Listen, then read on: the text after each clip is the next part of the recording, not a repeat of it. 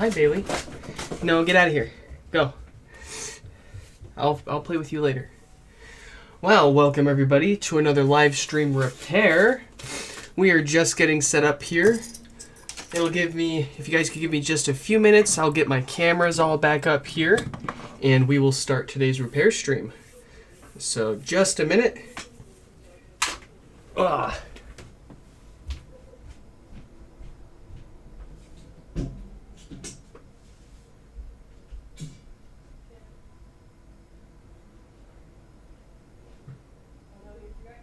did. Okay. Sorry, I took my camera that I normally use for my overhead with me to my little break here. So I gotta pop that back up on there.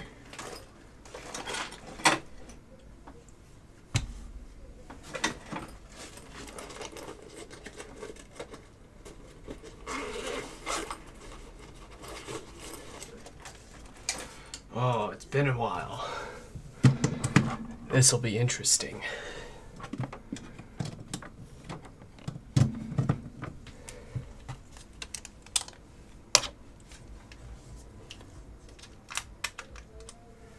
Okay, power, HoodMe, or as the normal people call it, HDMI.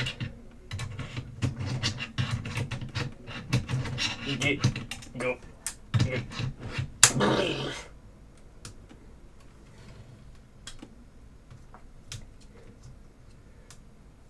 There we go. Say hi to Mr. Brick.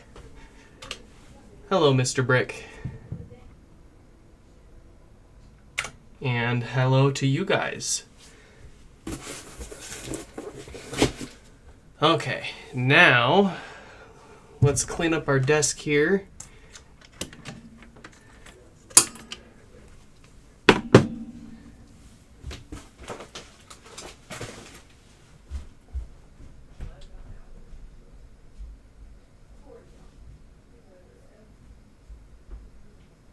Oh, I forgot one more thing.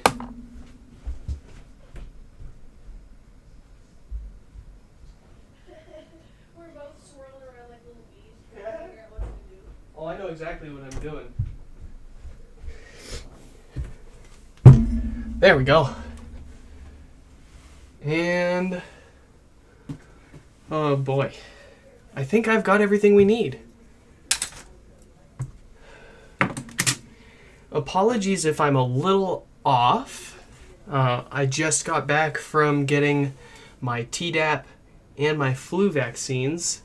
Got one in each arm and, well, I'm feeling it. But let's see here. Let's get that camera back. Oh, that camera's working. That camera's working. Let's get this camera working.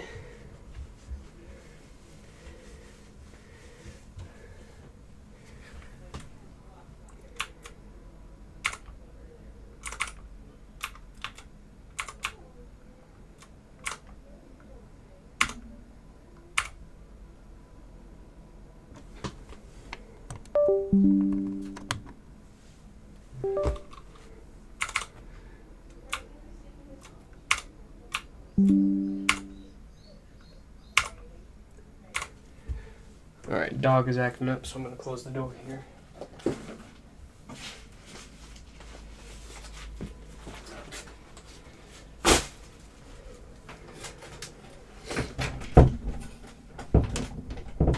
There we go. Alright, so we've got 1, 2, 3, 4, 5, 6, 7 HomePods today that we got to get fixed up that came in during this past week that I took off. Well, I'll go ahead and break the news to you guys. We had a kid, and they came out just fine. Everyone's happy and healthy, and we just took a little bit of time off to focus on them before we jump back into these repairs here. So, let's take a look at our first one. This one comes from David, and the base cuts out. Where's my knife? I'm so unprepared.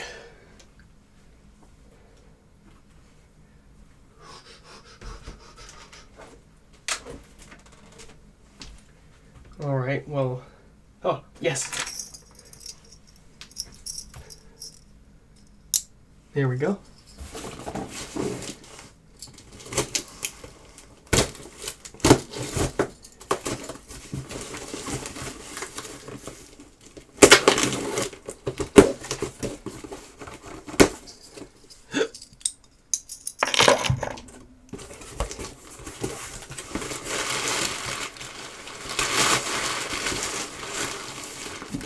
All right.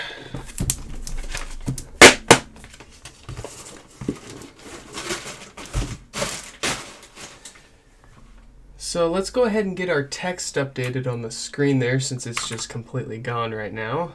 Everybody knows what we're doing. First up is David with base cutting out. Next, we will take a look at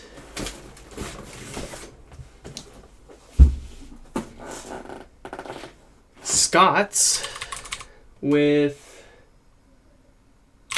it seems to be a weird issue where it seemed like he wasn't able to get the setup prompt to come up on his HomePod. So I'm not sure what that could be, but we're going to go ahead and take a look at that. And then number 3 would be Peter with some DC offset. Then we've got Sutapan with no power, classic. Number 5,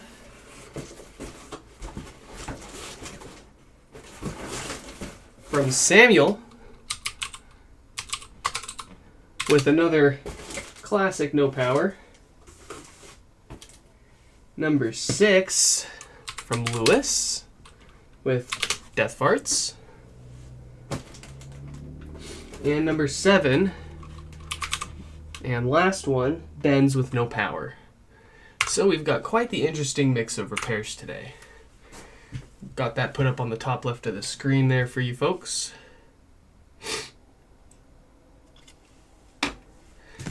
So let's go ahead and jump right into this finally, yeah? We're already 10 minutes into the stream and we haven't even opened up the first one yet. What are we doing?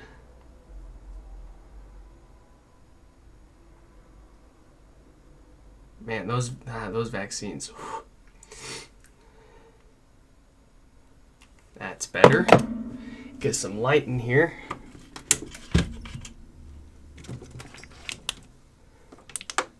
I think I've gotten maybe a total accumulated amount of maybe 6 to 8 hours of sleep in the past week. That plus the Tdap and the flu vaccine today. Ooh, I'm feeling it.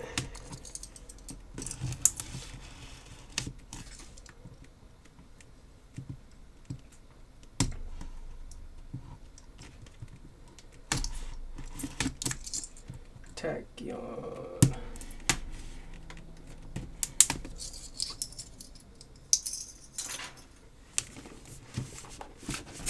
So what do we think is going on with this HomePod where the base keeps cutting out?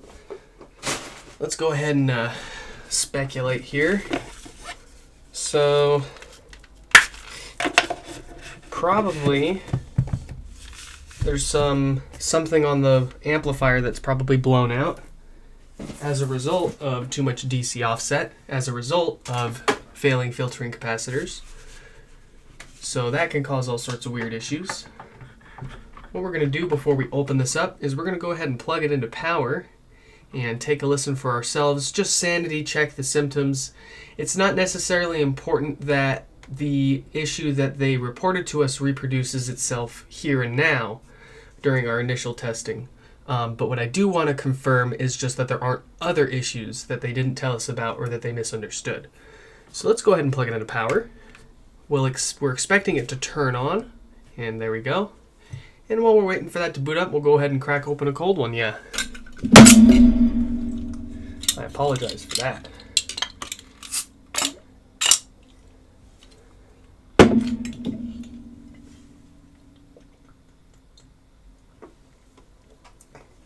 Oh, that's the stuff. So, I'm having trouble connecting to the internet. And yes, the base is having no trouble right now. But I do hear a fair bit of popping. So, let's go ahead and take this apart. We're going to get down to that amplifier in there at the very bottom. And then we're going to power that amplifier on, connected to our digital multimeter here in DC voltage mode. We're going to confirm our suspicion here being too much DC offset being allowed by those failing filtering capacitors. We'll do a quick visual inspection of all the components as we're tearing it down, just in case there's anything else awry. We'll do our repairs and see if we got it. So, is my screwdriver charged? No, it is not. That's okay. That is A-okay.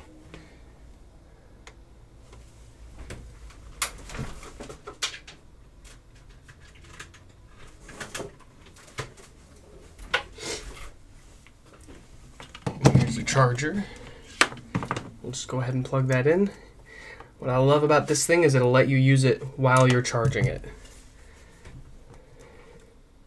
Assuming the charger you give it actually works. Oh no. Come on. Come on.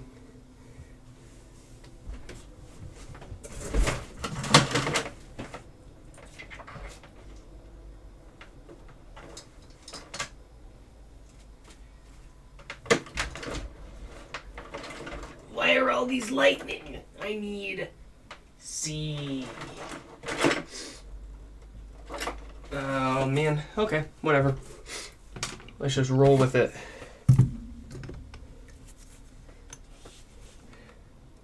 Let's go ahead and work on that top layer there.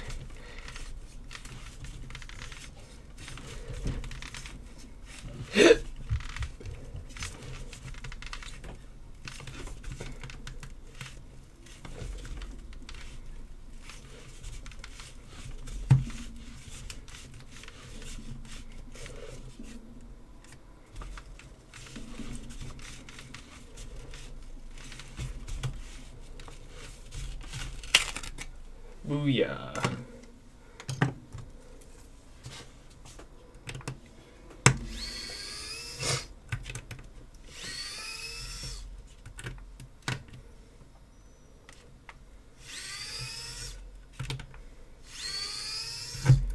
Oh man.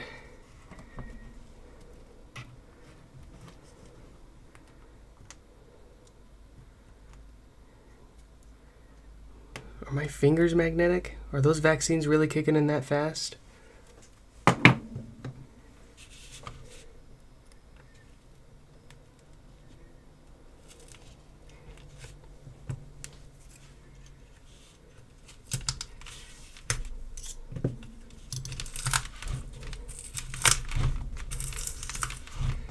And goes the display.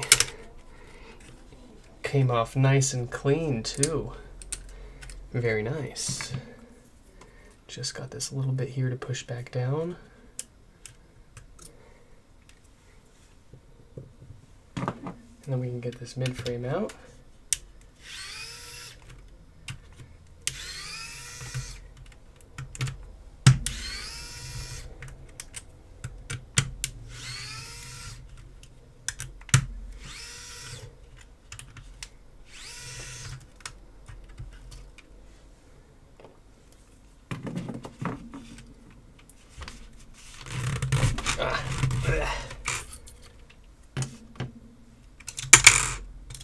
Get back here.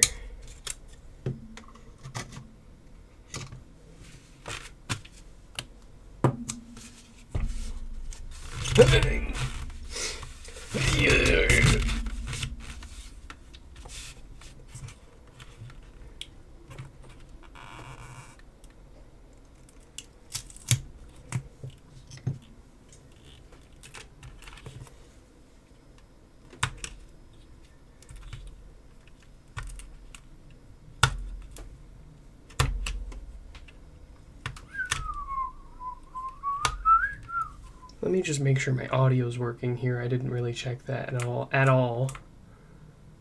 Oh, yeah, okay, looks like it's working. Well, that would be embarrassing.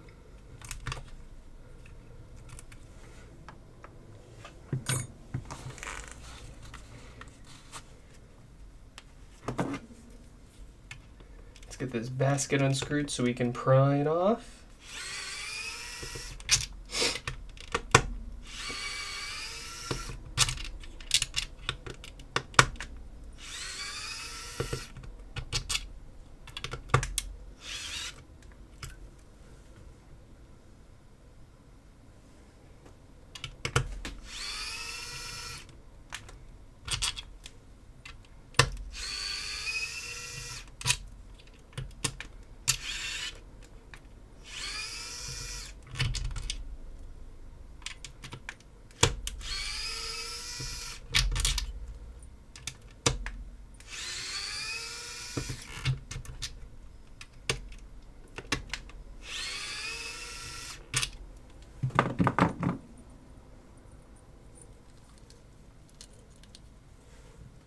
Alright, idiot check. We're going to make sure we took all those screws out before we start prying on it like an idiot. And here we go.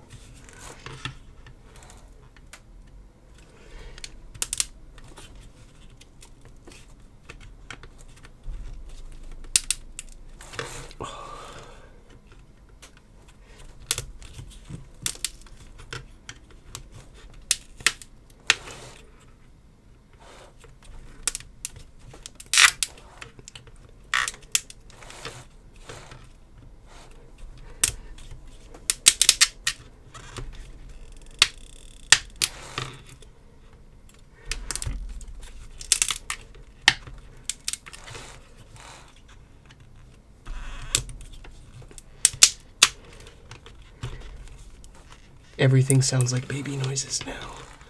What the heck?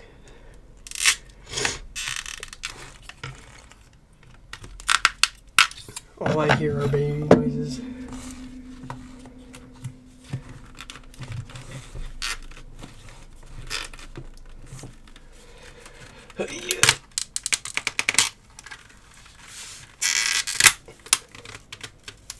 Easy peasy.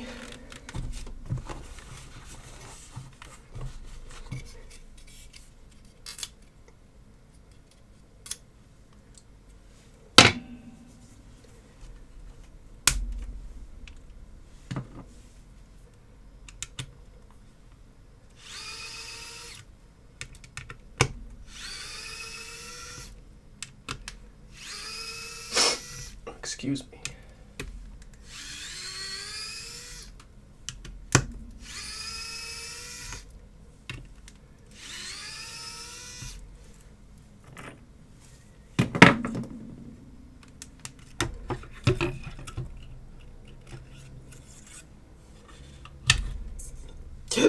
Okay, we're going to inspect the subwoofer here really quick.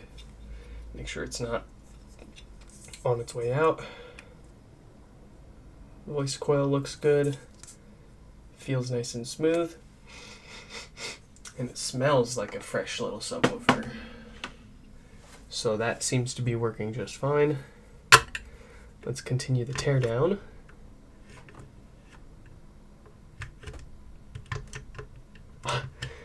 Get in there.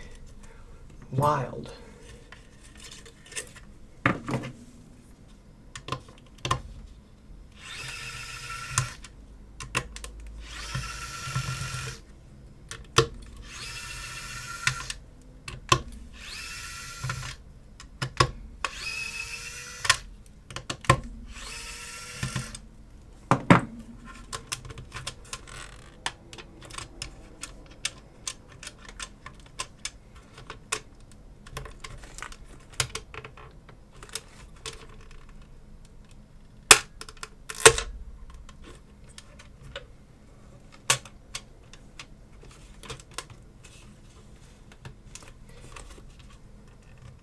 Come on.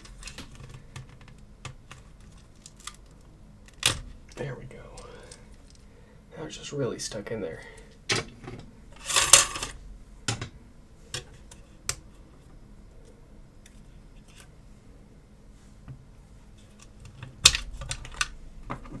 Let's get that power supply out.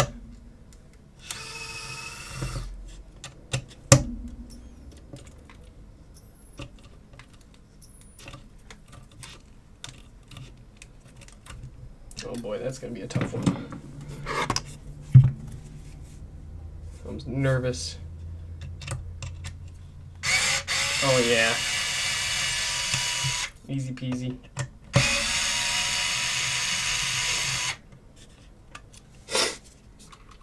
Quit wasting your time. Hide user on this channel.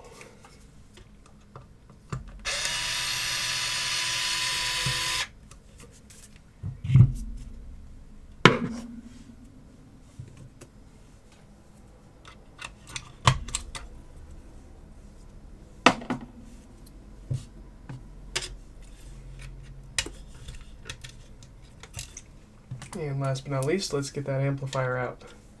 Well, we're not going to do that with a flathead there, are we? That'd be a little hard. We want our T6. That's a T5. We want our T6. But where? There it is. T6.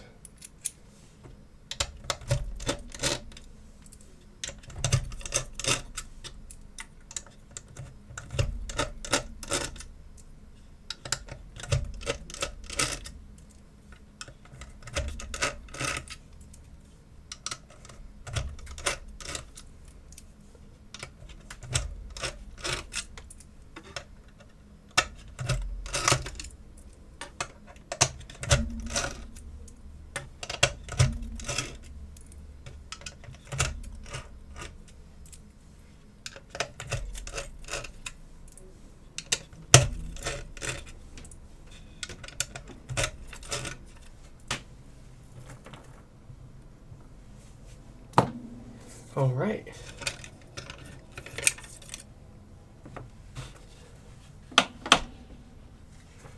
So, here's our amplifier, the source of many problems. We're just doing a quick visual inspection of everything on here.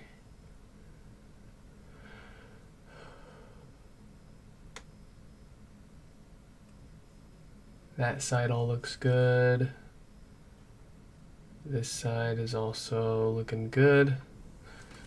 So what we're going to do is, before we don't even know what we need to replace yet, so we're going to go ahead and power this on and confirm our suspicions at least, which may be a case of a DC offset here.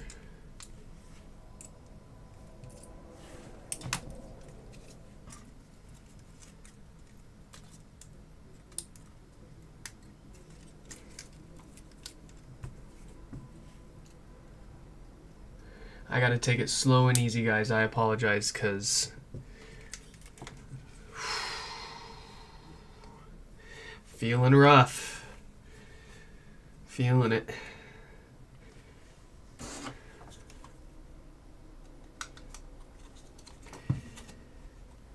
I mean, I've been sleep deprived in the military, but this is something else.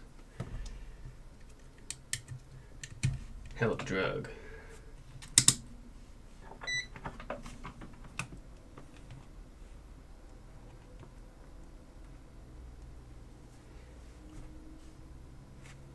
Alright, make sure we didn't do anything wrong here. Nope, we're good to power this up.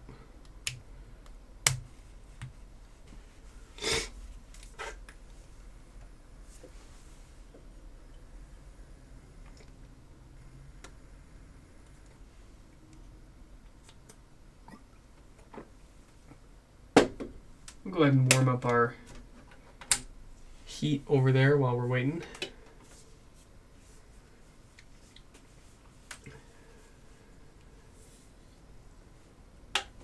And what do we got?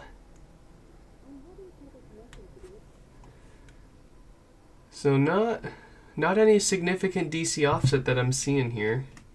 It's actually quite a good score of 0 millivolts right now. Let's go ahead and play some test tunes on here and see if it drops out for us relatively fast.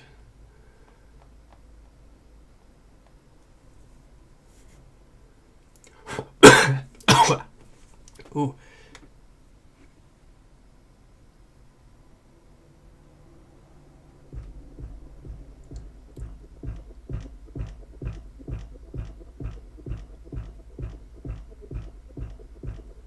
Seems to be working all right now.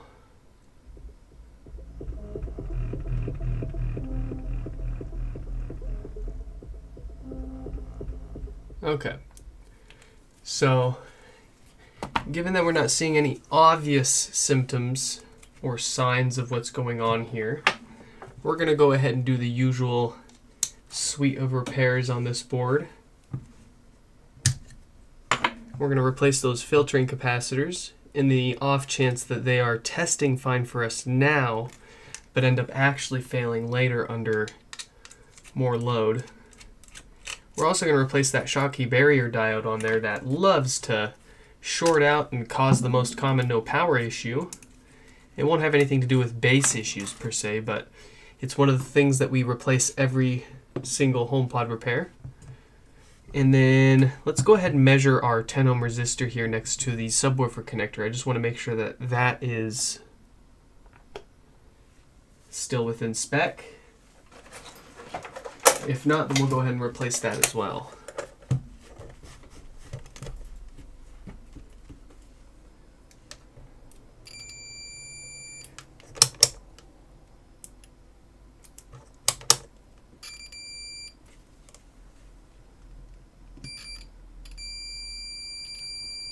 Alright, so our 10 ohm resistor is measuring at around 11 ohms, perfectly within spec. So let's go ahead and do what we talked about here. First up is our filtering capacitors. Let's get those replaced. That's going to be these 4 puppies right here. So it's possible we may be able to nail down with a certain test method which one of these 4 is failing, but given the failure rate and that the fact that there's 4 of them here, we just replace all 4 of them every time anyways. It's more efficient, it's going to probably result in a longer lasting repair and something that we can feel a little better about instead of just replacing the one here knowing that the other ones just like it are sitting right next door waiting to have the same problems. And these things are also really cheap too. Yes, it does mean you have to order 4 times as many. You end up using 4 of them every time you want to do it, but to me, that is worth the extra security.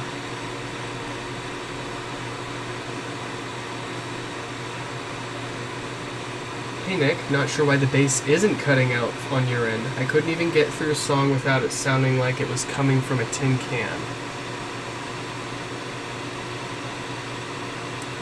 Interesting.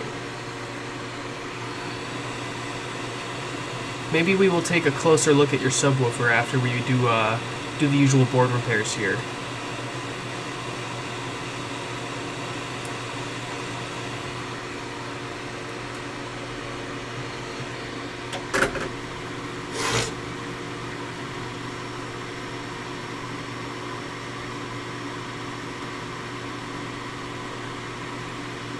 Yeah, everything on the board looks great. Aside from, well, no, there is no aside from anything. It all looks great. Nothing was loose. Nothing floating around.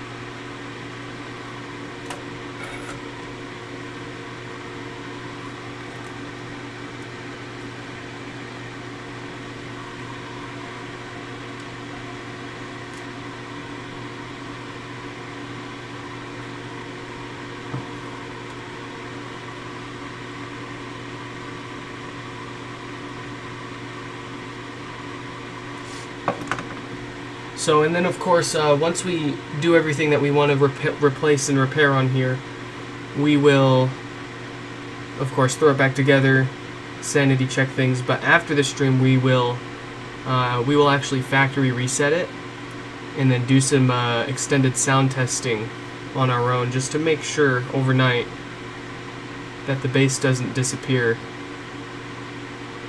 on us again.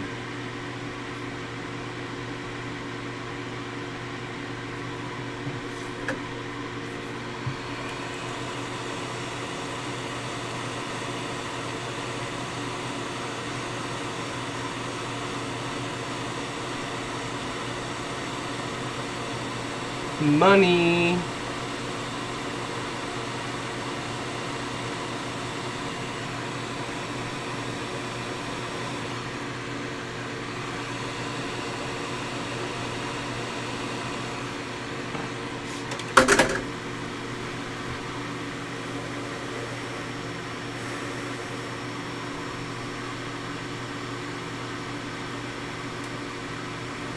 Freaking fantastic.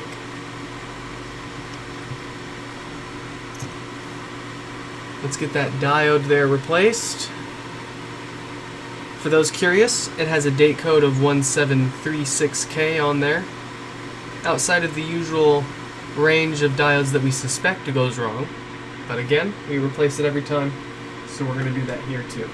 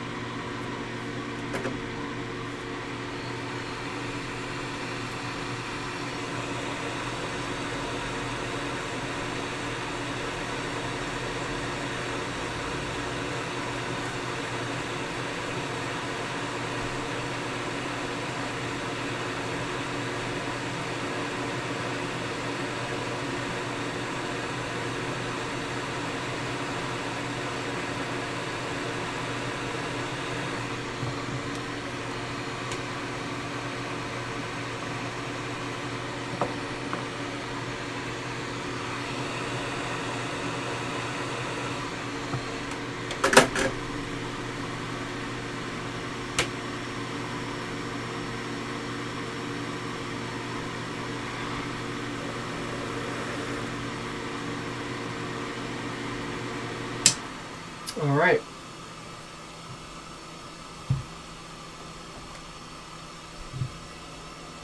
Let's cool that off in front of the fan real quick. We will sanity check that this still works. And then we're going to go ahead and test it with their subwoofer and their logic board just to make sure that bass still works there.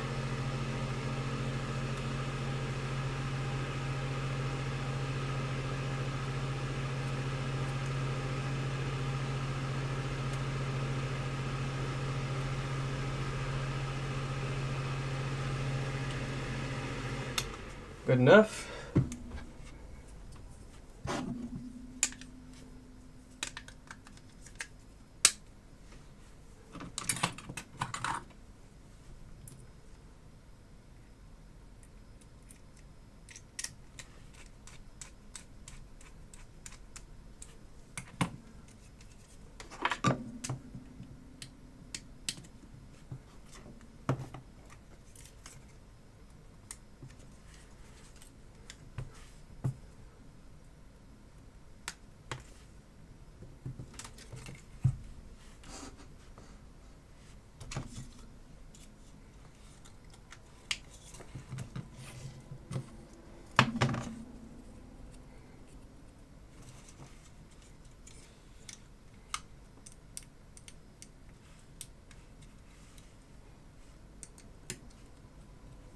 So that's their display and logic board there.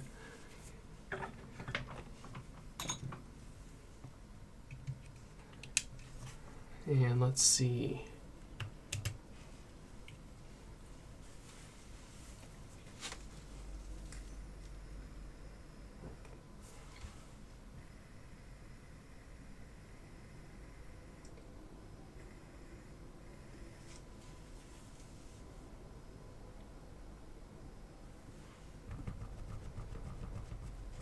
All right.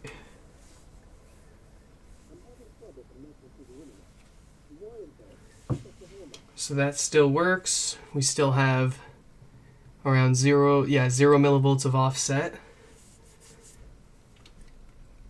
I want to go ahead and plug in their subwoofer here real quick.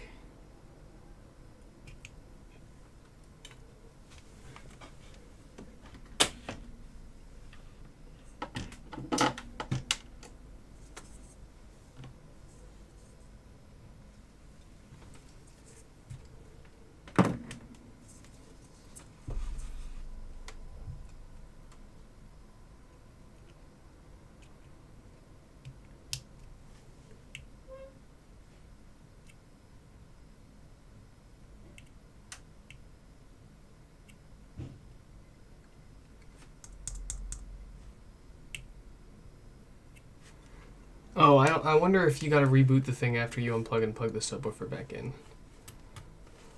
Sometimes it'd be like that.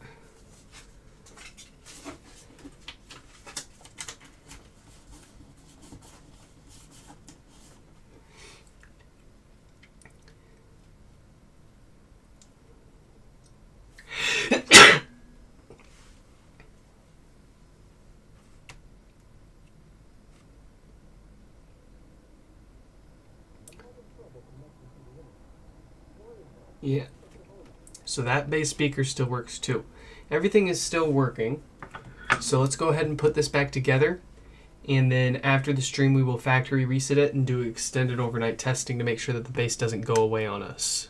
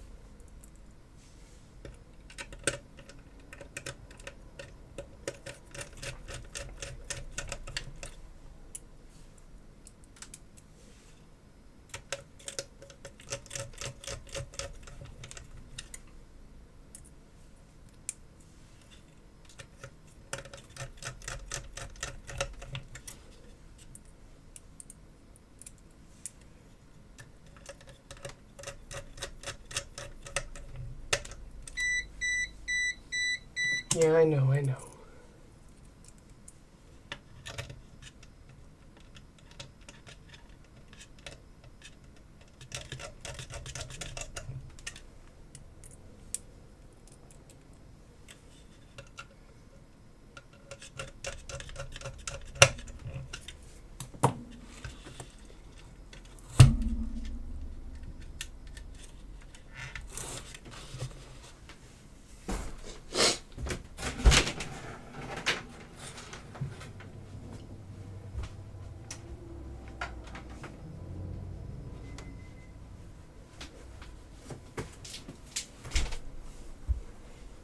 Okay, power supply.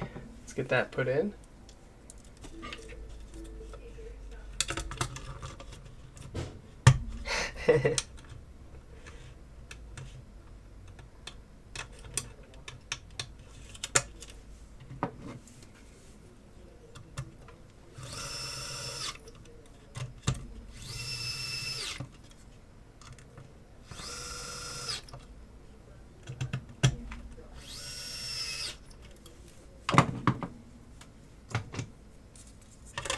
So, to remember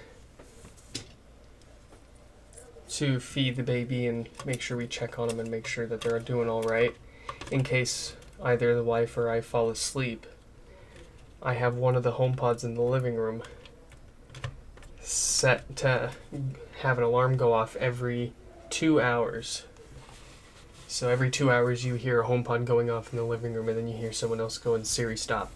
It's hilarious, but it's a quick and easy system for us to more easily keep on top of the child.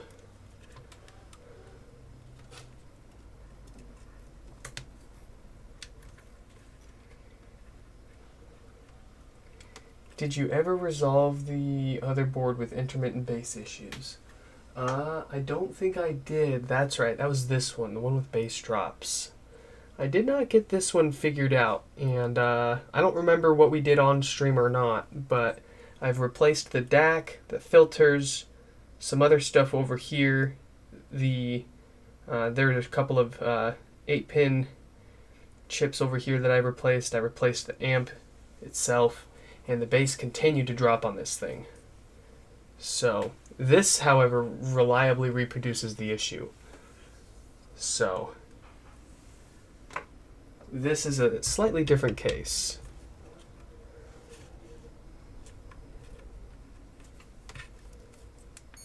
But no, just to answer your question, I didn't get that one figured out. To be honest, I haven't really had the time to with everything going on recently.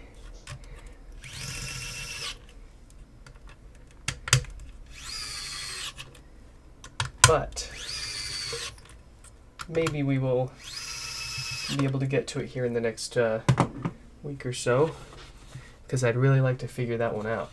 It's got me stumped. I've replaced everything I can think of on that board now, and it's got to be somewhere else on the board at this point, because I keep focusing on the area of the amp where the bass signal goes through and gets amplified, and didn't seem to be anything over there.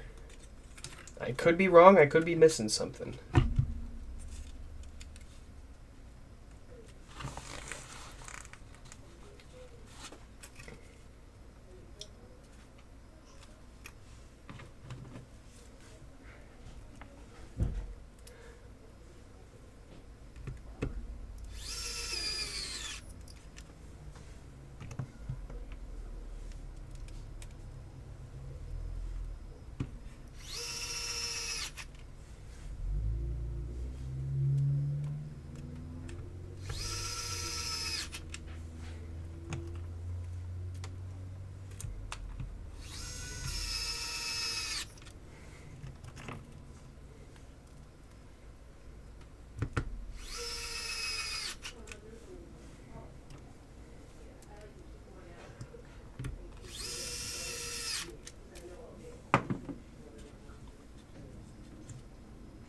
Alright, that's nice and sealed. Let's get the top on.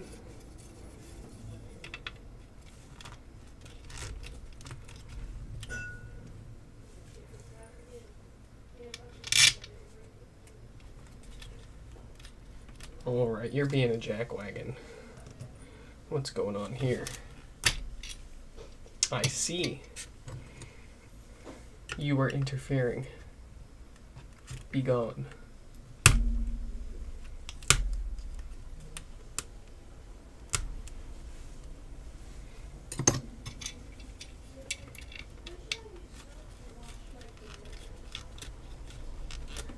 Come on. What are you hanging up on? Another spot.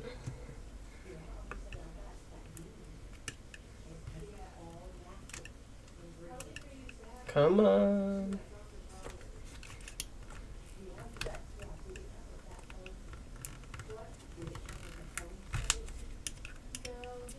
Come on. Yeah. Got him. Yeah. That's much better.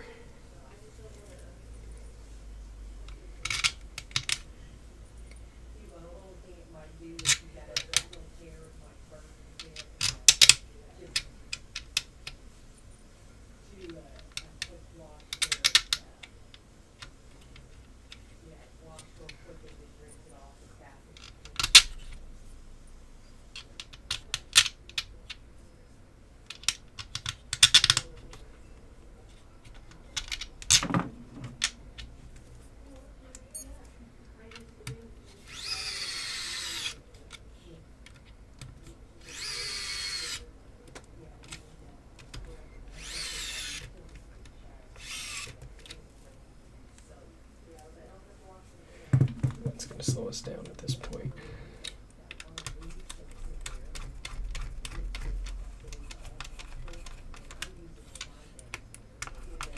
I need to put this on the charger.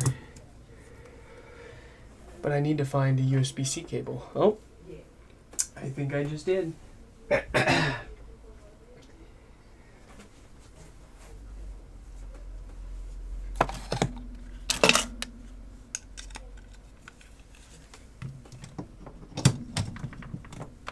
Will this work? Yes.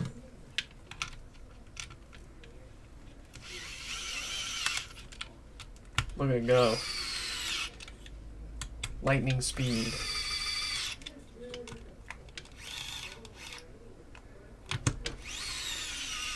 The slowest part is me.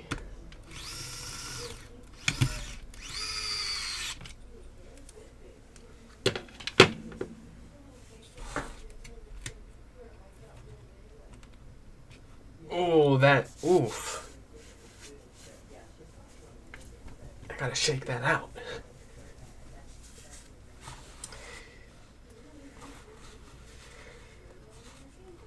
Was getting 2 vaccines before working on 7 HomePods a good idea?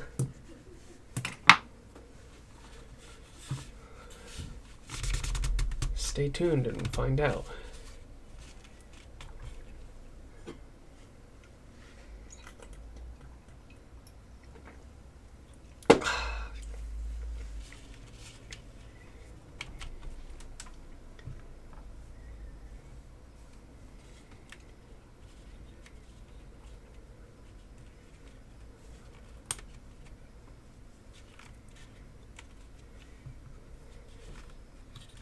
I would have gotten a booster for my COVID if I didn't forget my freaking card with me when I went to get the other 2 vax. I asked them, I was like, hey, can I get the COVID one too while I'm here? And they were like, yeah. Where do you have your immunization card? And I'm like, oh, I didn't think to bring that actually. Stupid me. But I didn't really think to ask even for the COVID booster till I got there, and I was like, I might as well get them all knocked out at once. Unfortunately not. But I can't imagine what I'd be feeling like right now if I did get it. The first time I got the COVID vaccine was absolutely gnarly. And then the first booster that I got for COVID was even more so. Oof.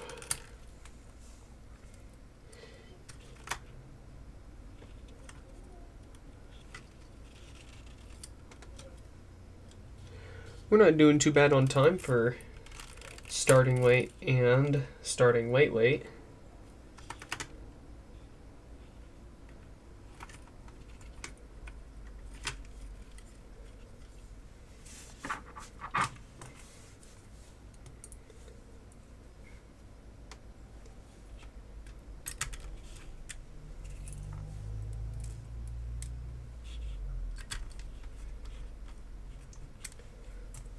This past week has been rough, though.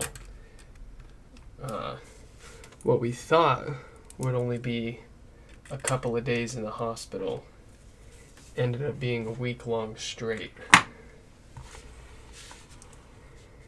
So that's why I haven't had any sleep in addition to the child. But Kira and I have worked out a pretty good system for changing sleep schedules so that way somebody manages to get some sleep while the other one watches the kid, and then we trade. Oh, that's never happened before. That's lame. Why would you do that? Why would you do that? Can we fix it? I think we can.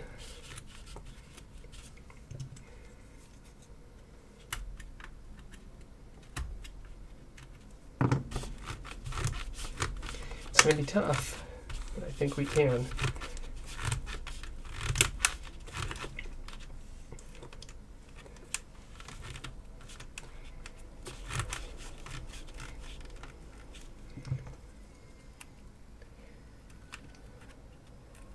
Oh, poor thing.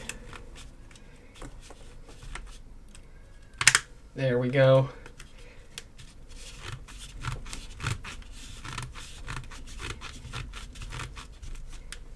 Nice, nice, nice.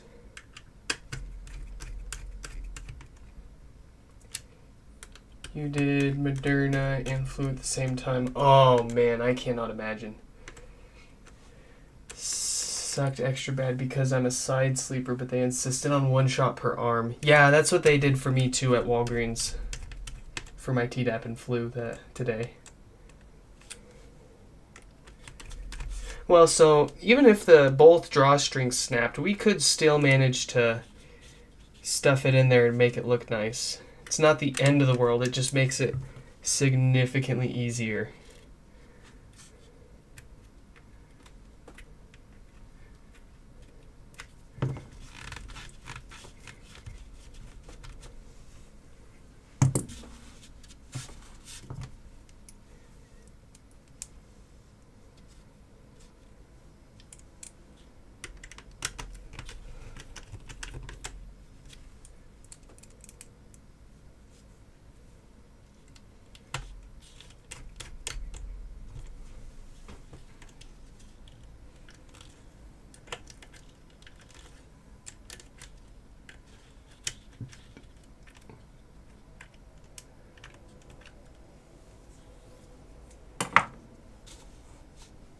May as well put the other screw in there too.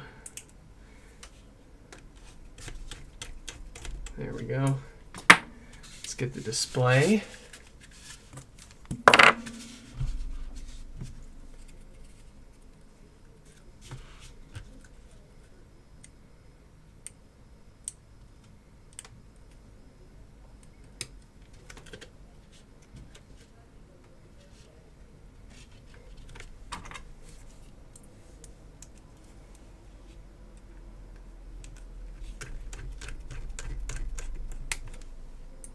That was my knuckle cracking, not the speaker. Or as my good friend Evan would say, snap, crackle, pop my body.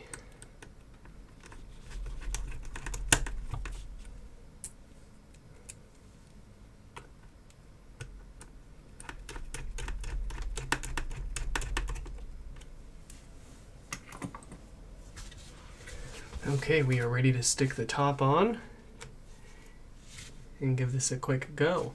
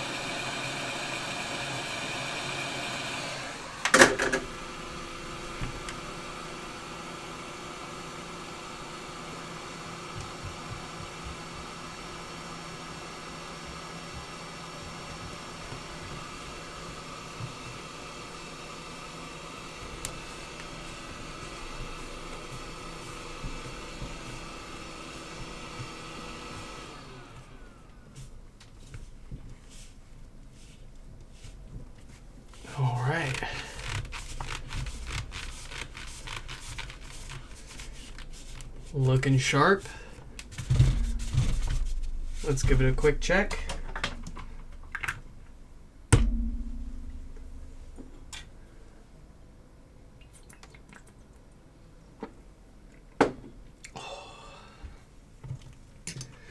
While we're waiting for that to boot up, we may as well go ahead and open up our second box here.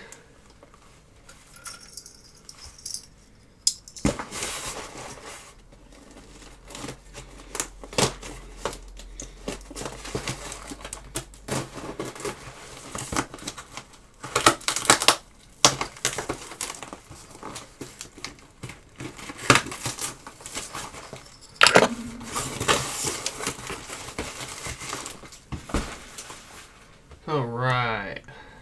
I'm having trouble connecting to the internet. For more info, check the Home app. So bass is still sounding all right. For now. I'm having trouble connecting. Yeah. Oh, and volume buttons light up nice and even. So for now, we will assume this is fixed. After the stream, we're going to factory reset this and test it overnight to make sure that there aren't any problems persisting.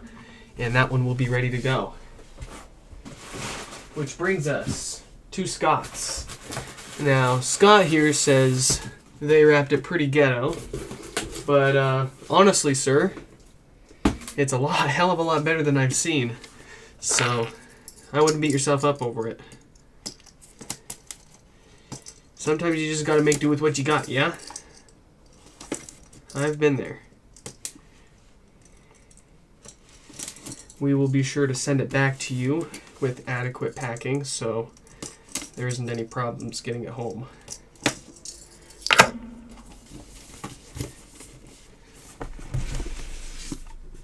All right. And again, props to you for even taping the box up, because it's not critical, but many people don't, and what ends up happening is the cable will creep up the box and push into your mesh here, giving it a little bit of an imperfection.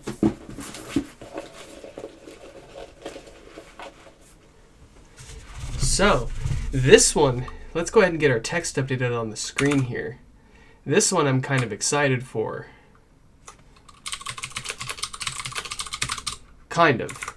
I'm hoping that it's just in some sort of weird state that we can kick it out of and get it working.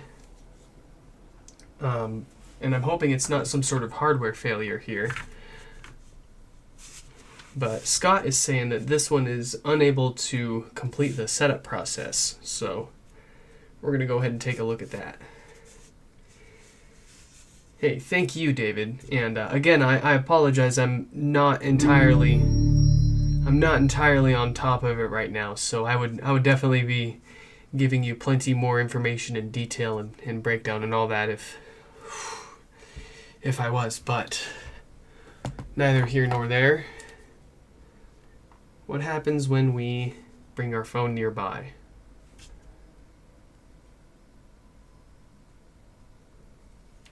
That one doesn't do anything.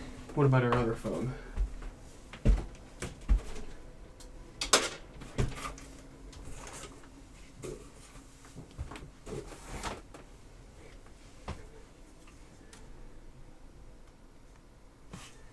This one, also nothing.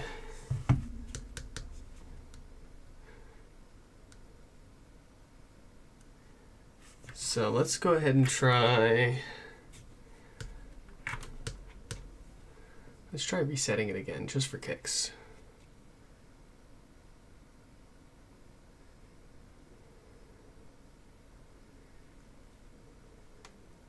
What's the oldest phone that you've tried, Scott? I'm curious. Your HomePod is about to reset.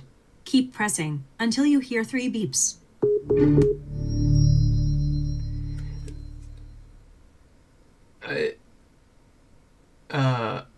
So the way that Siri was speaking kind of sounded... I'm not familiar with her tone sounding exactly like that. Strange. You see that? iPhone 6S and up. Okay. Yeah, because that's the oldest one that I've got that would probably be able to set this up as well, that I was going to try.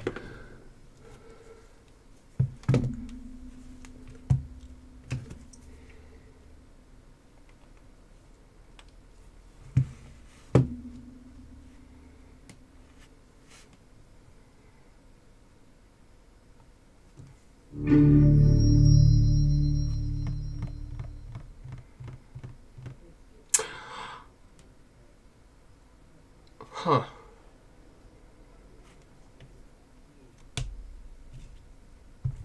Okay.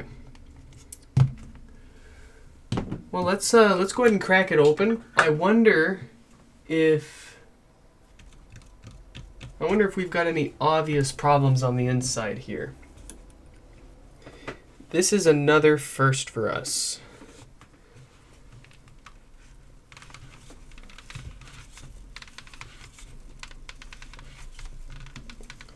I have a suspicion though. I've seen this board incur damage in this area in the past, and I've had people buy that part off of me without telling me why it was damaged. They were just like, hey, I need this part, man. And I ask them and they're like, thanks, bye. And they never give me an answer.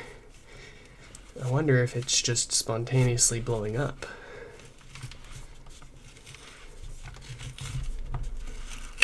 But I believe that board has a bit of brain on there that would have something to do with being able to set the thing up. So my fingers are crossed.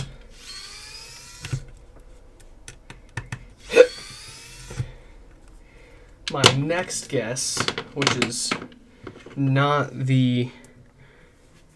what I'm hoping for here, is a hardware issue on the logic board, specifically probably the Wi-Fi chip itself. It may have died. And if that's the case, that is something that is a bit above my skill level to replace at the moment. And I don't have any replacement Wi-Fi chips if I even wanted to give it a shot, which I definitely do. And if it ends up looking like that's what's going on, I will definitely be trying to source some replacement Wi-Fi chips and trying to replace that. Okay. Let's get... Humana.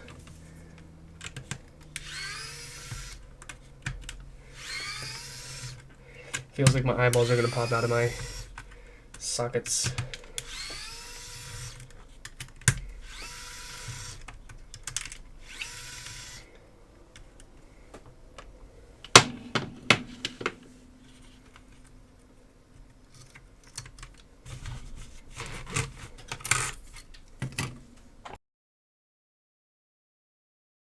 Oh, let's go.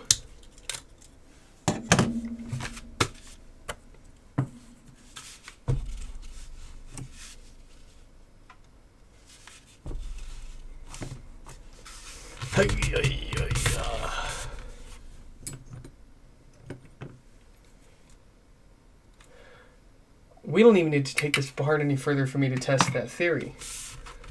What we shall do is connect...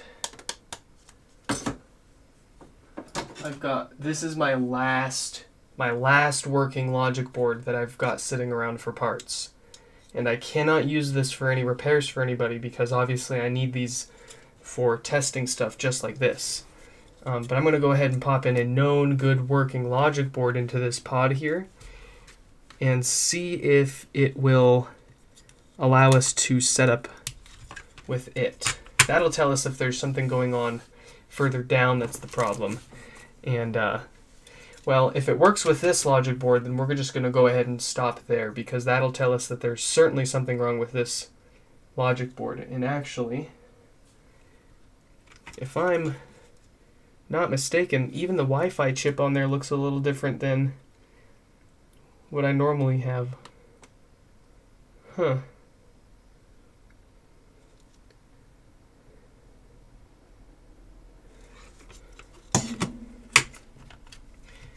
Huh.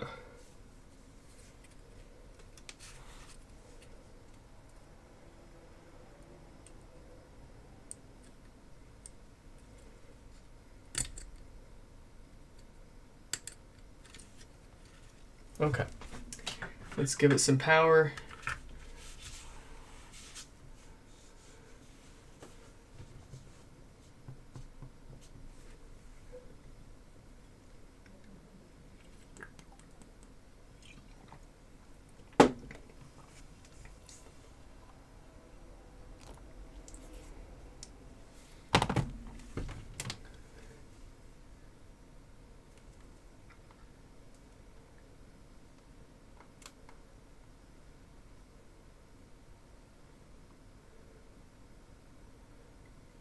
I just want to turn my sleep schedule off, Apple, please.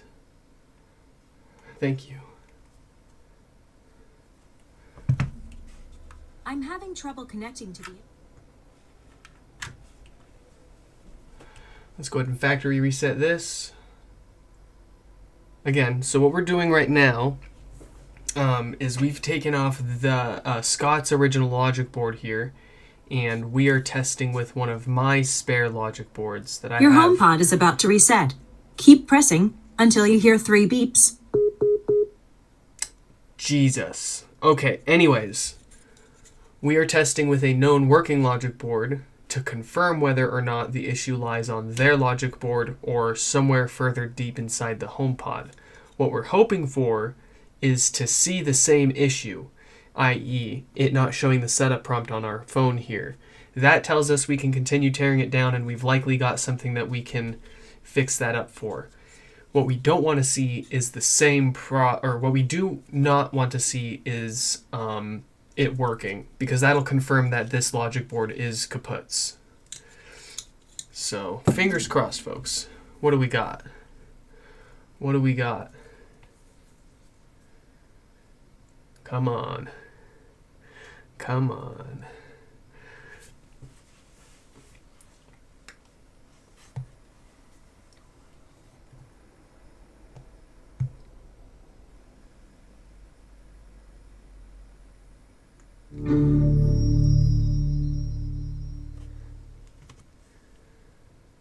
And would you look? Oh, no.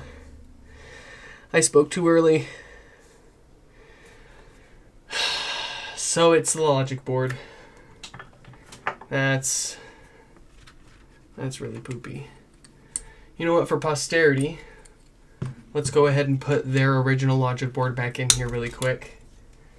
See if maybe, just maybe by a stroke of luck, we got something loose here. But I'll go ahead and take you guys up close and show you what I mean with the differences here, and why I am suspicious of the Wi-Fi chip being at fault. So if we zoom nice and close, oh, I love this camera. You see the differences? So this is Scott's, and this is ours, and this is what I normally see in every HomePod. I don't think, and I haven't really paid attention to be honest, but I don't normally see this Wi-Fi chip here. For those curious, the one that we're familiar with is 339S0045Q, and this one is 339S00452. So different part numbers for these Wi-Fi modules, and it makes me wonder if Apple saw perhaps these modules failing early on and swapped them out mid-manufacturing or something like that, or they just had a bunch of both of these and they just threw in whatever they had. But let's go ahead and put the original board back in here and cross our fingers that something different happens, that we see that setup prompt again. If we can get this working without having to replace anything, I'm not going to charge any money for the repairs, because it makes little to no sense. Sure, it took me a little bit of time to take it apart, but it really wasn't that much time, and I was really more curious about the issue at hand here and what could possibly be going on than making a quick buck on a repair. So let's see. Hoping. Please, please, please. Show me the money.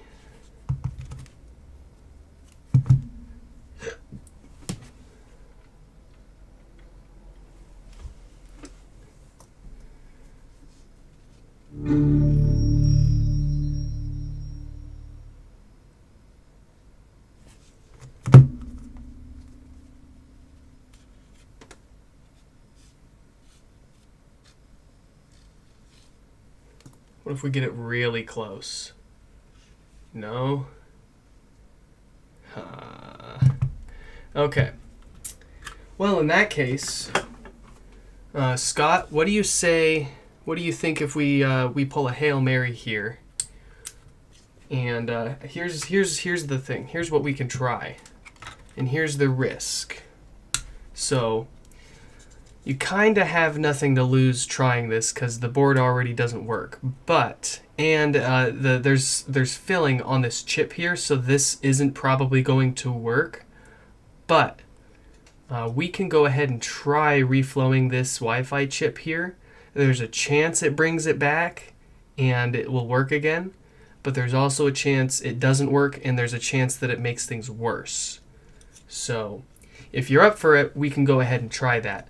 I'll go ahead and prod and poke around here for a minute and see if there's anything shorted out perhaps before we jump into that. But let me know what you want to do here, and we will do it. All right, Scott says go for it. So let's see if we've got any shorts first.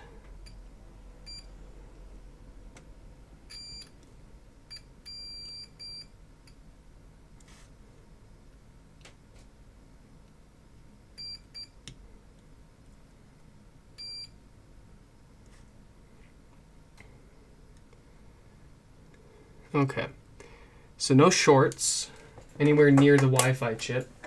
So we're gonna do it. We're gonna send it. Scott says send it.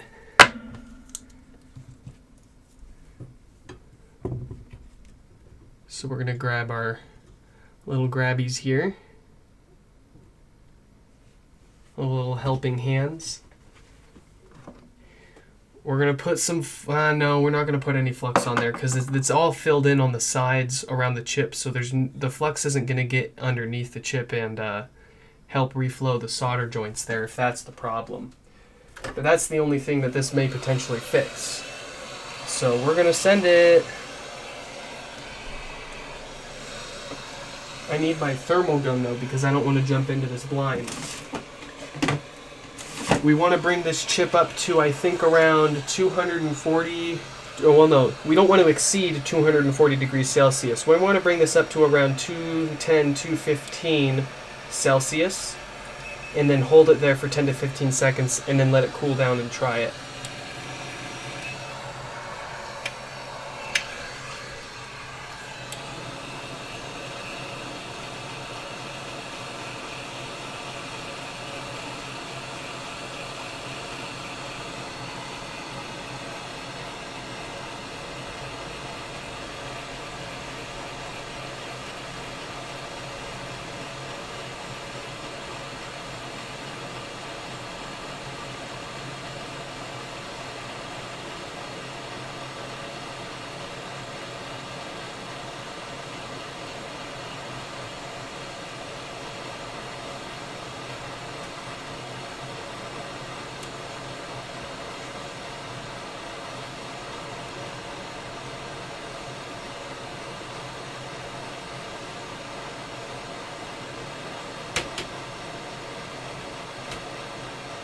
$190, $200,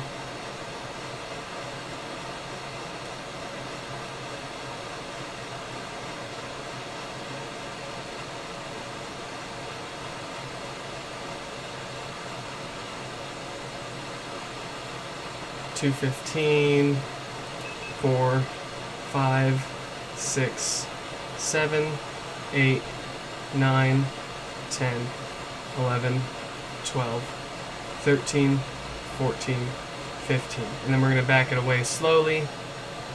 Honestly, this isn't the best technique for reflowing.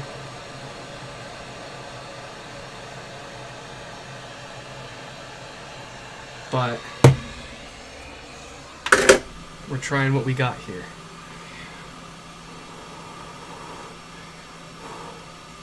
Alright, and then we're going to stick that in front of the fan and let it cool down for a minute.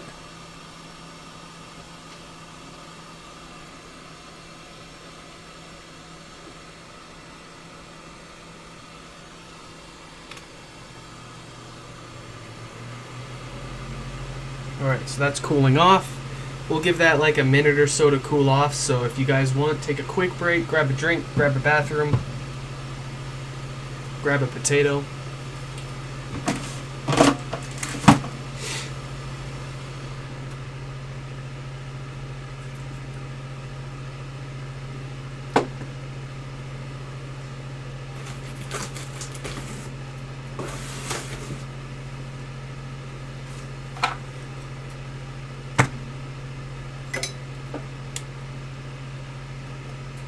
Let's see.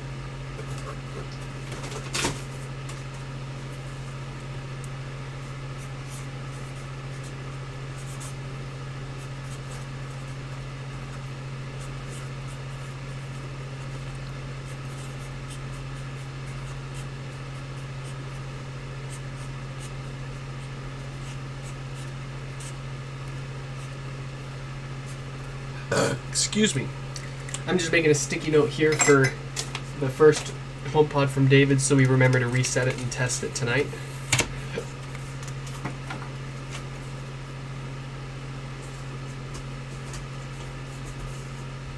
How's that logic board feeling? Ooh, that's done.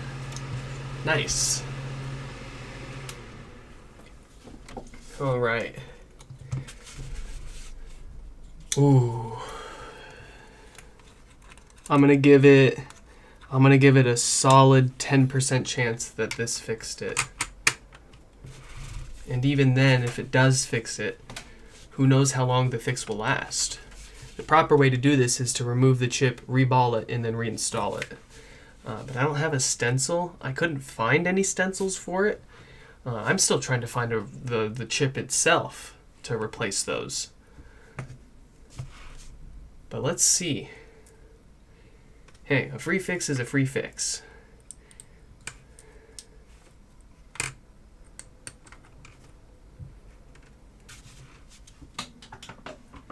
Let's see. All right, good sign. It's still turning on.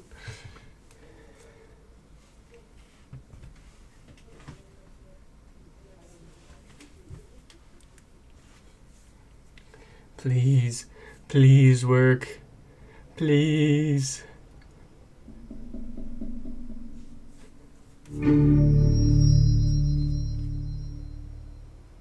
Come on.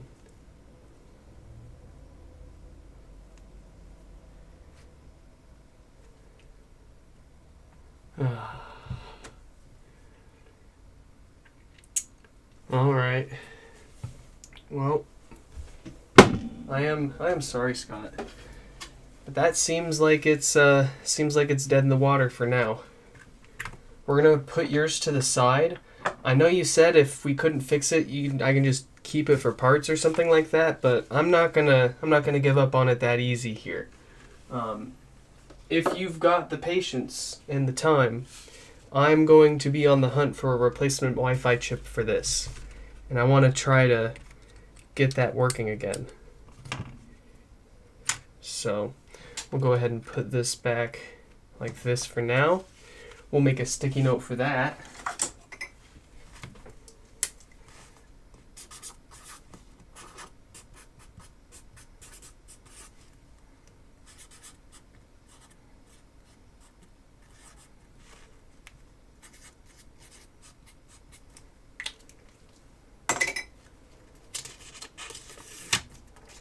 And if you guys are able to track down any replacement Wi-Fi chips, by all means, share me the link or the part number or where you see it floating around on the internet.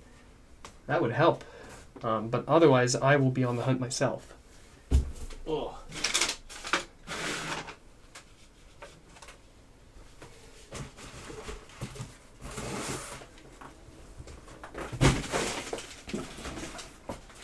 Okay. I'm assuming you can't just do a logic board swap because known good logic boards are rare and expensive. Unfortunately, that's exactly the case. I'm actually down to my last spare working logic board, and I've got to have at least 2 on hand in case my primary one that we use for testing our repairs goes bad, or in case testing repairs fries this one. We've still got that backup. And I hate this situation because I have a stack of like 15 of these bricked logic boards. If Apple just simply let us click restore, we'd have a whole stack of parts boards that we could give out to people and do these sort of repairs. But that's just the world that Apple wants us to live in. So that's just how it be for now, I guess. All right. And yeah, Scott, I will definitely I'll definitely keep you posted too, mate. Even if whether I find something or not, we will see. I think I saw something on AliExpress. I'll have to double check.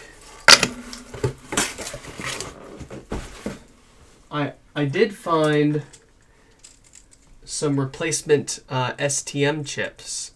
These are the ARM controllers on the amplifier. And the challenge with these is you can't just pop and swap them with the off-the-shelf replacement. They have to be programmed. So I have to figure out a way to dump the program off of the ones installed on HomePods and then flash them to the replacement ones instead of having to pull them off of other parts amps. So we're making progress on unobtainable parts, but the challenge continues to be being able to put the software and firmware on those parts to be able to use them. As is the theme with this product. As much as I love it, and it didn't ask to be this way. The HomePod is innocent. Apple made them this way. My camera.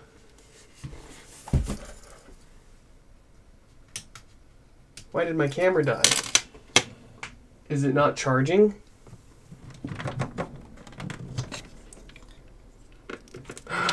Did I not plug the cable in all the way?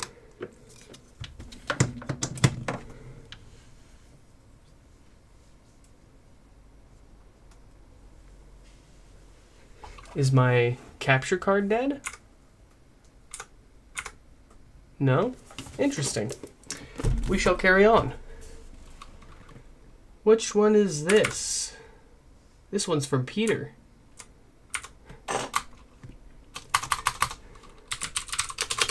And Peter's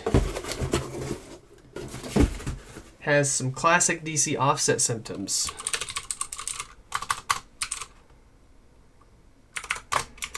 So this is something that's right up our alley, that we know how to fix and that we can fix.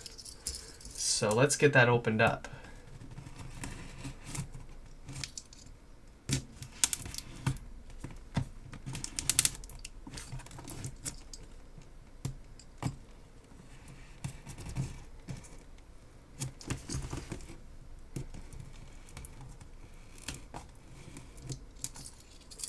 Have a good one, Scott.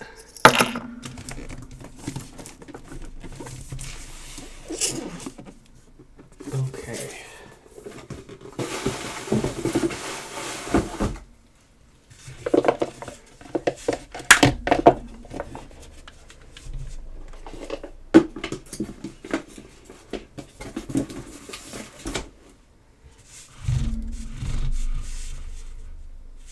Yeah, and another thing with like finding good working logic boards is essentially you either have to buy a totally working HomePod to get the working logic board, in which case why are you bothering taking the thing apart and doing the swap, or you take your chances buying a broken HomePod with symptoms that you think don't have anything to do with the logic board. So like ones with sound or power issues more often than not are going to be the amplifier. And if you don't feel like tackling an amplifier repair, you can pick up one of those to take the logic board out of that and swap it into your faulty logic board pod. But the pricing wise, you end up spending way too much money on HomePods for parts just to get that logic board. So it's unfortunately not an economical option for us. At least at our current, for how much we charge for our repairs. A couple of the guys on my website that offer international repairs around the world, they seem to, I don't know if they charge more, but they seem to have a better system, and they have the logic boards on hand and they're willing to do those replacements. But I'm sure they charge more for their repairs, or they've gotten their hands on more of these than I have. Why are your other boards bricked? Well, most of them have the blinking volume buttons, so presumably interrupted or failed software updates is what killed most of those. So let's see what's going on with Peter's. With DC offset, I'm expecting to hear a fairly loud popping sound with this pod. It's not necessarily a guarantee, if you hear a popping sound that there is a problem or that it's DC offset. But it can be a good indicator. So let's listen. Oh! I'm having trouble. Holy shit. I jumped. That is terrifying. Oh my god. Shh. I gotta give myself a second. My heart rate is gone. Wow. That's gotta be like upwards of like frickin' like 8 or 9 volts there. That I've never heard a pop that loud before. That is terrifying. I am absolutely shocked that the subwoofer even works still. What the hell? Or as Creo-san would say, this is a hell, guys.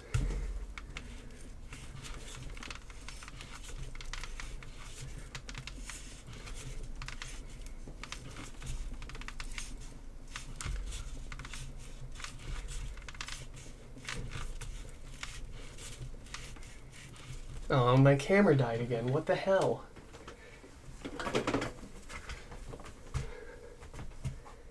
What are you doing, you junker clunker?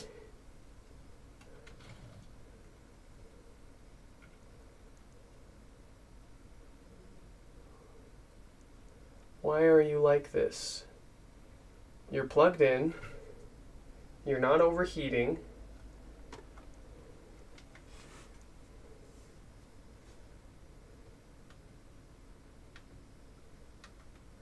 Oh, no. I think I know what's going on. My PC keeps connecting to it. Let's go ahead and shut that software on my PC down. Yes, exit. Yeah, so if you've got the Sony tool installed on your PC and you've paired it to your camera in the past, and it's running in the background, and you happen to be using your camera for live streaming like I am. Oh, internal temp high. Allow it to cool. What the heck? I was mistaken. I don't have the time to play these games, Sony. Why are you overheating today of all days? You've never done this before.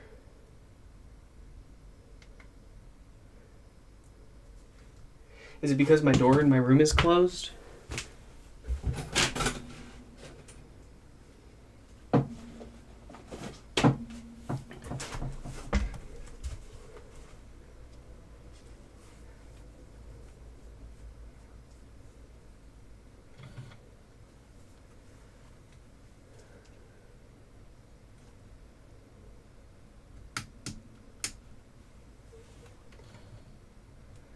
Sorry folks, let me mess with the camera settings here and try to get this thing from shutting itself off.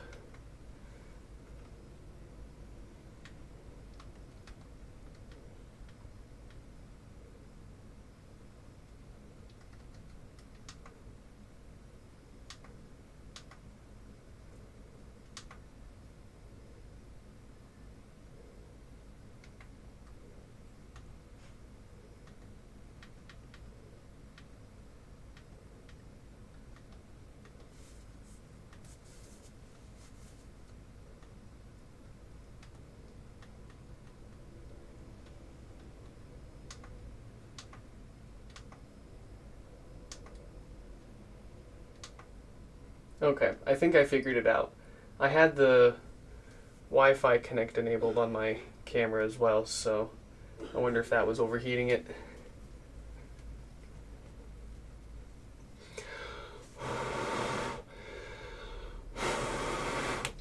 Ah, and it shut off again. Ah! Hi Nick, will it overheat my HomePods if I leave them on stereo pair all the time? No it shouldn't. But I will say I have been experiencing a software bug with my stereo pairs with it where the audio will start to crackle. And I'm still waiting for Apple to give me a fix for it. It's clearly a software problem. But they haven't been working with me on it the past few weeks. They just started ignoring me. So, I think we know where that's gonna go. So bear with me, folks. We're just gonna leave the camera off for a few minutes while it thinks about itself. And we're just gonna take this apart with our little itty bitty camera on the side there.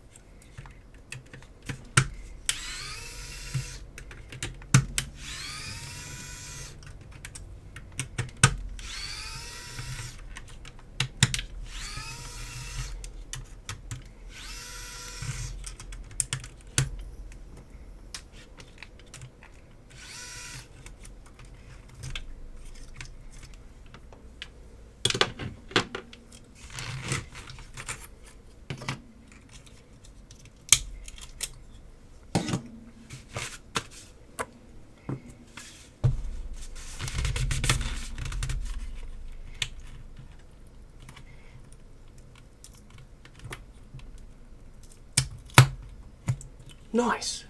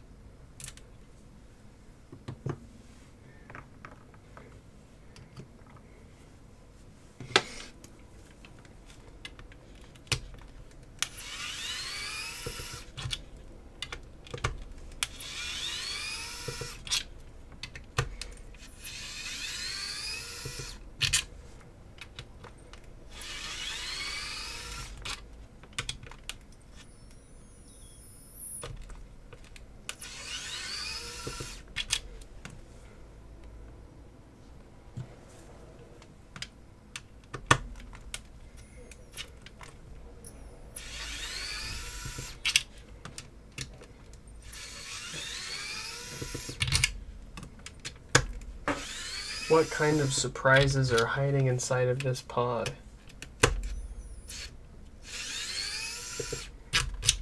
I'm honestly kind of scared to retest it again. Because that was a really loud pop. Oh, bonk.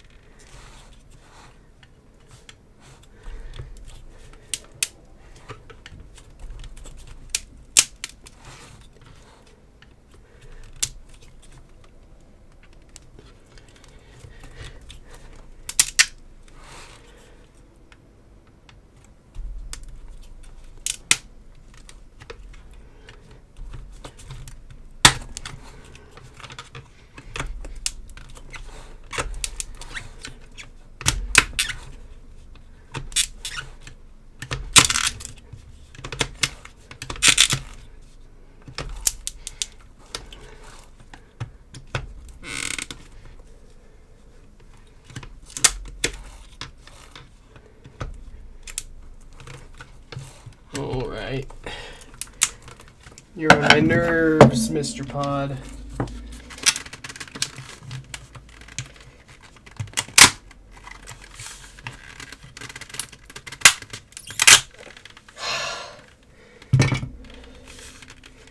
We got him. We got him.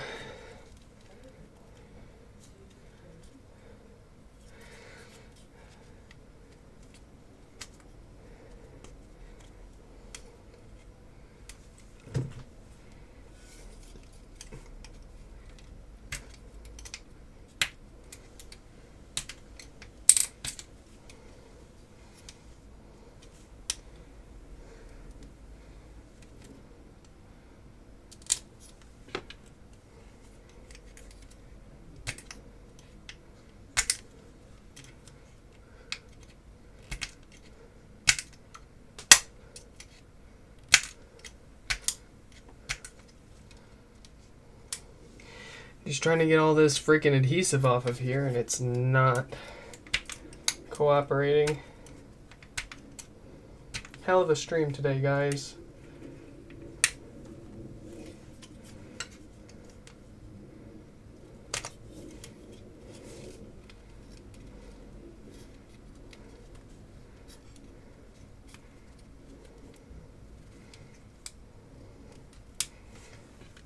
I'm gonna sleep well after this, though, that's for sure.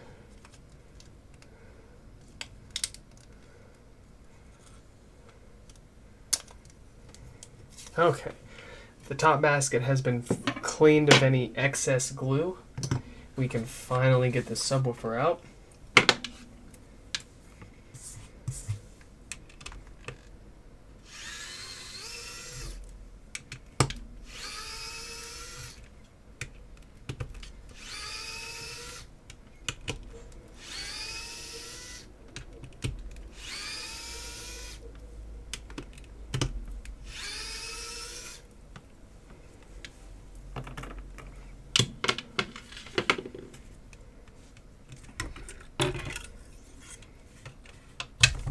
Okay, let's see if this poor subwoofer has been abused past its point.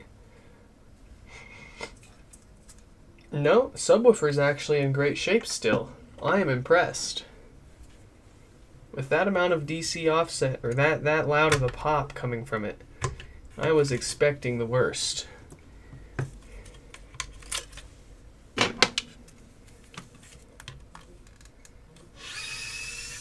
I see the first problem.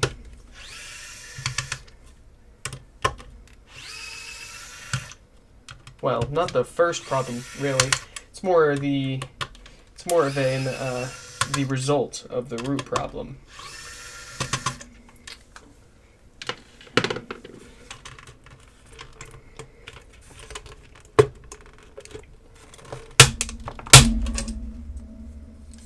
Every step of the way, you just want to be a huge pain in my ass, don't you?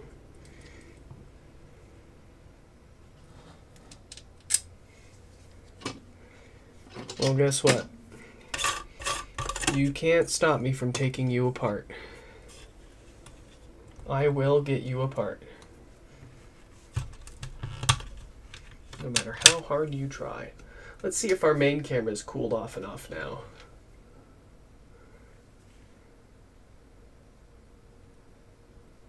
Okay, so I'm not getting a temperature warning on the screen anymore. That's good.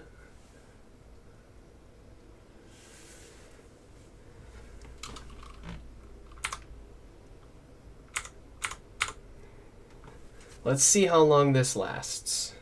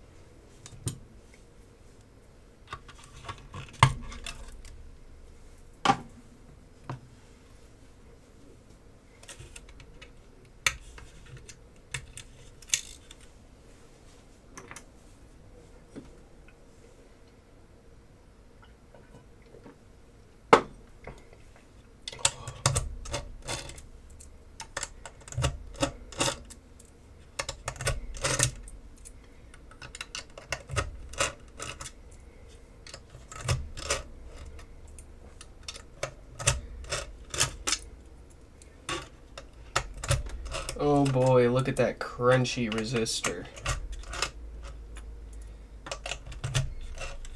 That is gnarly.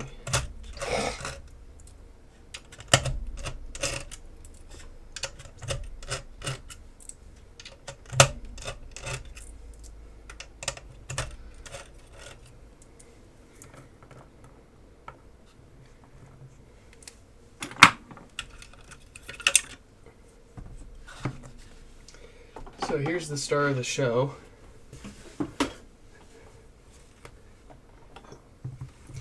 If we get real close, there's your problem. There's a problem at least. That resistor is... blown to smithereens. So, why does this happen, you might ask? This happens because those pesky filtering capacitors go bad, allow too much DC through the board, which gets amplified and roasts that resistor there. At least that's the theory. We only see this resistor blow out when there is an excess amount of DC offset, which comes from those caps. Right out of there. So, before we do any repairs, my morbid curiosity wants me to see exactly how much DC offset this board is actually spitting out before we just jump into replacing and repairing the obvious here. Because I have never heard a pop that loud before. It is just insane. So, we're going to plug this board into some power, connect it up to our multimeter.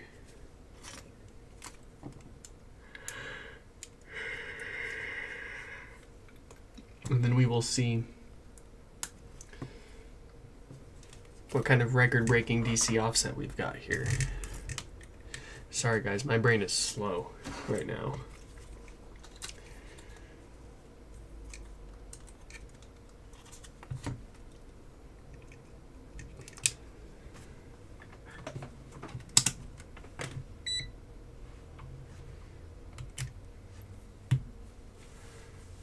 Alright folks, place your bets. How much DC offset do you think this thing is producing? Why don't we keep our eye on that subwoofer there when we turn this on? And you'll see very clearly why too much DC voltage is very bad for your speaker and your audio components. Oh! Oh! No! No, no, no, no, no, no. 3.3 volts. Look at how high that thing... Oh, oh, no, no, no. And then it starts hissing at you. Like an angry snake. That is intense. That is insane. That is certainly a record-breaking amount of DC offset that we've seen on here. So, what we shall do is replace that clearly roasted resistor, and then we're going to replace our filtering capacitors that allowed all of this to happen. And then last but not least, for good measure, we'll replace the Schottky barrier diode that fails and causes the no power issues. Nothing to do with what we're dealing with here, but we replace that part in every pod. So, let's get up close. Let's get hocus focused. And let's do some fixing.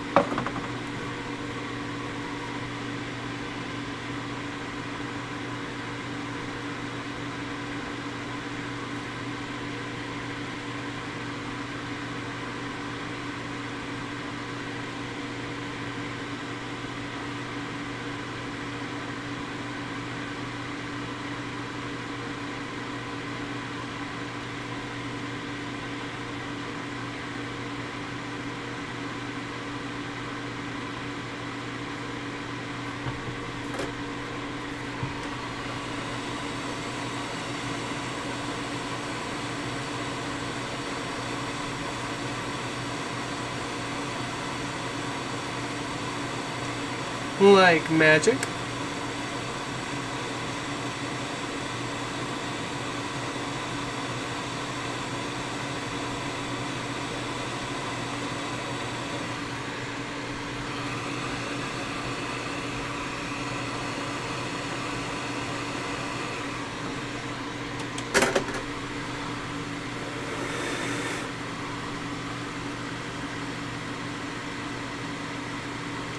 Would you look at that, folks?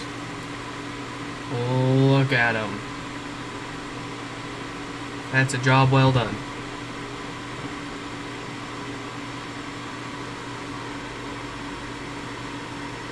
Next up, our roasty looking resistor. We're going to take our makeshift heat shield here.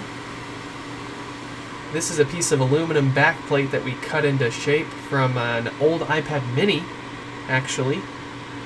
And we just take this and we stick it right over that plastic connector and that tall capacitor next door. So that way we don't, well, we don't want to put them through any extreme heat. We don't want any disasters here. Yeah. We'll flux that up and get it pulled off.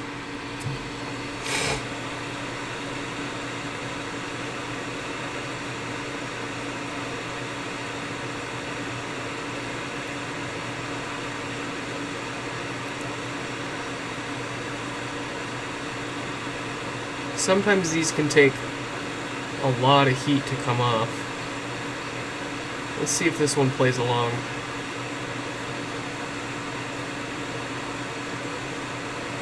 Yeah! There we go. Look at that roasty looking resistor.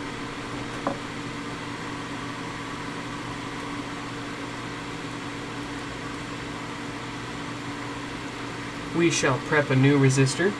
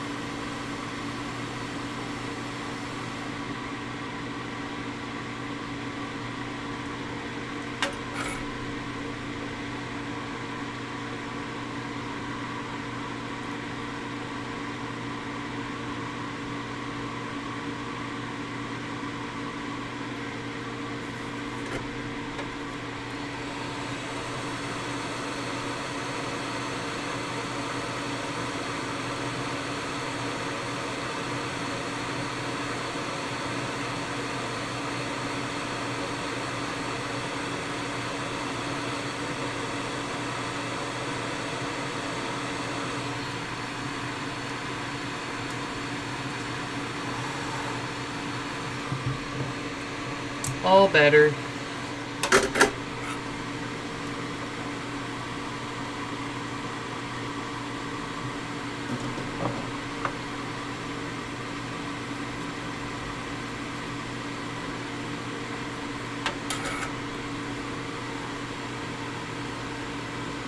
Okay. Last but not least, the diode. For those curious, we've got a date code of 1746K, so it is within the range of what we suspect are bad batches of these diodes. Our top view camera is still looking good, no overheat warning message. That was kind of frustrating. First time it's ever happened. I wonder how I'm going to be able to live stream during the summer. I don't have air conditioning. I'm going to have to stick a fan on it.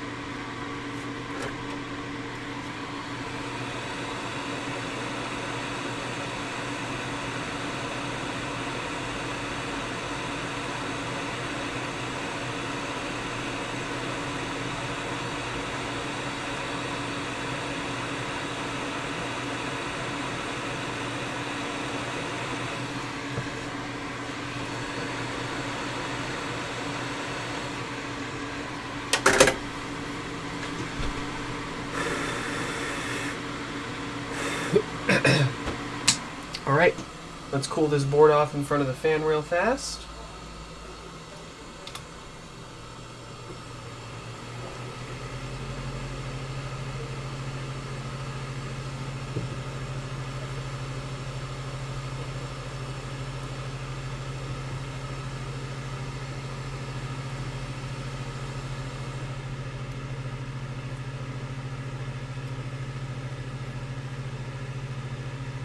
There was plenty of heat pumped into this board, so we want to make sure it's close to room temperature before we test it again.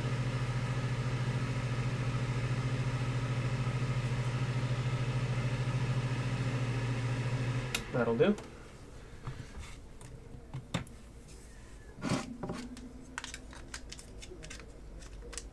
So, if we did what needed to be done, we should see a significant improvement in DC offset. Previously, we saw over 3 volts. Now we shouldn't see more than 10 millivolts. We shouldn't hear any significant popping. If there is any popping, that's fine, but it shouldn't be nearly as loud as it was.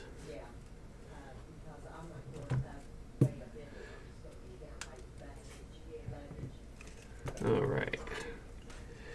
All right. All right.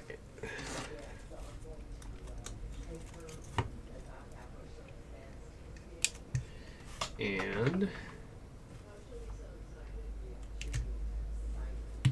here we go.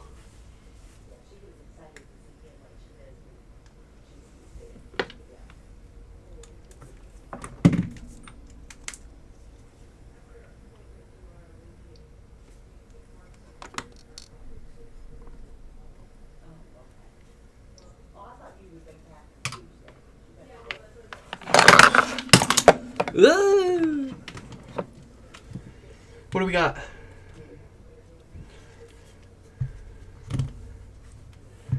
Look at that. Excellent. No significant popping. 3 millivolts of DC offset, well within spec, and a significant improvement from the 3 volts that we were seeing previous. Looks like it's actually stabilizing. It's going to probably fall to around 0 millivolts if we waited around long enough. But that is an excellent score, and that means that this pod should be fixed and ready to go. So we will get it thrown back together, and then due to the extent of the damage and repairs, we are going to also factory reset and test this one overnight as well to ensure that it doesn't have any problems creep up again. But provided it passes our brief testing when we put this back together here and now, it should be good to go. So let's put it back together. Here's our shell. Let's drop our amp in.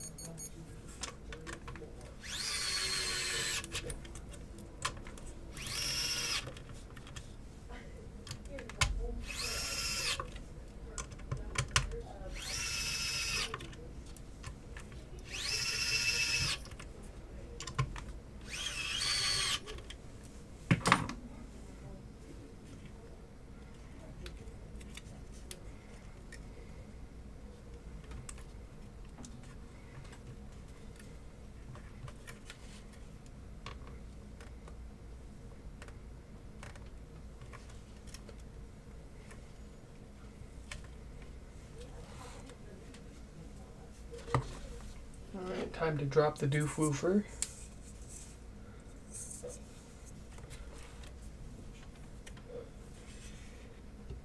In you go, little buddy. Come on. Yeah.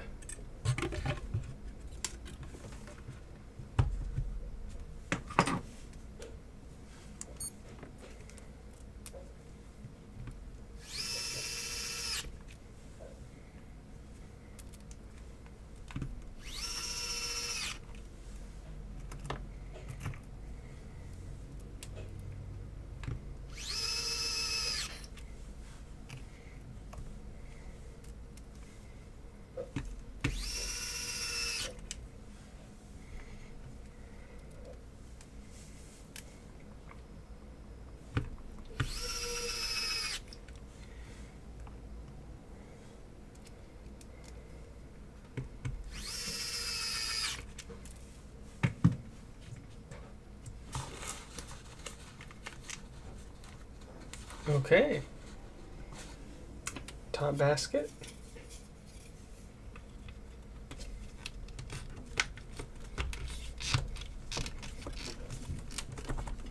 Nice, nice, nice.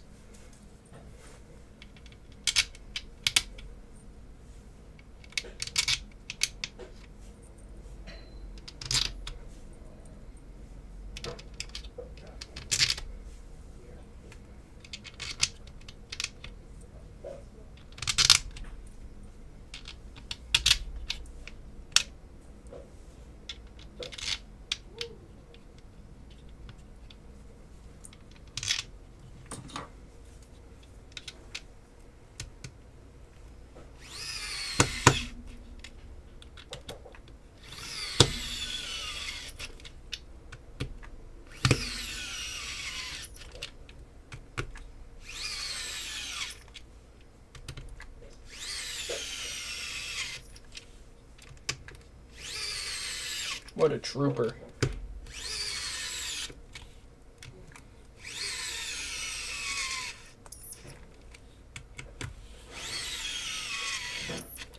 I love this screwdriver.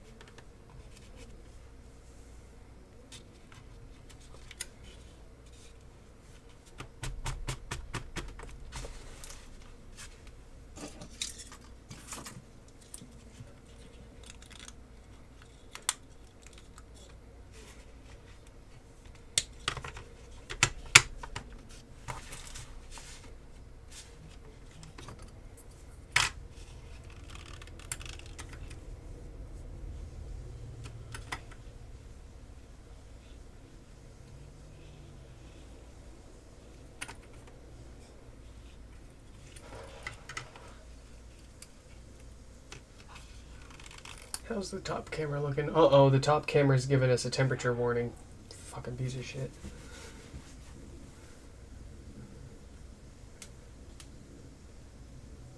I gotta figure out why this is suddenly a problem.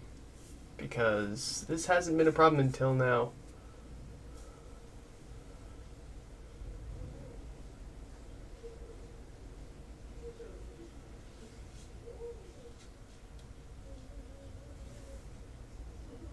I wonder... No, the battery's fully charged, so it's not like that.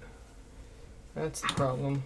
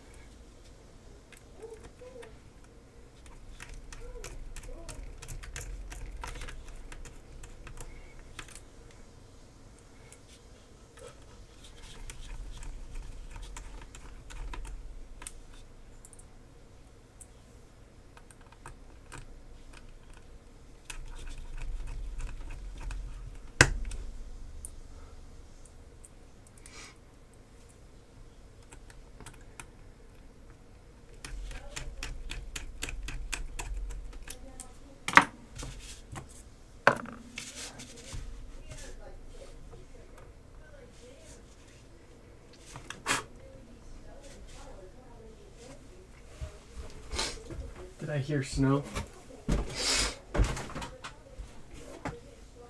Oh, folks, I feel like I got hit by 2 trains coming from 2 different directions. Like that Mythbusters episode where they took 2 semi-trucks and pancaked a Geo Metro or something in between them. I feel like that Geo Metro right now.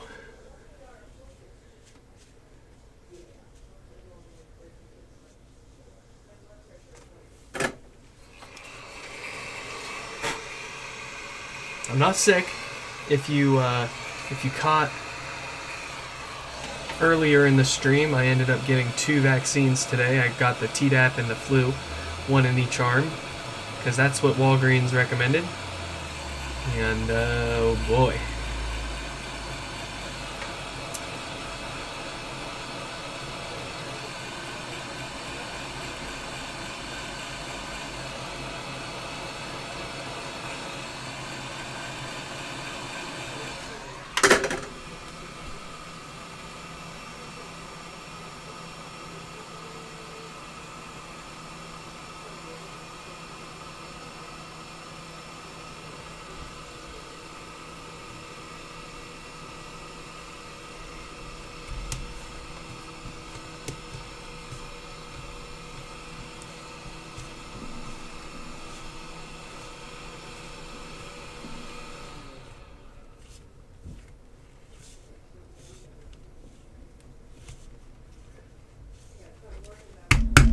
Alright.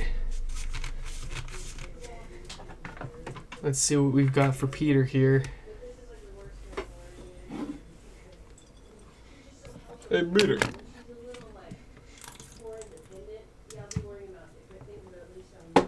Ah, very good. Very good, very good.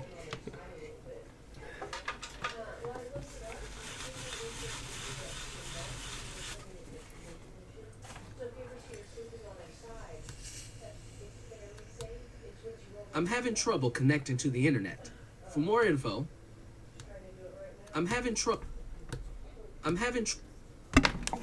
All right. No popping. Bassy Siri, and volume buttons light up nice and even. So, Peter's pod is ready to get packed and sent back home.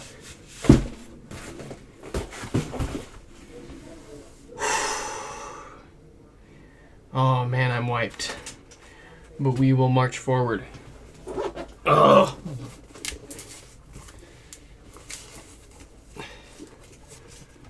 Here's this one. This one's from Sutapan. And Sutapan's has no power. Oh boy. An easy one. Here we go.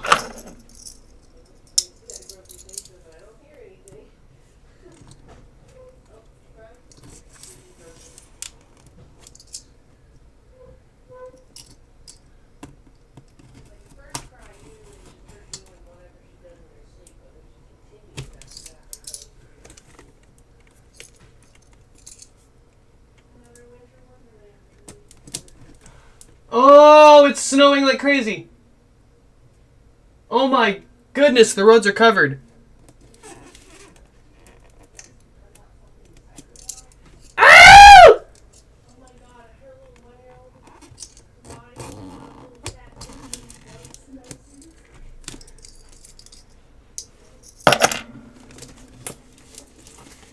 No, no, no, I was not ready for this snow.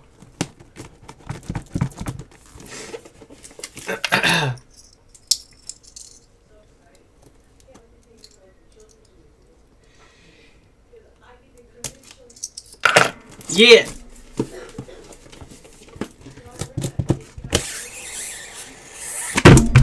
There we go. Oh, look at that chunky cable. Ugh.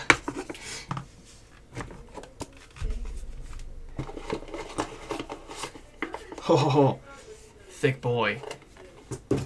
Ooh, fun fact, folks, if you didn't know, the 240 volt variant of these plugs, I think it's EU law. I could be mistaken. Apologies for my ignorance here, but there is a country that requires that all of their power plugs have a fuse in line. So that essentially what that means is if any of your electronics experience a power surge, it's going to blow the fuse in the power cable before it fries anything in your electronic device. I think it's absolutely brilliant. That fuse is right under here. So we may as well check that fuse, but we've never seen this necessarily being the cause.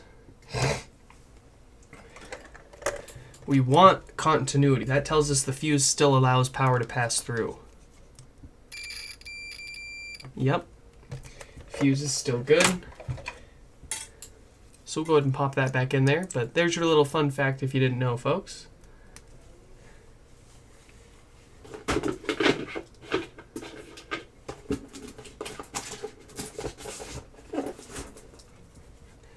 Okay, so let's go ahead and plug this in with our normal power cable. Confirm our symptoms. Yes, indeed, no signs of life. And our kilowatt meter says that it's currently pulling 6 watts of power from the wall. So that tells us we've most likely got the most common failure mode here, that being the Schottky barrier diode on the amplifier shorting out and preventing power from getting through to the rest of the pod. So let's get this torn apart and do a little bit of diagnosis from the inside. See if our guess is correct.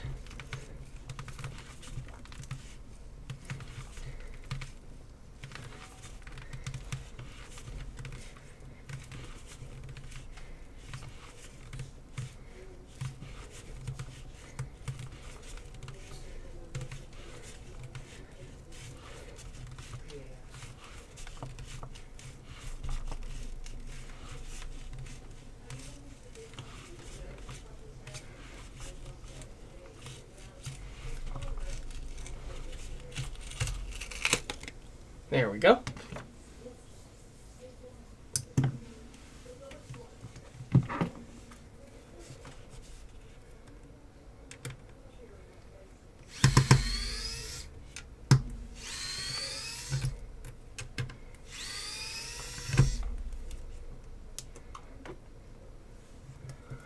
Camera still says it's overheating, but it's still going strong. We'll see how long that lasts. It's snowing outside. I'm freezing my ass off in here and the camera's still complaining. Oy vey. If you are familiar with the Sony ZV-E10,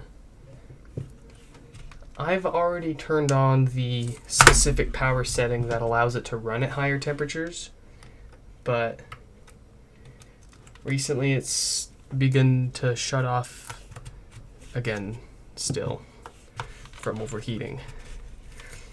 I would really like to know why.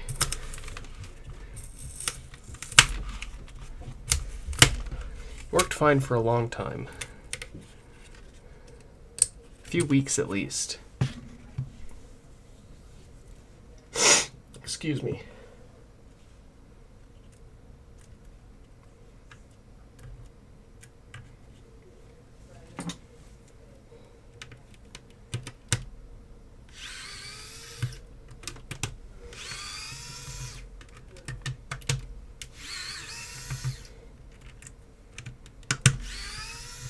Oh, I almost forgot to update the text on the screen. I apologize, Sutapon. Sutapon.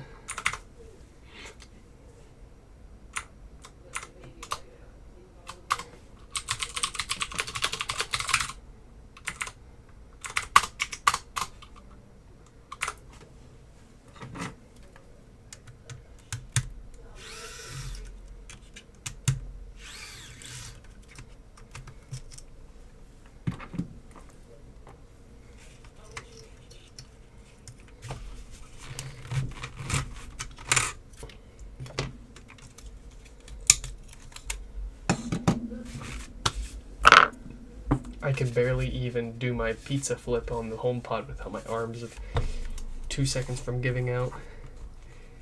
Yikes. I think next time I will get only 1 shot instead of 2.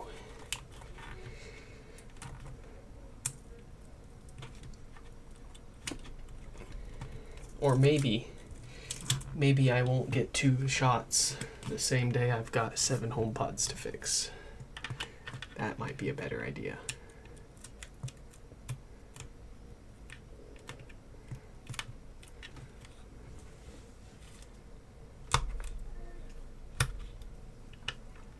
I hear Babby. No, no, no.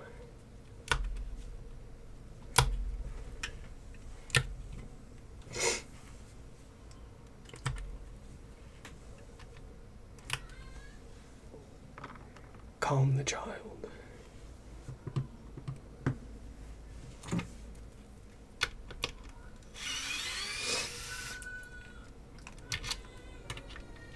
Here, I'll go ahead and mute you guys for a sec.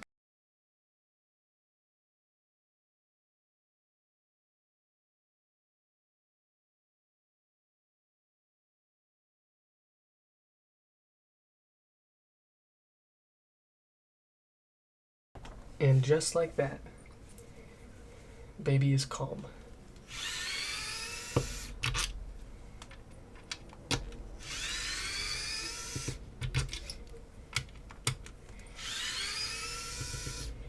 Yeah, I got 3 jobs now. Sales engineer for a local software company, HomePod repairman, dad.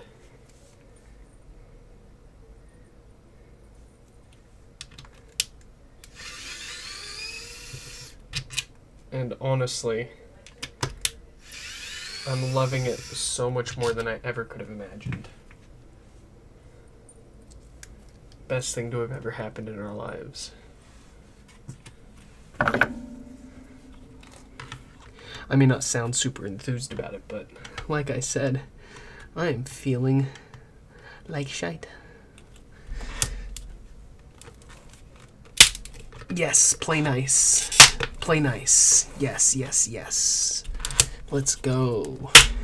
Yes. Snap, crackle, pop, my HomePod. Yes. Oh, this one's coming up real easy. I love to see it. I love to see it.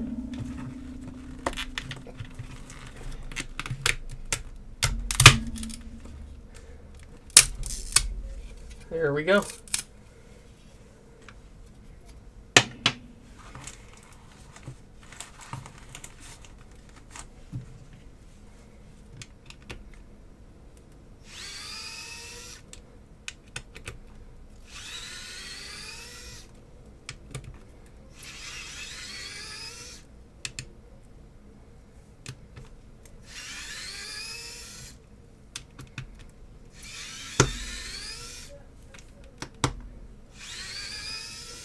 Will we make it through the last 4 repairs without falling asleep on our desk? We will find out tonight. Subwoofer looks good, feels good, smells, wow, it smells really good actually. It smells fragrant.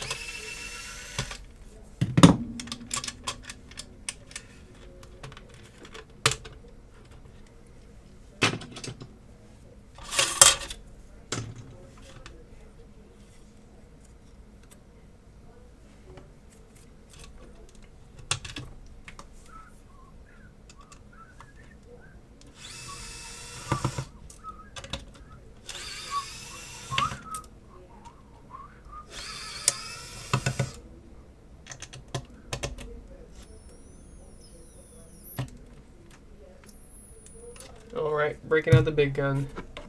You wanna play games? That's what I thought.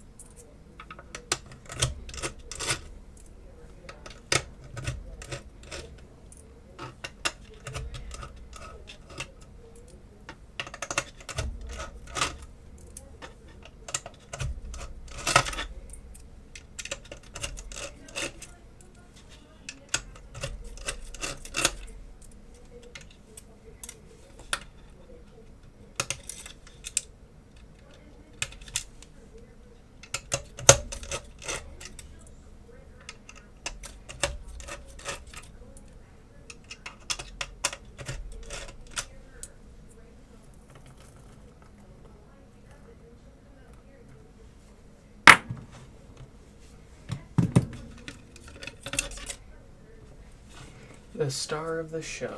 Here we go. One shorted Schottky barrier diode, please.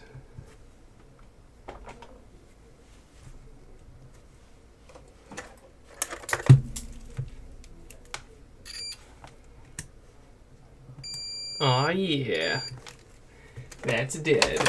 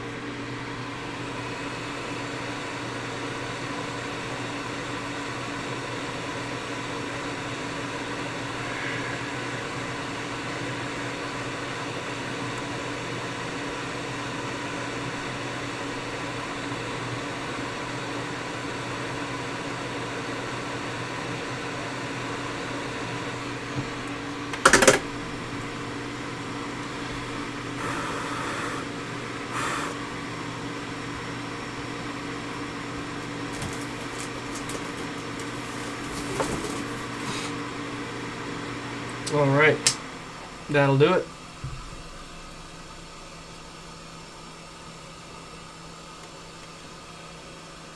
We shall cool this board off by hand real fast and then give it a test.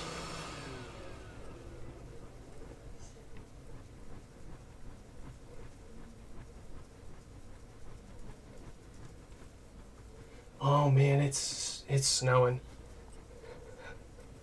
I'm gonna go take a picture and show you guys.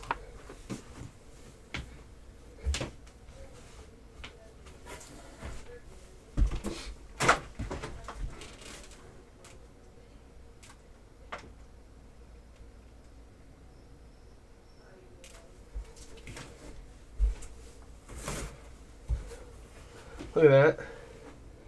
Look at all that snow. That was not there like an hour ago.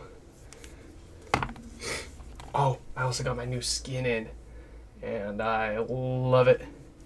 So what I ended up doing was getting the D-brand Damascus skin, and then I got this blue clear silicone case from Best Buy, and you can kind of see the red pattern through, but you can really see it through the around the lens, obviously. But as soon as I saw D-brand launch these skins, I was like, I need the toxic aluminum overpriced tape. And I've never felt that way about a skin for my phone before.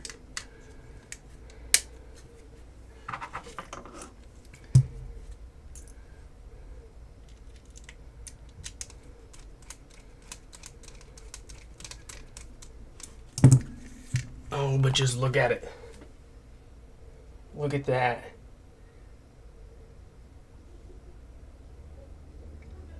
I think that is just sick. Sick as.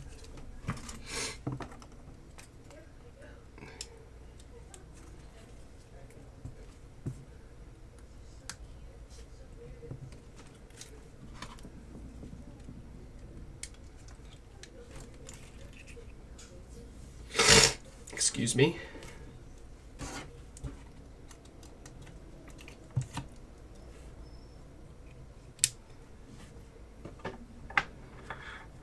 She blinded me with science. Boop, boop, boop, boop. She blinded me with science and power. Look at that power. It's on. It's working. Very nice.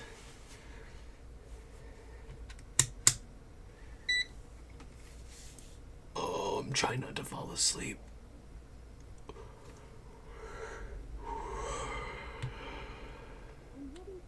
Yes. Yes, yes, yes.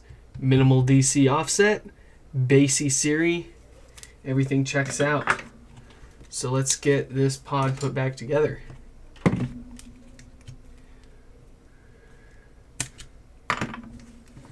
We were off to a fairly rough start today, but we are cruising along now.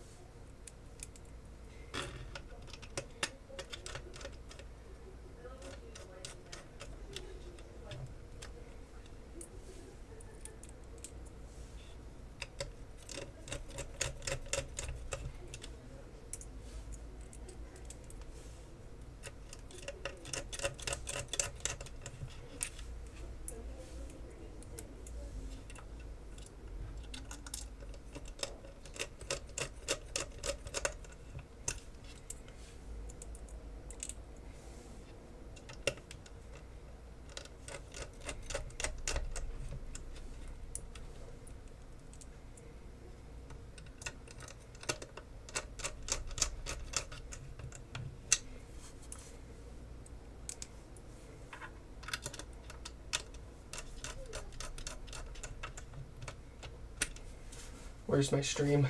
There's my stream.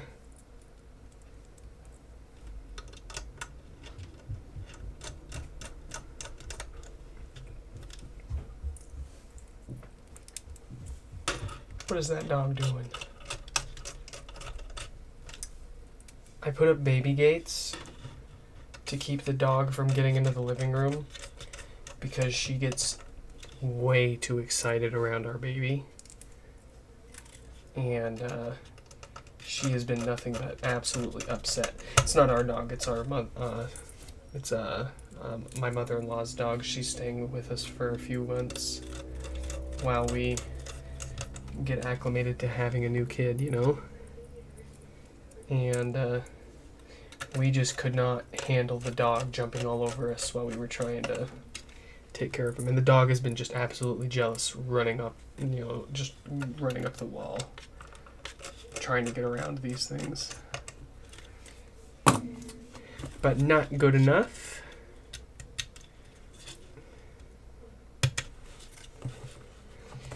And what screws with us is the way that the dog whines.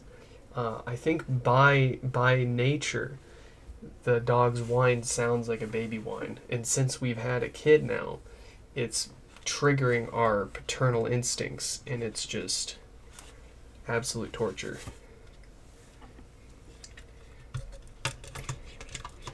Between the dog and the cats and the baby, it's getting hard to tell who's whining.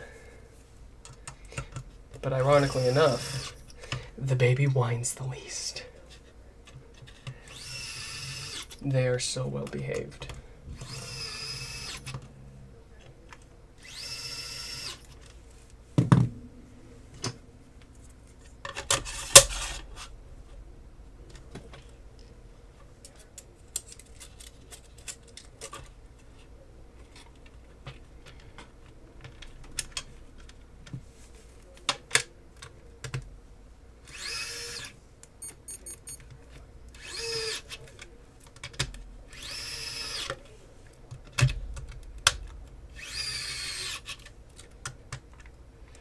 And it's like we've let the dog smell the baby and hang out with the baby for a little bit, but she just won't calm down, and we're just worried that she's gonna take her big clumsy paws and smash the poor kid or lick her nasty mouth, which relative to human mouths it's not nearly as gross, but nonetheless, with a newborn child, a dog licking the newborn child's face is asking for trouble.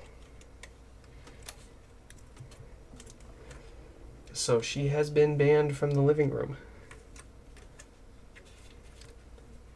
And she is not happy about it.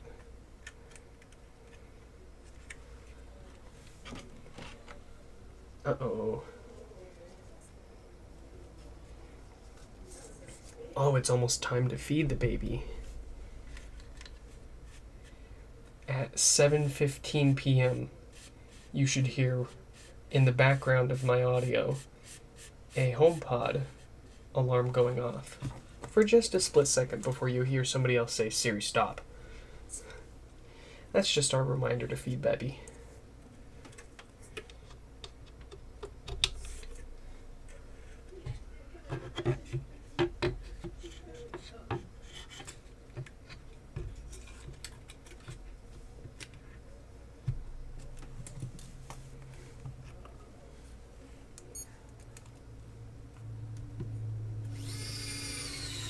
Camera is still complaining about over temperature, but it is not shutting off.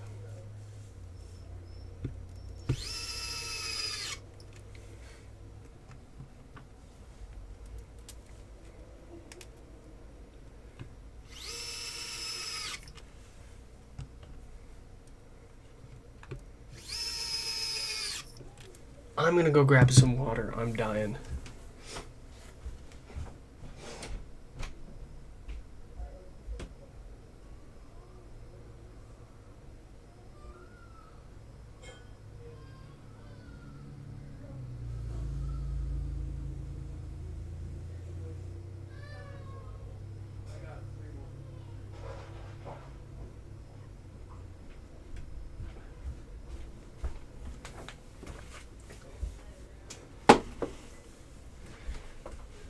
Okay.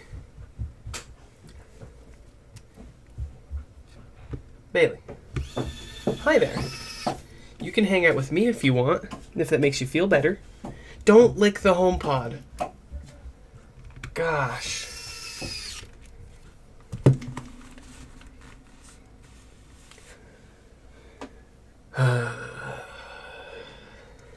Dogs, man.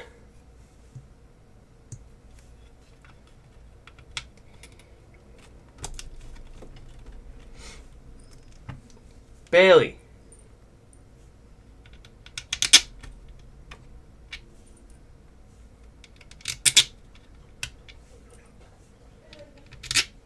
Yeah, drink it away. Drink away the pain, doggo. And then there's this retaliatory move that she does where she, like, throws all of her food out of her bowl because we're not letting her into the living room to bother our baby. Yeah, I'm talking shit about you, Bailey. I'm talking shit about you. Hi. Hi.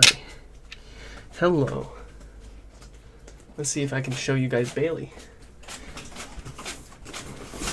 Come here, Bailey. Come here. Come here. Yes, hi. Say hi to YouTube. Yes. Yeah, are you being neglected? You can't see Spubby? Oh, yeah, you can hang out here. That's okay. If you want to. Only if you want to. I know. I know, it's tough. I know it's tough. I know. I know. I know. But if you learn to calm down, we'll let you hang out with the child. Yeah, I know. You're just too excited. And there she goes.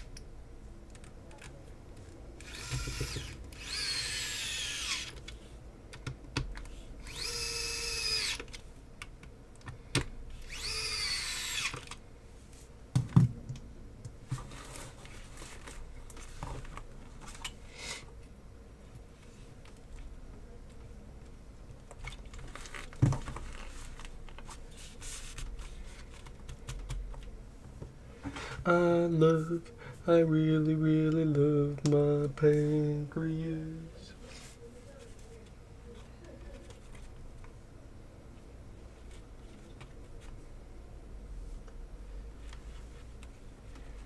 I feel some separation of the layers of the mesh around some of these parts. Interesting. I wonder what causes that.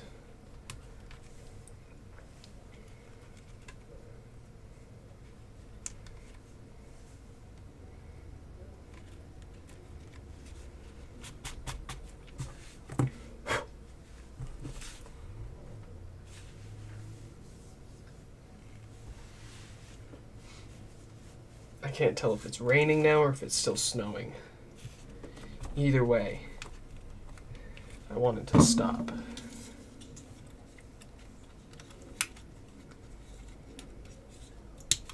Cease.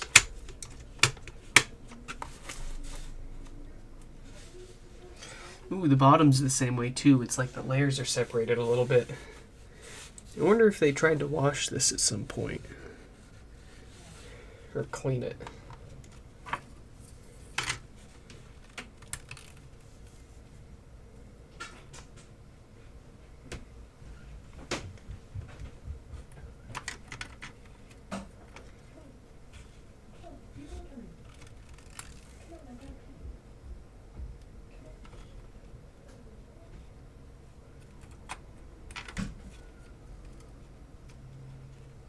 Uh-oh, baby's upset. Sounds like her diaper's getting changed. I'll go ahead and mute you guys here while that's happening.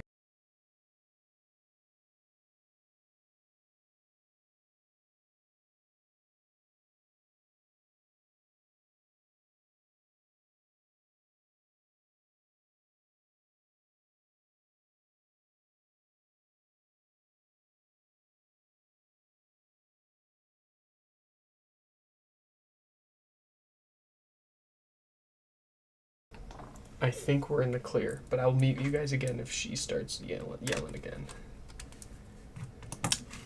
I need to add a specific little baby scream microphone muted overlay or something.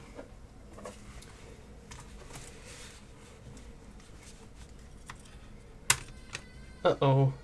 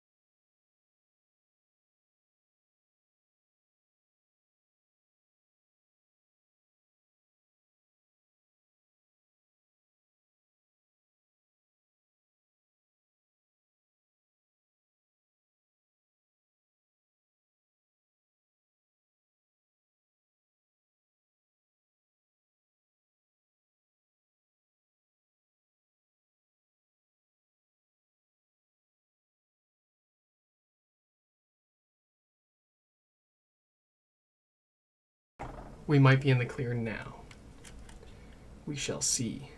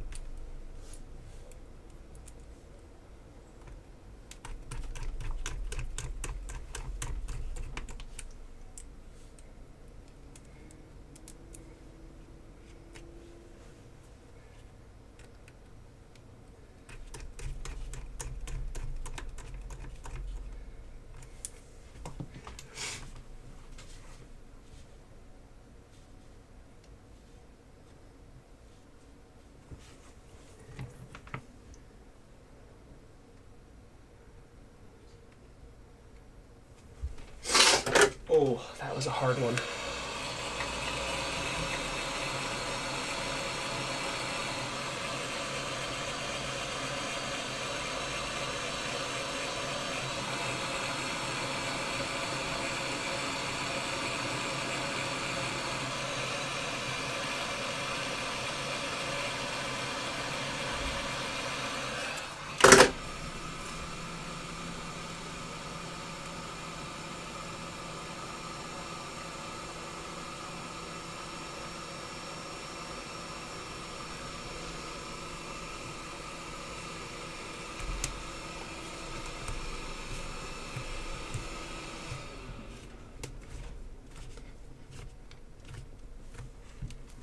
All right. Do we have power for Sutapon? Yes, we do. No one cares.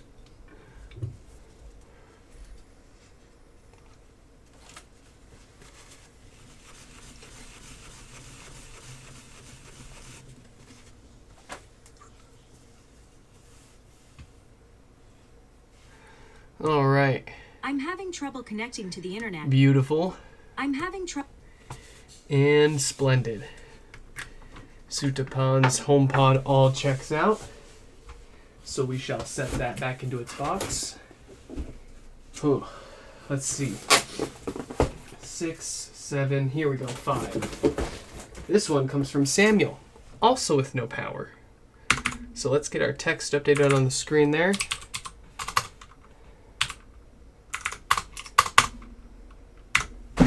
Oh.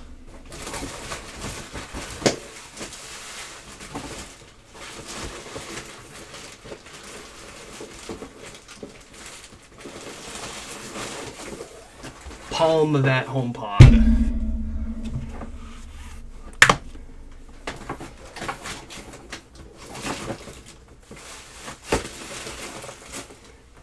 Okay, so I'm expecting basically the exact same thing here as Sutapon's that we just fixed up. Yes, indeed, no signs of life. 6 watts of power draw from the wall. So likely the exact same thing that we fixed on Sutapon's with that shorted diode on the amplifier. Let's crack it open and find out.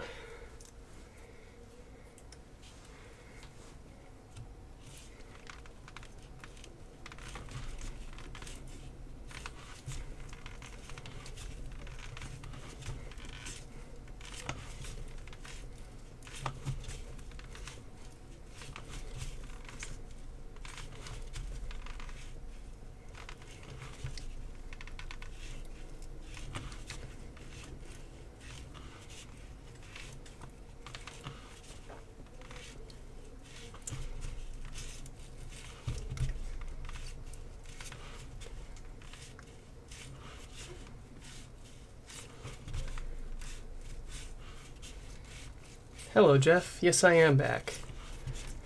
I am back and working again. Good to see your name in the chat. How's it going, man?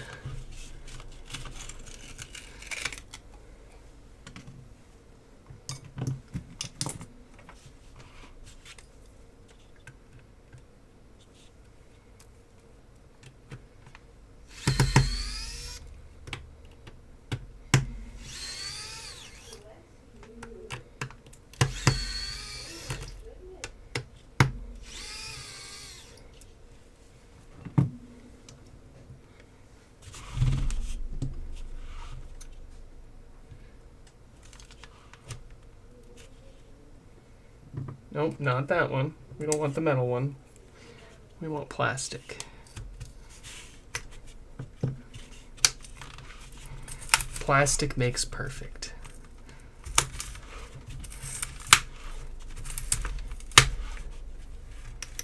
Look at that. What'd I tell you?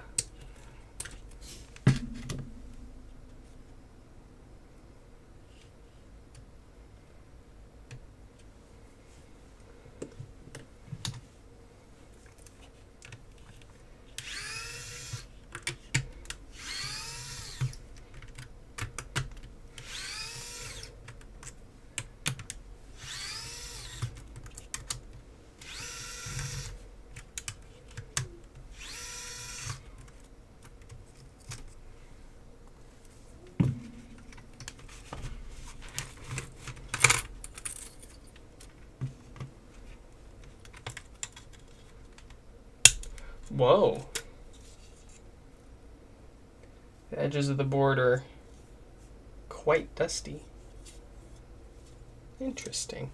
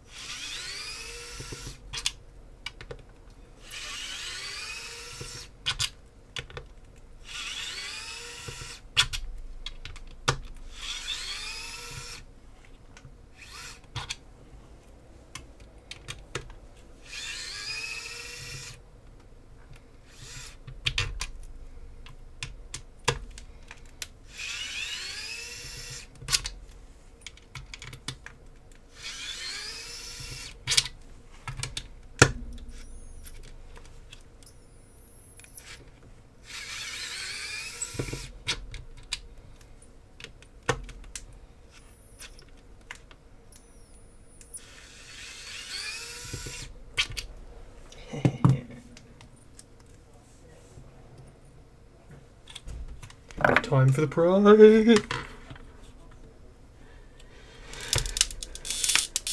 Oh, beautiful.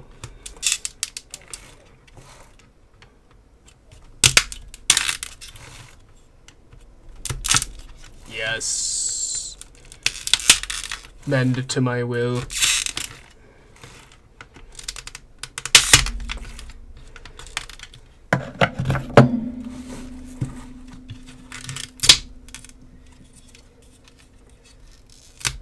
Oh, interesting.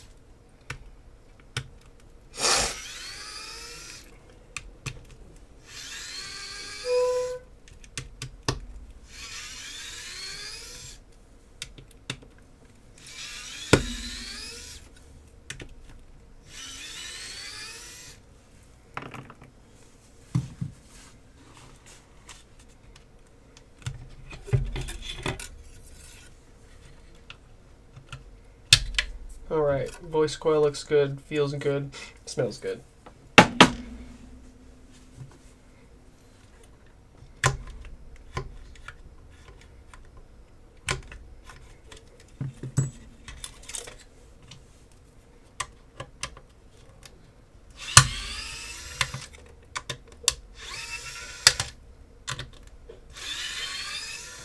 Oh, camera died.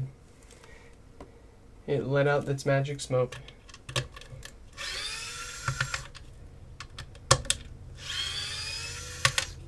Kind of disappointing. Kind of very disappointed in that camera. For a vlogging camera, I would expect it to have a better runtime than this.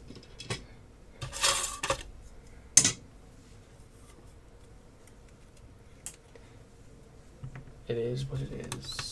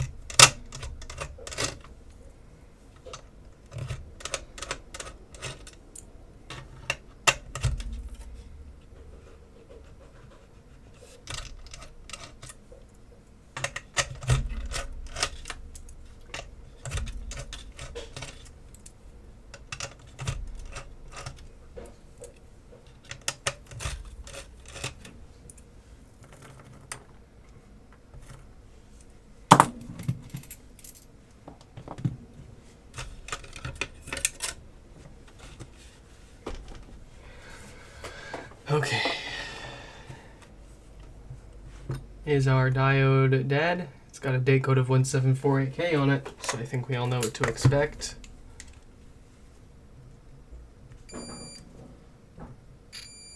Yep.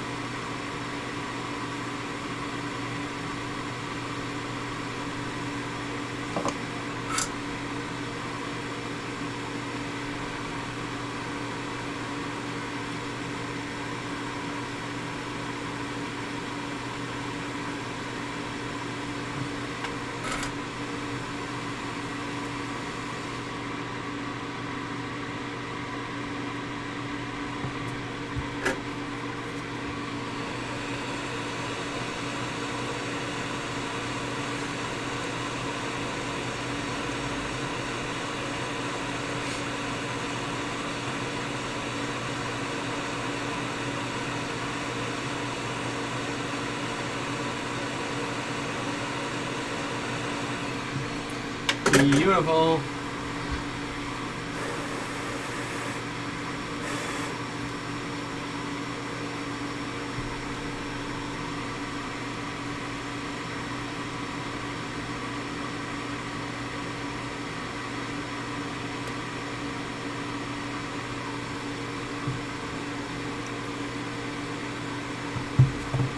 Alright, let's get this board cooled off and then we will give it a test.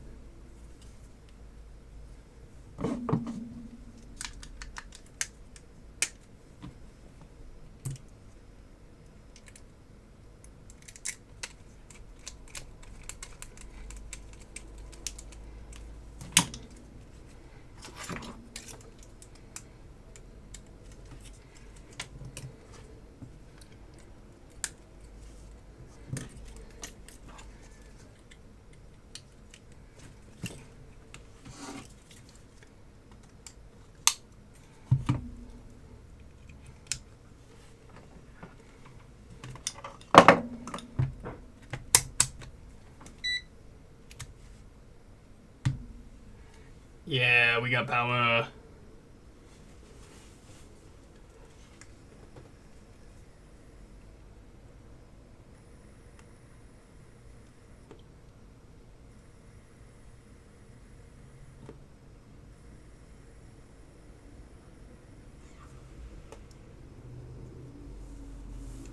What do we got for offset?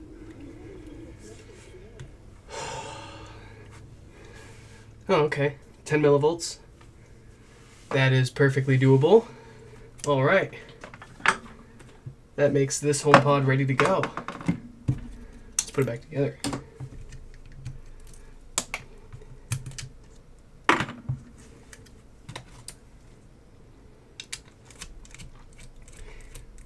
A wild Sam a wild Sam appeared in the chat. Wow, I cannot speak.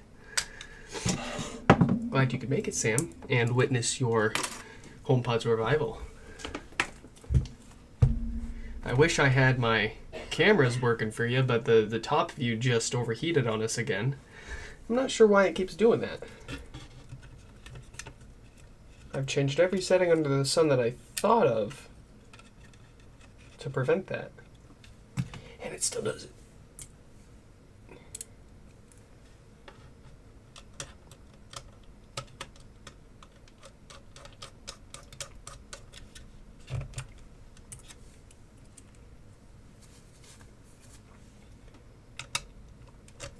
Oh yeah, no worries about the dust, May.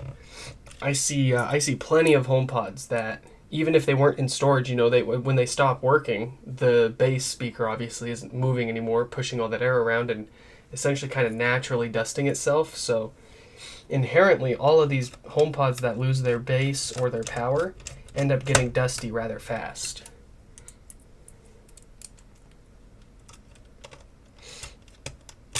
I pretty much expect it.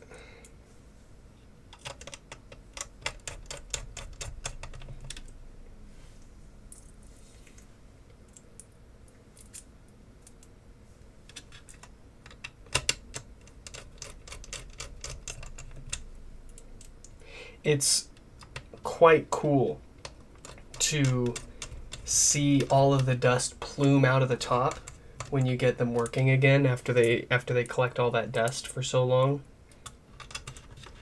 Ooh, maybe I'll be able to record that with my new camera. If it works.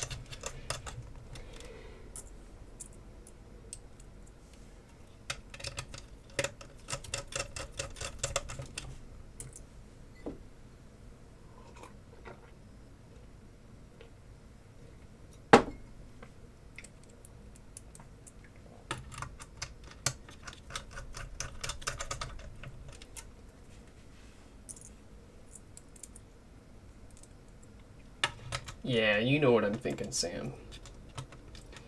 You've got the same vision.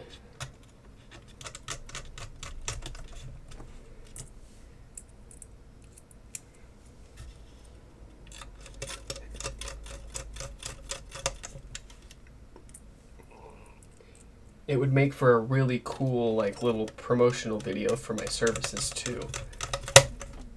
Like, just imagine, okay, the video starts, it's just a quick 5-second clip, right? But it's the slow-mo shot of the HomePod, like, well, it's dead. And then you got the text on the screen that says, busted HomePod, question mark. And then it breathes life back into itself, and the subwoofer goes dump, and all the dust plumes off of it. I think that's a cool little idea.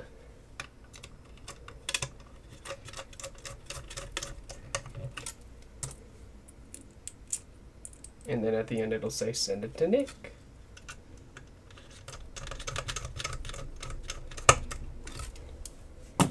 Get it fixed.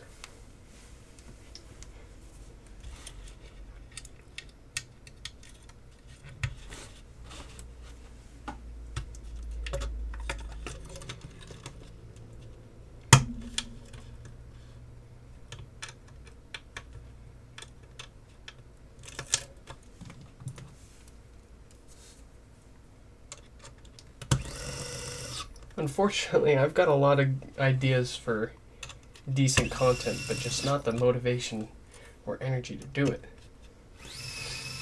I will find it. It comes from within.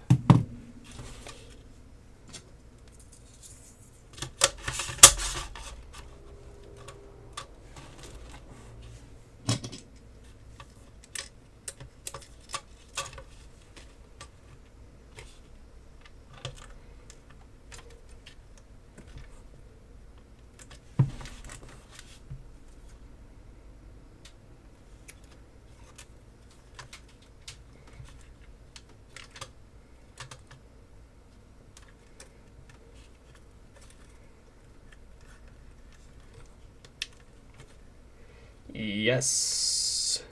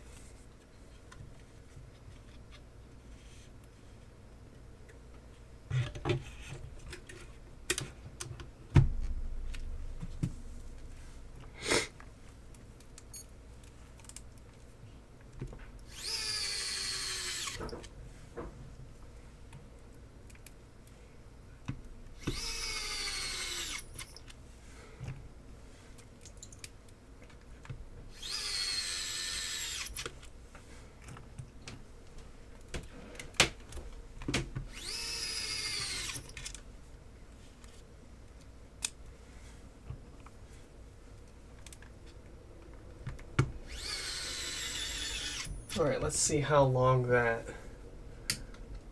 this top view camera stays on for us again here.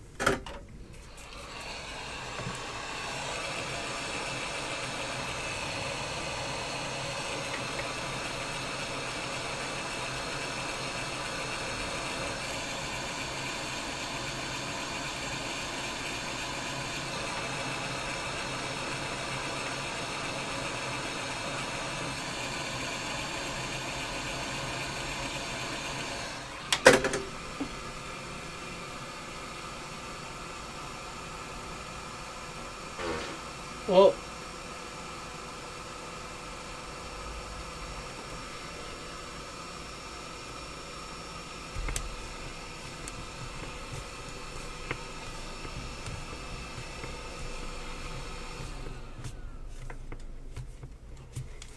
all right. Let's see what she's got. We got power.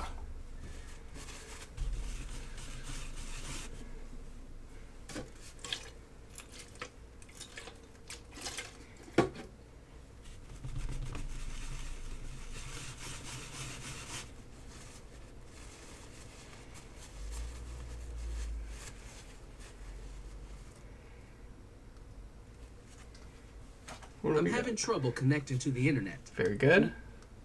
I'm having. Give me those volume buttons, I'm bro. having- I'm Give me your volume buttons. I'm having. I'm having. I'm having trouble. Oh, you I'm give having me those trou- volume buttons, you turd. There we go. And they're lining up nice and even. Excellent. Excellent, excellent. Sam, your pod is fixed and ready to rock. Let's get that put away. Breakout number 6 of 7. This one comes from Lewis with Death Farts. And they also want some color customization potentially. Depends on how well their mesh will clean up here.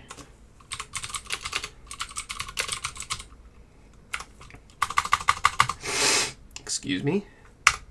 Okay. So let's get this one opened up.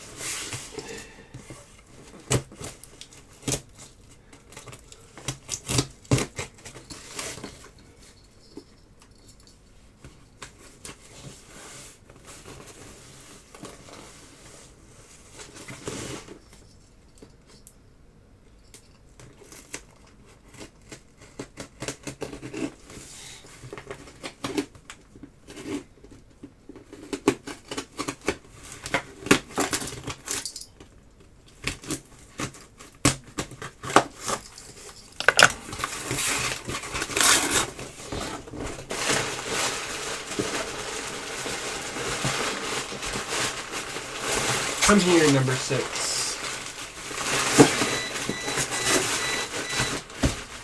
No one cares.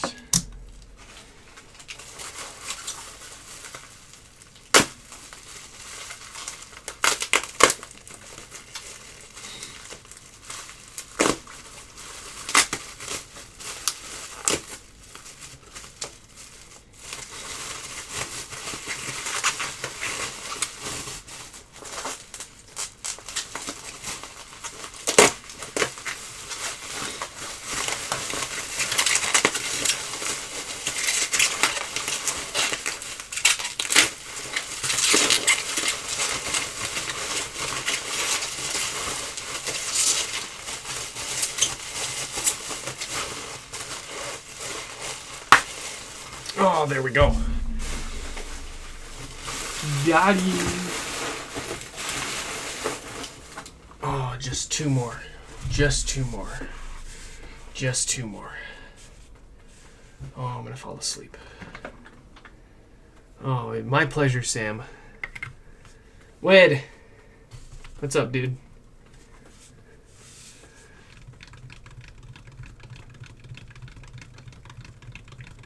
I'm expecting to hear a pretty loud pop from this one based on the description. Looks like the top has a little bit of a crack on it too, unfortunately. So we'll need to be careful when we pry this top off around that area. And some pretty significant popping. So probably those filtering capacitors gone bad and allowing too much DC through the amp. Let's go ahead and crack it open and find out. Wait a sec. Lewis, didn't you want color customization in a different cable? I'll have to double check my emails.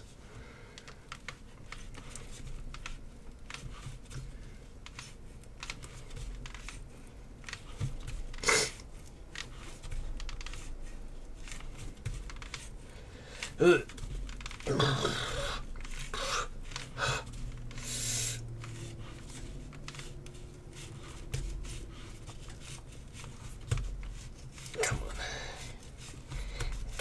on. Come on.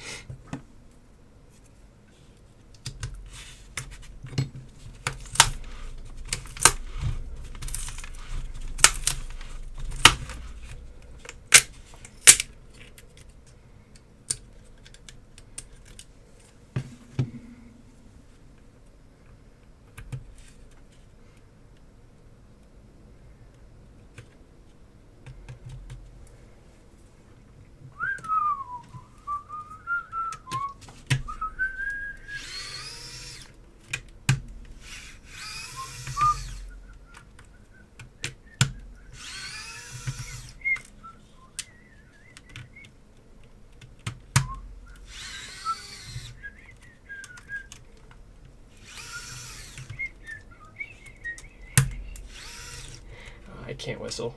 I can't snap my fingers either. Fun fact. I probably had hundreds of people try to teach me how to snap my fingers, and it's just not going to happen.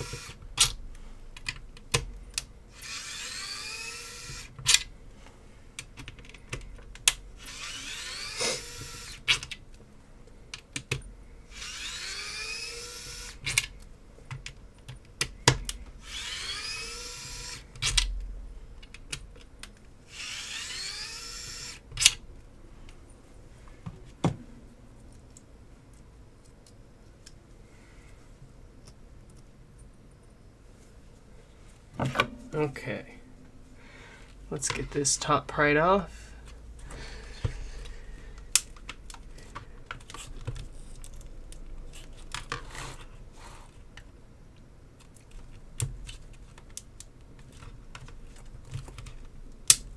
Alright, this one's being a butthole, so we're gonna pry like a butthole.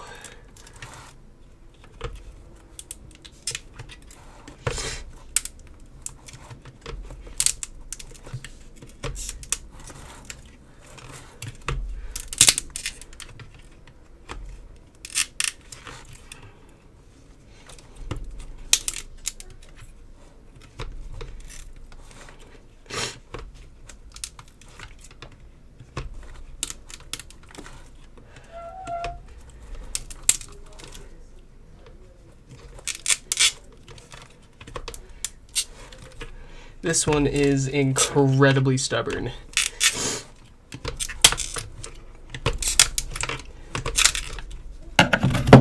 Alright, you have thinned out my patience.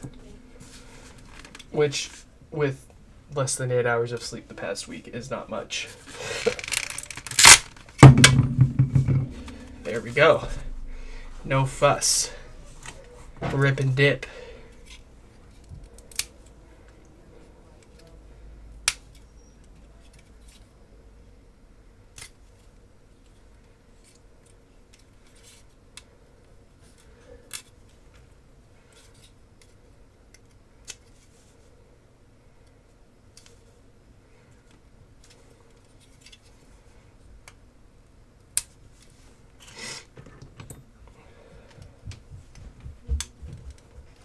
What's up, Bailey?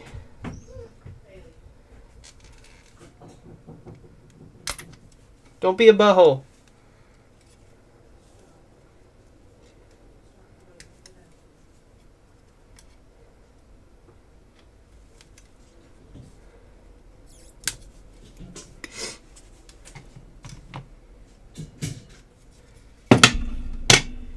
Man, we had to use some force to get that basket off. That was not fun. Well, yeah, it was. Who am I kidding? I love this stuff.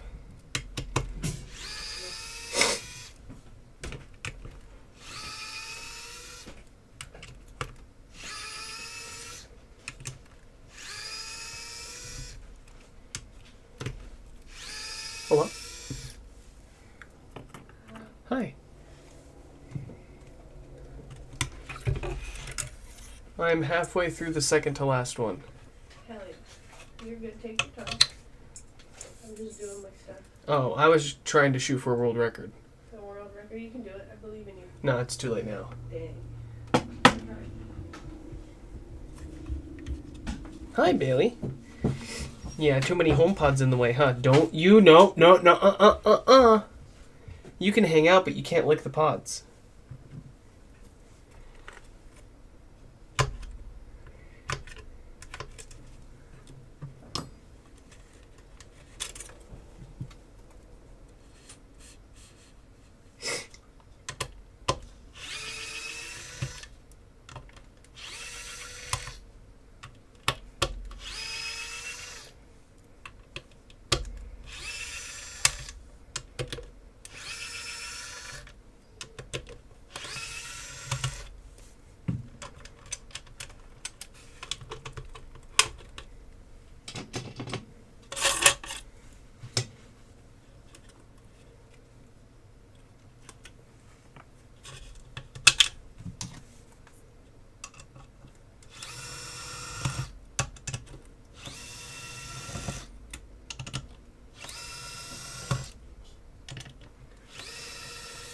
I guess technically I do currently hold the world record for fastest HomePod repair. Even if it's not that fast. I challenge you. I think I did, I'd have to look at my live stream repair where I did that, but I think we did it in under 25 minutes. I think we did it in like 22 minutes or 25 minutes, something like that. If you can repair a HomePod for a no power issue with that shorted diode in less time, I'll be impressed.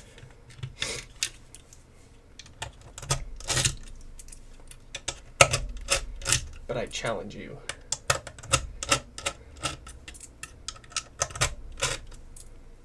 No cheating either. It's got to be a fresh pod that hasn't been opened.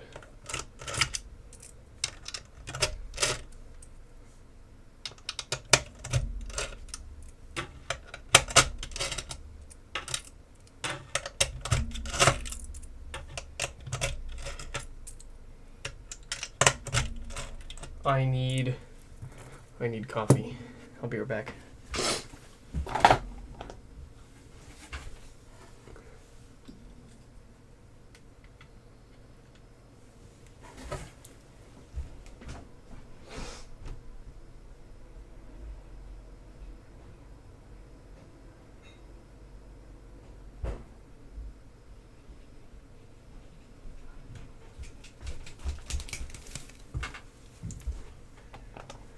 Got coffee.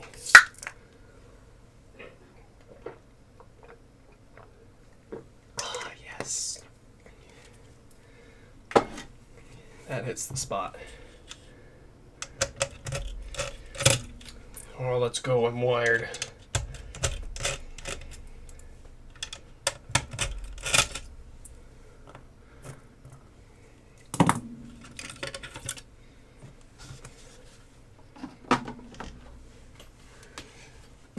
Look at that bald ass head. Okay. Oh boy. Look at that. That is another roasted resistor.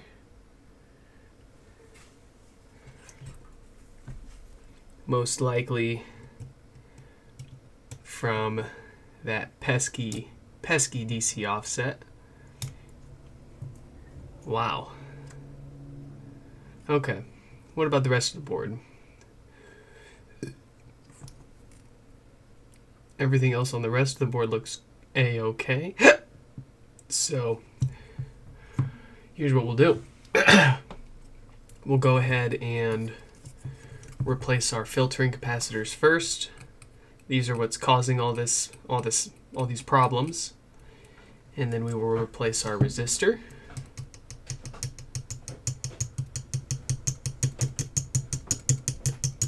And then we will, for good measure, replace that Schottky barrier diode there. And then we'll see if we have any DC offset still. So first up, filters.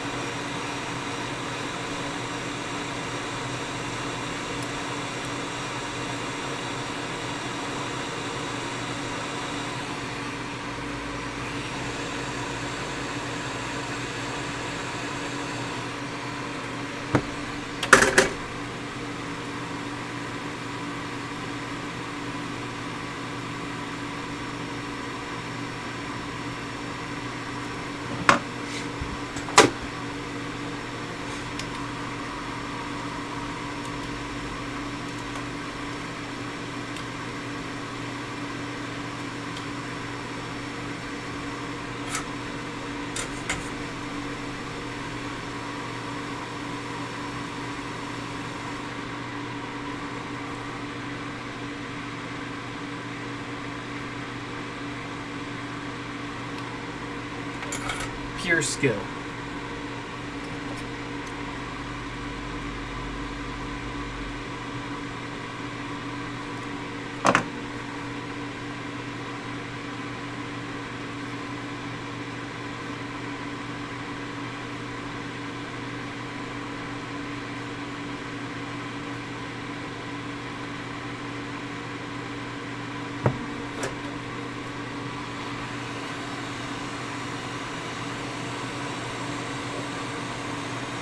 Oh, they're doing a little dance. I don't think so.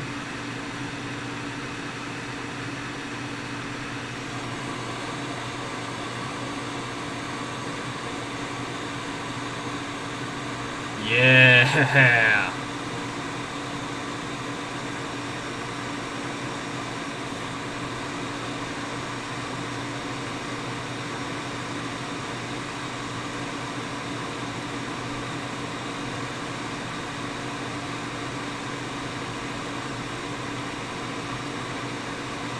Alright, stop cuddling.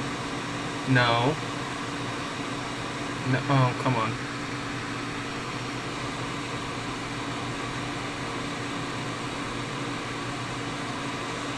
There we go. Oh, now those are cuddling.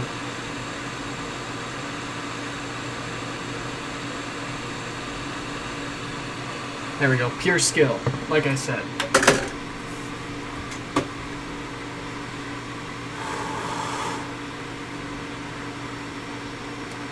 Oh, those are beautifully placed. I've done it again. Alright, let's get that resistor replaced.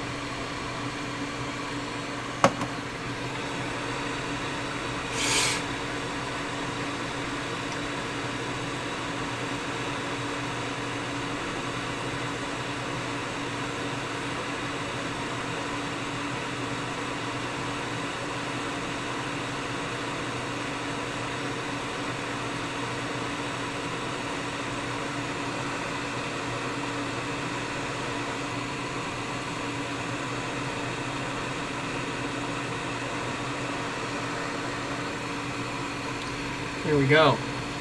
Got the remnants of that resistor over here, if you were curious.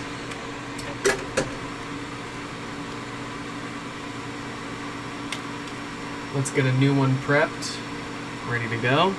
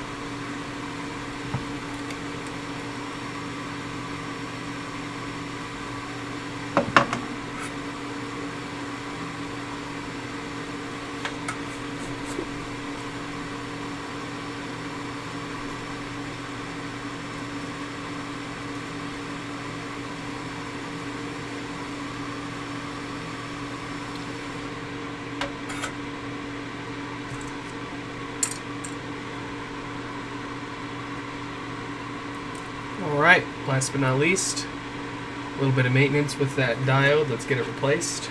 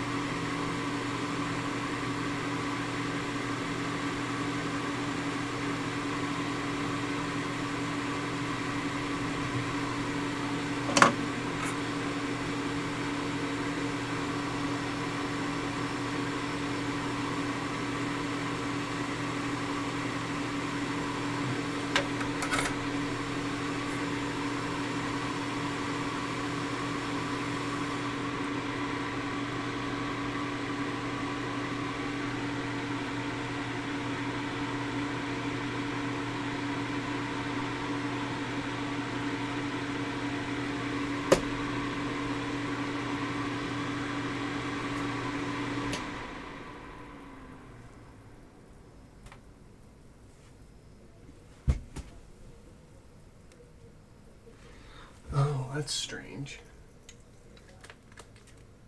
My coffee was making a weird sound. I thought something was like it sounded like an electronic was catching on fire. But it's just my coffee.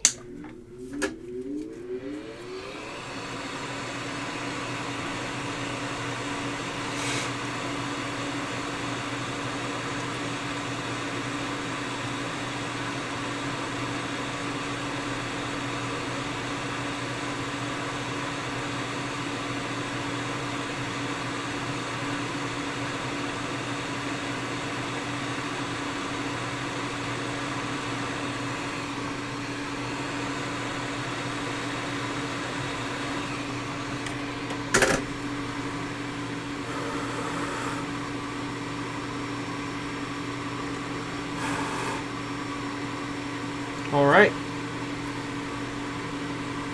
That should do it. Let's get this cooled off and give it a test.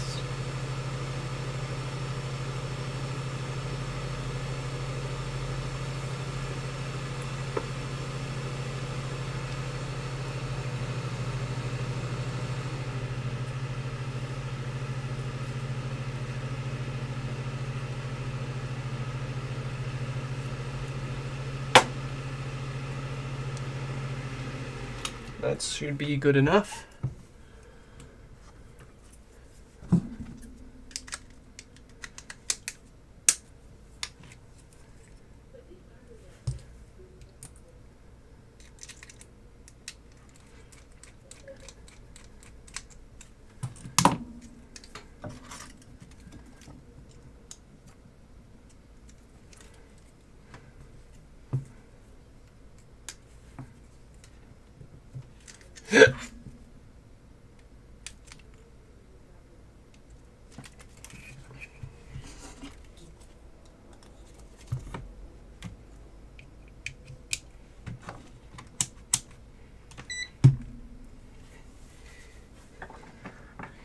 Here goes.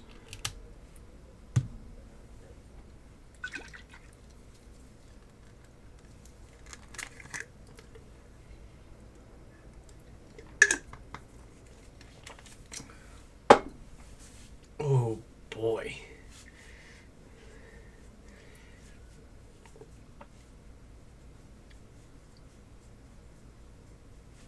What do we got now? Booyah! Negligible amount of offset. Our base still works. Everything is happy hunky-dory.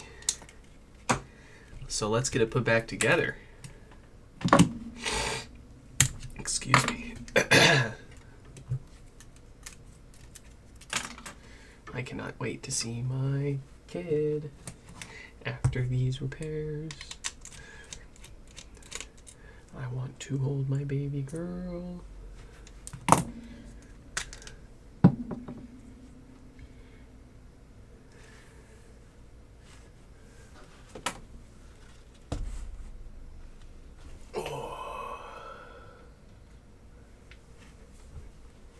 Hey, Lewis, glad you could make it.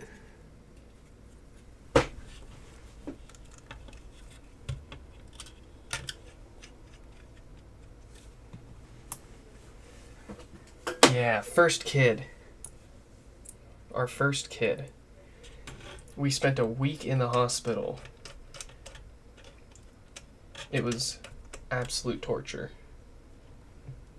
But it was all worth it.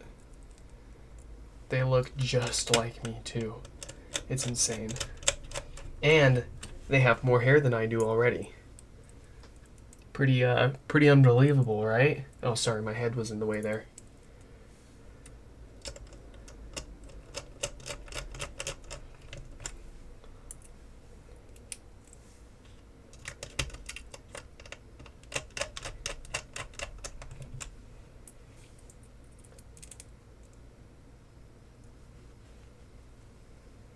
Yeah, so what had happened was my wife has like a slightly higher than normal blood pressure, and the OB was pretty much like, yo, we're suggest that you go get induced. And so we picked a date for induction. We showed up on Monday evening, and by the 15th, which was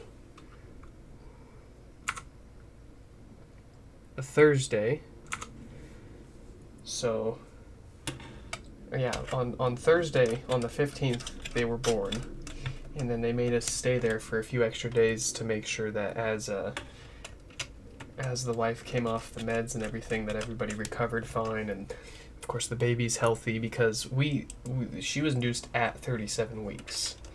So it's on the borderline, it's on the very beginning borderline of full term, but she is still pretty small, so came out like 6 pounds 2 ounces.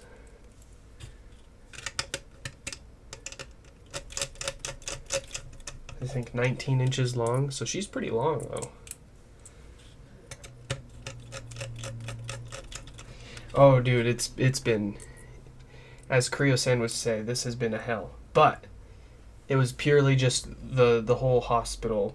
Like, don't get me wrong, that hospital was phenomenal. We could not have possibly imagined a better experience, I could say, working with the nurses there. But it was really rough not being home for a whole week. It was torture. But they made it the best that it could possibly be. Oh my goodness, the hospital food, man, was amazing. Oh, pretty much every day I would end up for lunch or dinner, I would pick the salmon and I'd pick a few veggies on the side, the grilled salmon. Oh my goodness, I miss it. But everything clearly kind of lacks that extra kick of sodium that most foods do. So I kind of got acclimated to that, and then when I got home and started eating salty foods again, it was oof. That was a different. As far as, having our first kid and dealing with first kid things and newborn baby things and, them screaming and needing diaper changes and fed all the time, that hasn't actually honestly been that difficult. Kira, my wife, and I have come up with a plan that works really well, which is pretty much just working in shifts. So for a few hours, she'll take care of her, and then we'll swap. So that way someone can always, one of us will always have a chance to get some sleep and catch up. That way no one person's getting the full sleep deprivation experience. And luckily, I'm very blessed with my day job. They gave me 3 weeks of parental leave, and I also opted to take a week of my personal sick time off as well. So I get 4 weeks off in total to stay home and bond with the kid and help around. I'm still doing HomePod repairs, but this is I can do this and deal with the kid at the same time.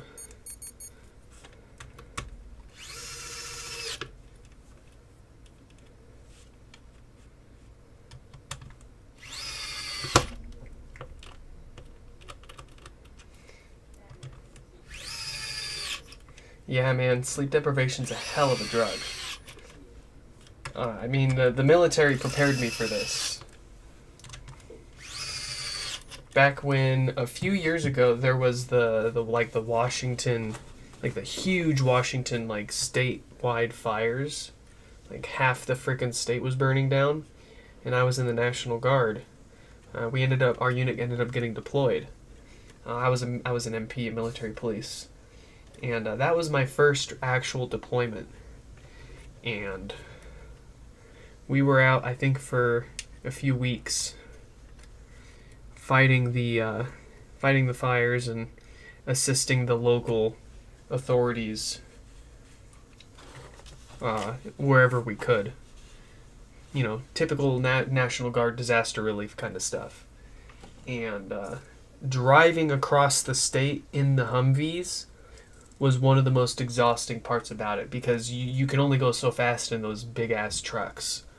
And so what would normally be a 4 or 5 hour drive somewhere around in Washington state in the Humvee turns into an 8 to 10 hour drive. Not only can you not go that fast, but you get shitty gas mileage.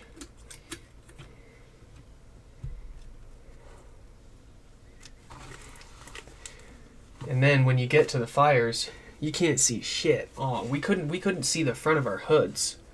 That was such a surreal experience, driving through literal forests of fire, walls of fire on both sides of you. And you're just chugging along doop-a-doop-a-doo. Don't burn me, bro.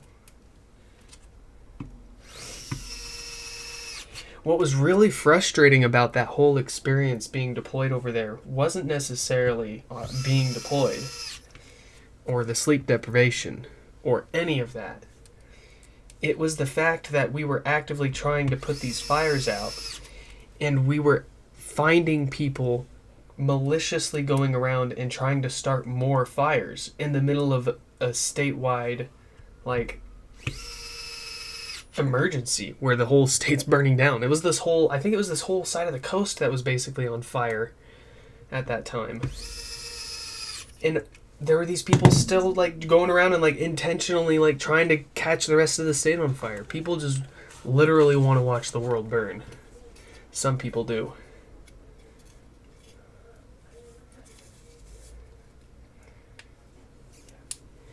It's one of those life experiences I'm glad to have that I wish I didn't have to. Like, I'm thankful that I had it. But the circumstances. Fire, yo.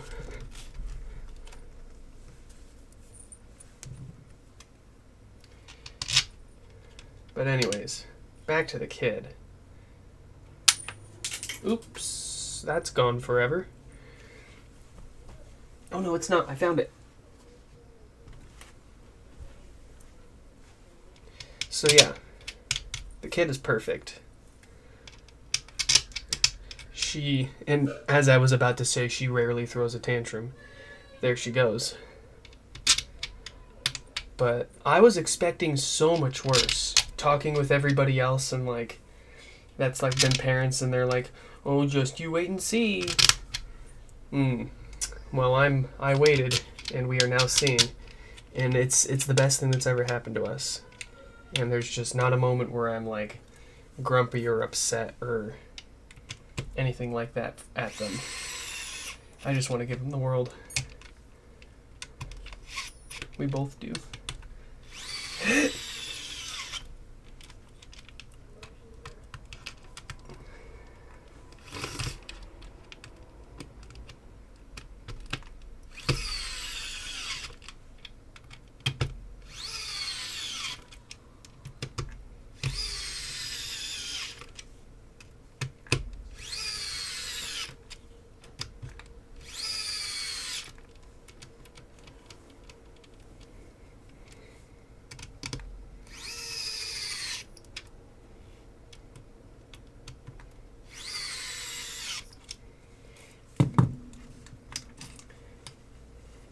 Never rush it.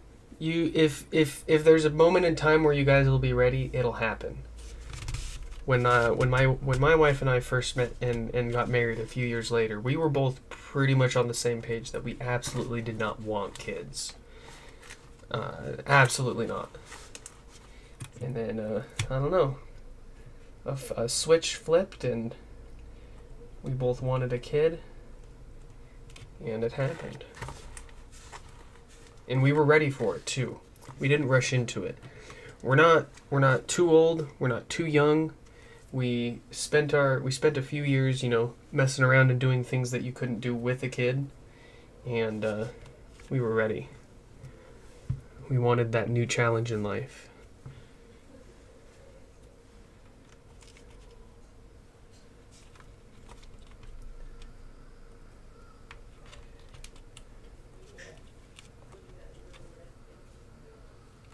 Sounds like she's getting her diaper changed.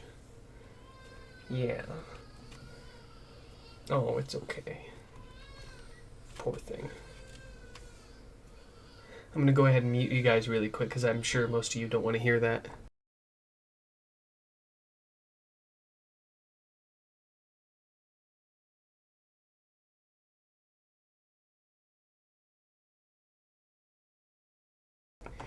Yeah, and also like spending that first bit of time, exploring that childless freedom gives you an idea of like if you can really, do that with this person or not.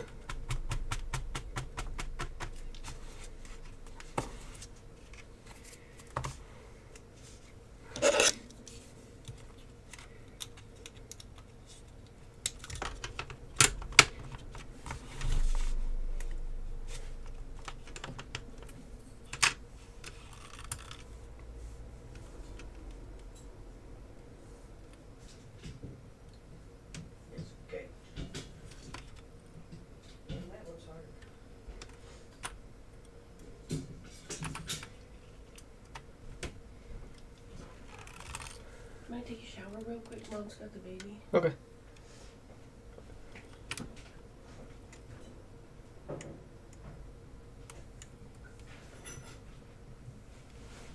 Side note, how did you learn to repair these? it's a bit of a long story. So, originally, the most common issue with no power... Oh, BRB. Alright, I'll wait until you're back. No, that's perfect. That lets me focus on finishing this one here.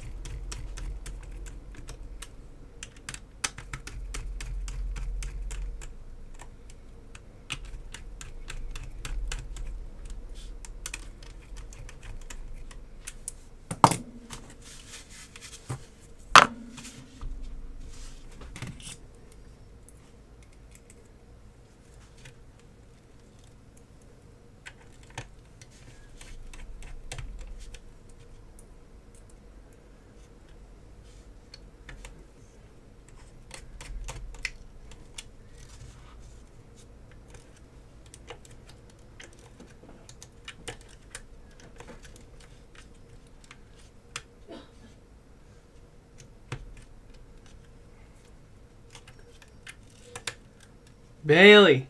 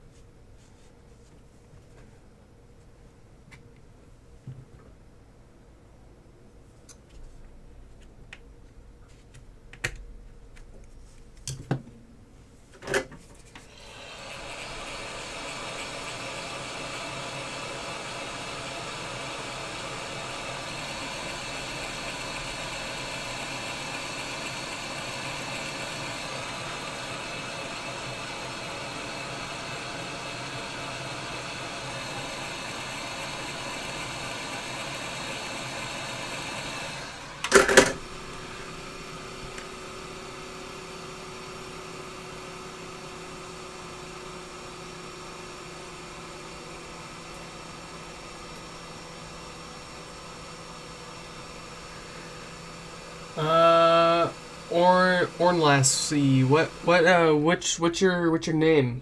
Which one were you?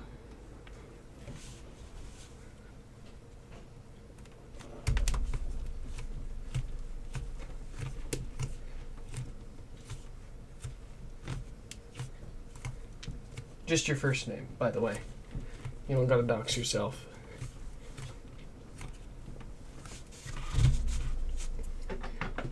But anyways, let's give Lewis's pod here a test and see if it's working.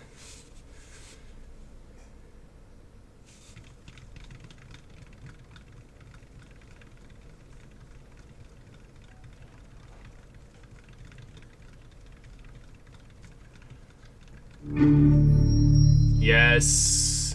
Yes! All right. Lewis's pod fix. LPF. Hashtag.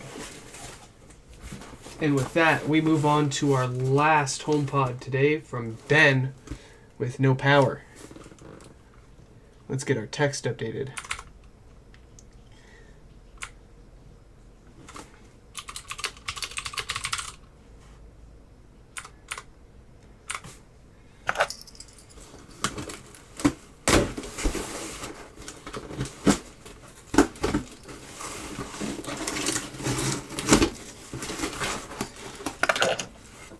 Ooh, I like this packing material.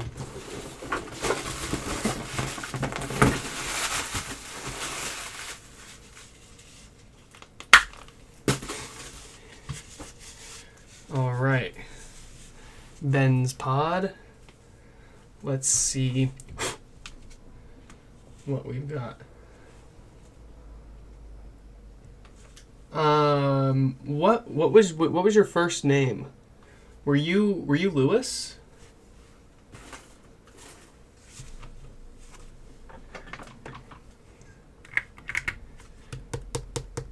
All right, no power and 2 watts of power draw from the wall. So a little less than we normally see for the most common shorted Schottky barrier diode, but it's still possible. Let's go ahead and take this apart. And we will first confirm that it is a diode problem on the amp and not a logic board problem by dropping in a known working logic board. And I'll show you guys how we do that, of course, here in a sec.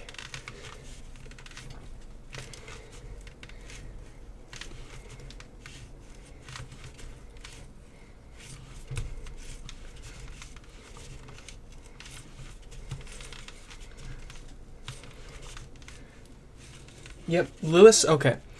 Yeah, your HomePod was totally repairable. We got it fixed up. We found the root cause of the problem, replaced the parts that were causing those problems. We also replaced your diode, so that way you shouldn't worry about the power issues from happening to yours for a while. But it is a rock star now. It is ready to go.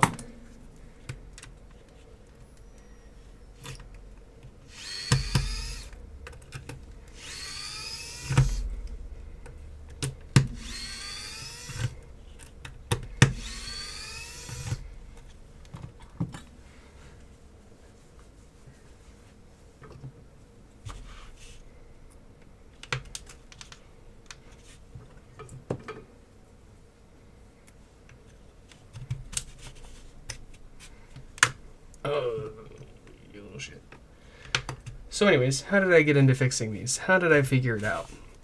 Well, it all started when I only had 1 or 2 for myself, and I wanted more. But I didn't want to pay retail for more. So I looked into buying broken ones.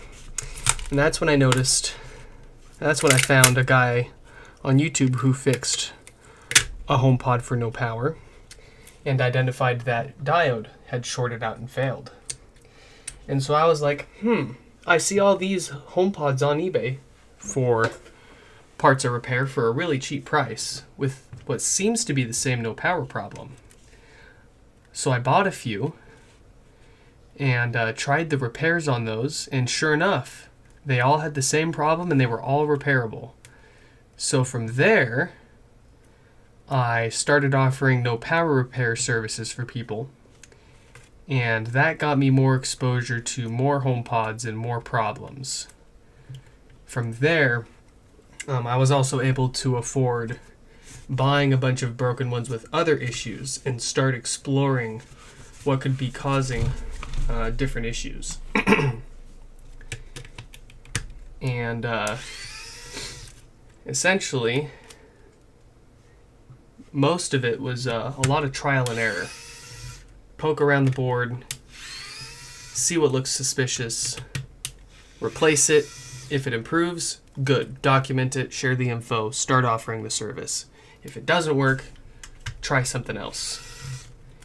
It was a lot of trial and error, a lot of HomePods sacrificed but we managed to discover a multitude of other issues and how to repair those issues. So I do not deserve credit for finding or discovering the no power repair that's most common with that shorted diode. But all the other repairs, death farts, DC offset, no bass, sound issues, all that stuff, I can pretty much take credit for pretty much most of that. But it started off getting the exposure and experience working on these with the known issues and how to repair them, and then diving deeper into the ones that nobody knew how to repair. Lots of trial and error. Lots of Googling too. Just trying to understand how an audio amplifier works, why DC offset is bad, what parts commonly fail and cause these sort of symptoms in audio amplifiers, etc., etc. It's not formal education, and I don't have any formal education beyond a GED. So it was just a lot of self-research going on online, and granted, there's basically, at the time, there was nobody and nothing out there with any information on how to diagnose or how to approach any of these issues. So, before we go any further, I want to try a good logic board in here.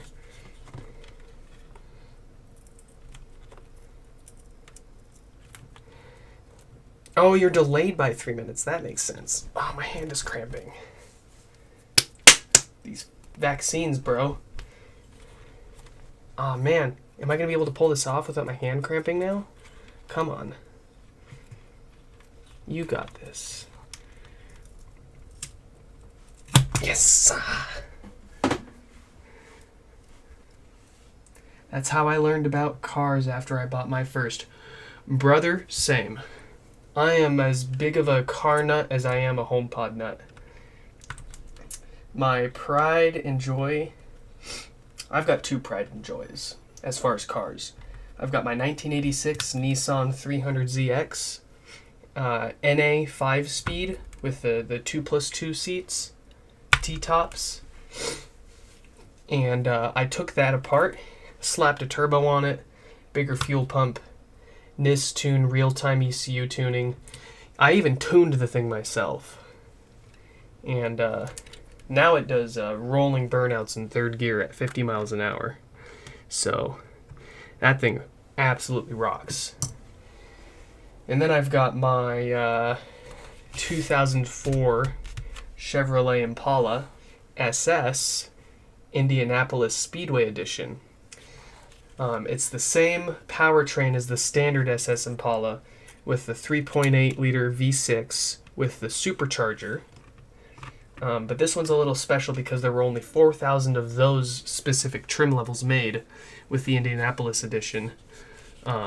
It's got some like custom colors on the interior and blacked out trim on the outside, dual exhaust, chrome wheels, and all that jazz. But oh man, if the Z was fast, the Impala is quick. Quick is how quick you get from 0 to 60. Fast is your top speed. So I got my quick car and I got my fast car. And actually, I only paid $2,000 for my Z, and I only paid $500 for my Impala. That thing only had like 100,000 miles on it when I got it, and I only got it for $500 because my coworker essentially gave it to me as a wedding present. He basically sold it to me for a damn good deal, and I took it because he wanted to buy a truck and he was done with the thing. It had all sorts of issues, but I got it all sorted out. All right, so this turns on with our logic board. So that tells us our issue is not in the amp like we normally see, but it's actually, for this one, on the logic board. So that is exciting, because what that means is we need to grab that logic board. Well, actually, what we need to do is get the rest of this taken apart, because we're going to go ahead and do the usual repairs on the inside here. We're going to replace that Schottky barrier diode, because we don't want to fix the logic board for its power issue, and then a few months down the road, the known bad diode in here eventually fails and causes another no power issue. That's what we most commonly see. The logic board causing this is pretty rare, but it happens. It is repairable though. So here's how we're going to do it. We're going to get the amp out, so that way we can plug all these parts up, get the logic board turned on, and then we're going to point our thermal camera at it and locate where the short is coming from on the logic board.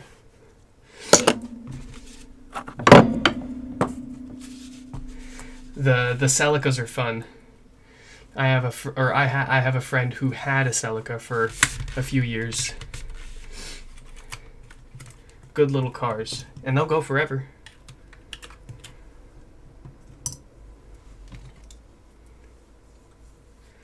And I don't fault you for going with an Acura over a Chevy. That you made the good choice. You made the right choice there. I just got obsessed with the Impalas because this is actually my second one. I had a 2004 Chevrolet Impala 3.4 liter base trim prior to this black supercharged one. And I just thought they look cool. I like the look of them. I know I'm weird. But don't yuck my yum, as the wife would say.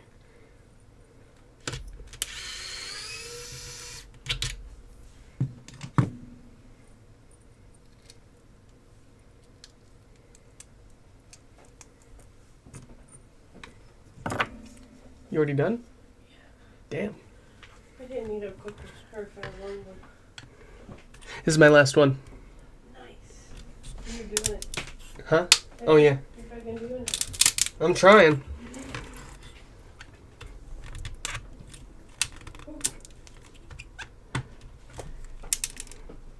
I can barely even lift these things up without my arms about ready to give out. No, you can't. Oh, that was satisfying. Yeah. Oh, my hand keeps cramping up too. What the heck?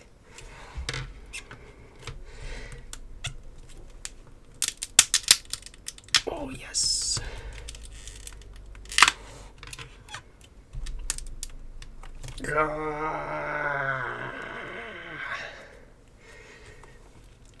Stop cramping.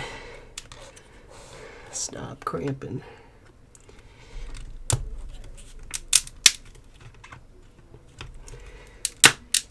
Oh.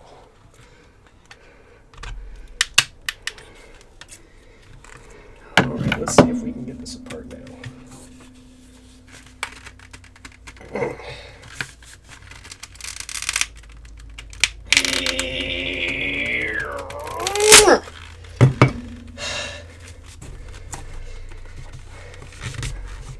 Sometimes I just have to manifest all of my hate for Apple's decisions into that one pole to get it off.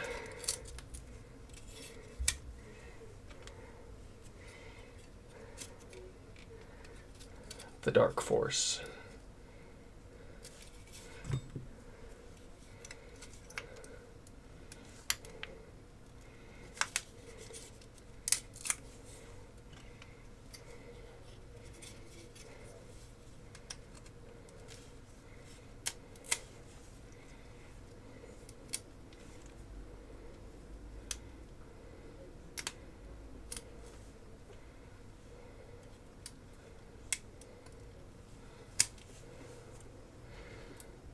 Alright, I think that's cleaned up enough. Don't want to let my OCD drive that.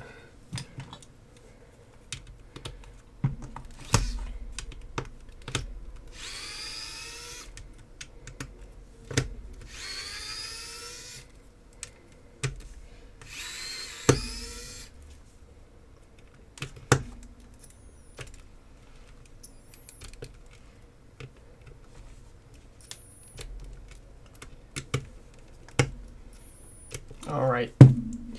You've tried my patience.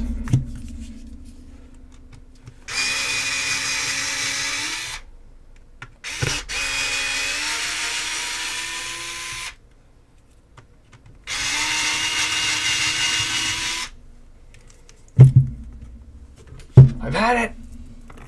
I'm tired of it all. Make it stop. Make it stop.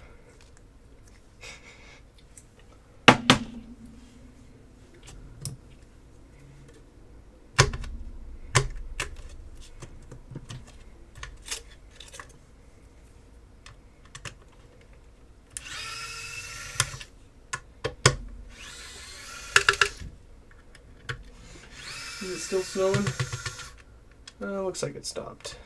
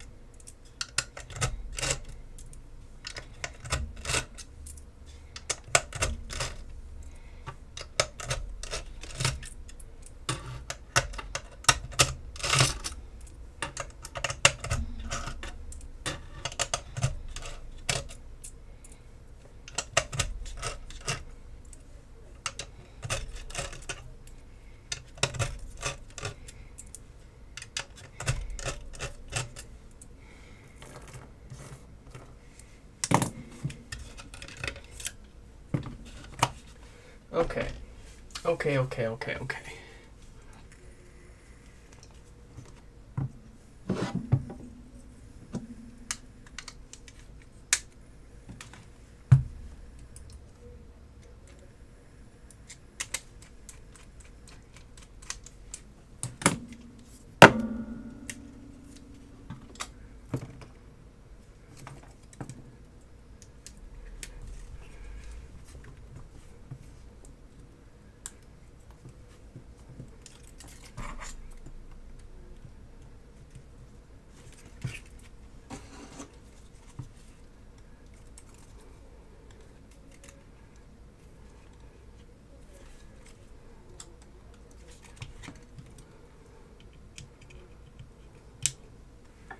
Okay. Oh, no. We don't want to try with my logic board. We want to connect their logic board so that way we can find where that short is coming from. It's probably going to be on this side based on my experience. Not on the thicker side, but the thinner side. So let's pop that shield off so we can take a peek with our thermal camera.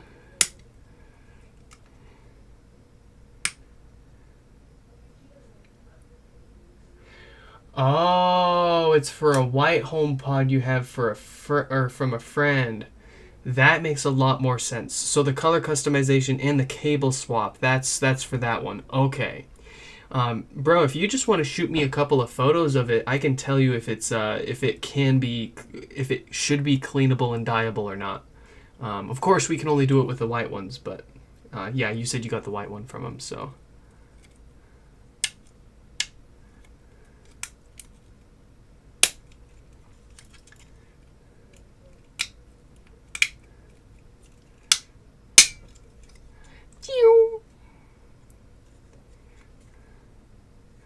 Okay, board is exposed.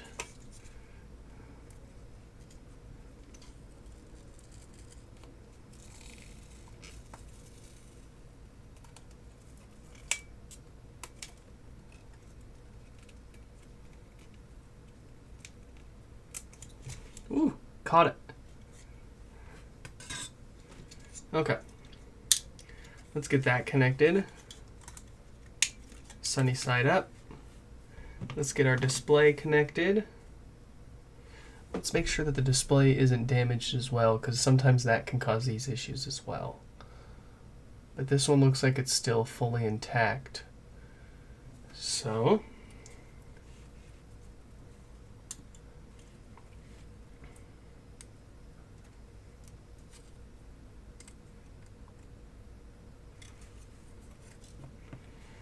okay. We're going to plug this into power. We're not expecting it to turn on. That's correct. And we're seeing the same power draw of 2 watts as before. Let me grab the thermal camera.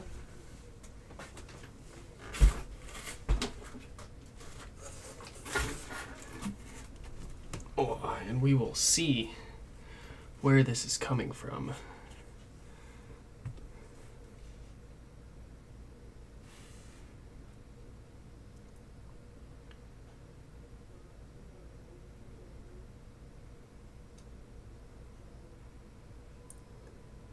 Seems to be somewhere over here. You guys see that? It's heating up this whole area. Oh, yeah, something there is getting hot. Let's see if we can pinpoint that.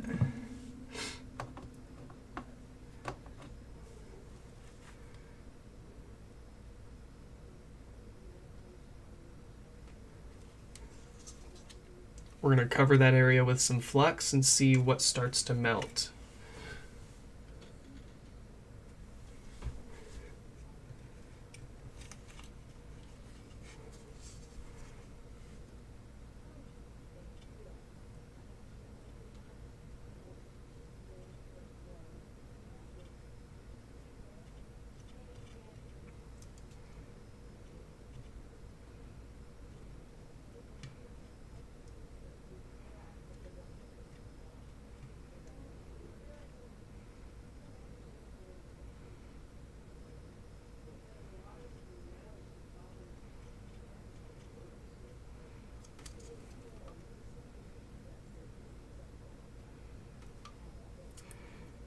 Okay, so we've pretty much covered this whole area.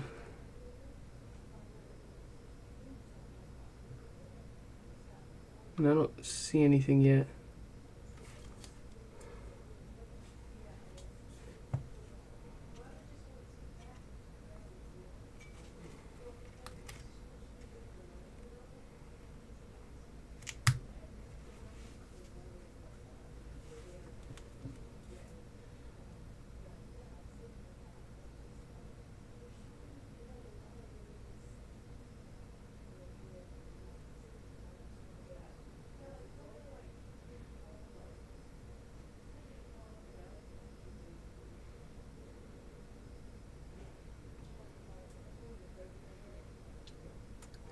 Maybe it is on the other side. Let's go ahead and just probe for shorts here real quick.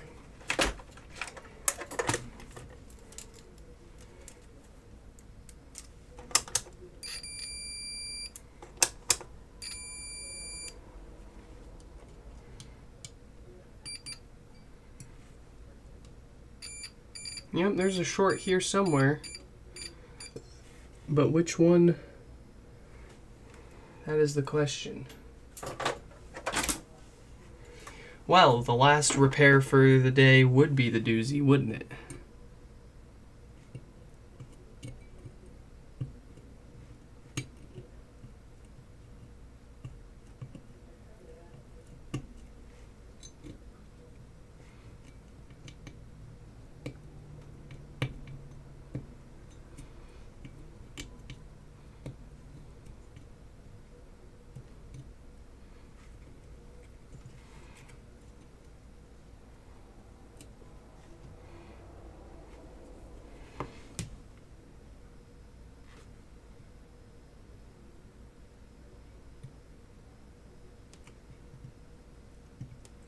It might be on the other side.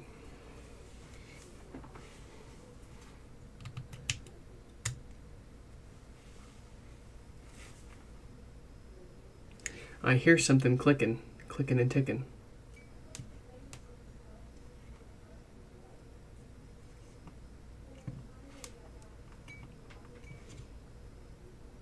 But I I guess it's just not on that side. So let's go ahead and remove the shield on this other side and take a peek there.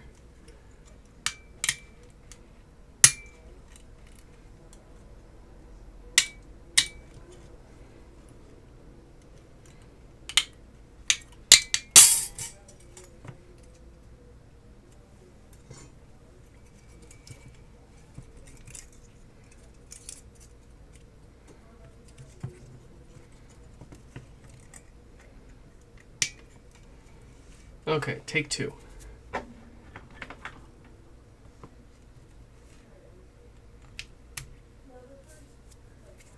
Let's check again with our thermal camera.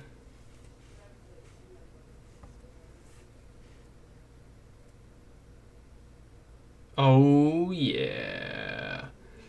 Oh yeah.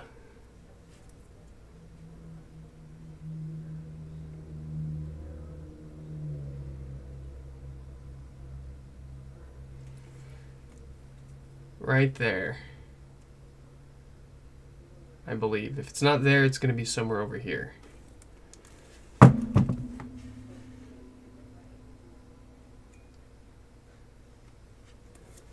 go ahead and do the flex again.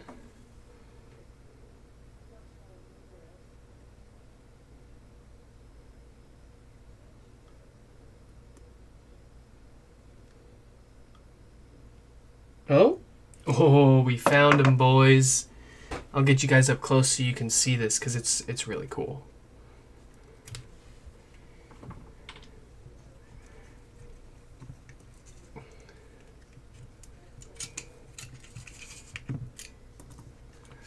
Let's get you guys nice and close.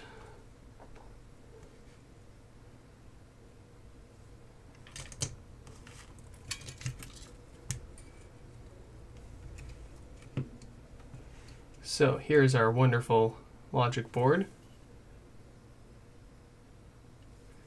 And when we plug it into power,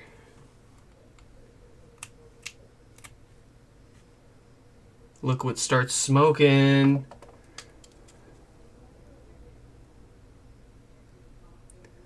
That one right there.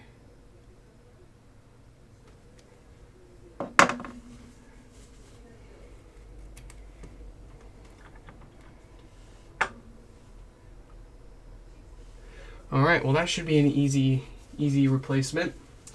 Let's locate a parts board.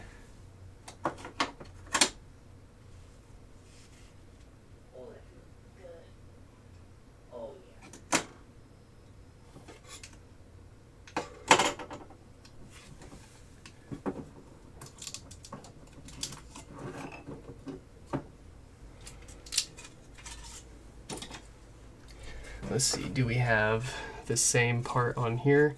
Oh boy, I depopulated the shit out of that. But it looks like we do have the same part on there. Let's go ahead and make sure it's not also dead.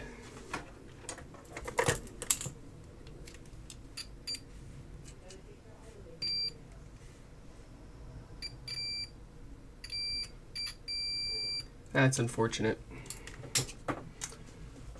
Can't use that one for parts.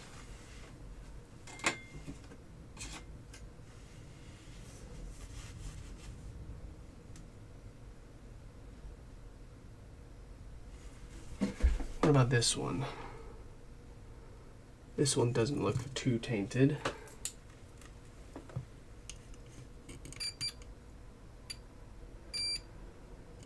Perfect.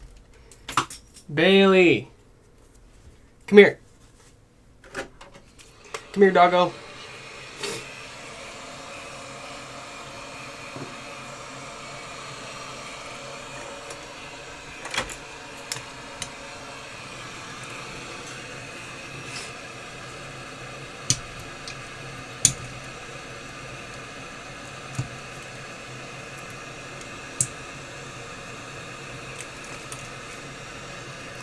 First, let's pull the part off our parts board.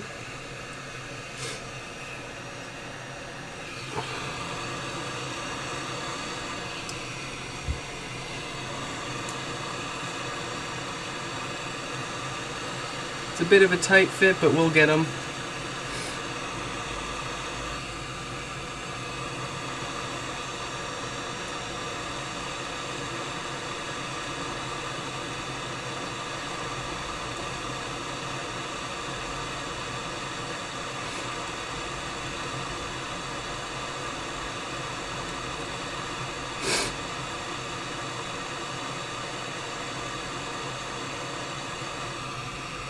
There we go.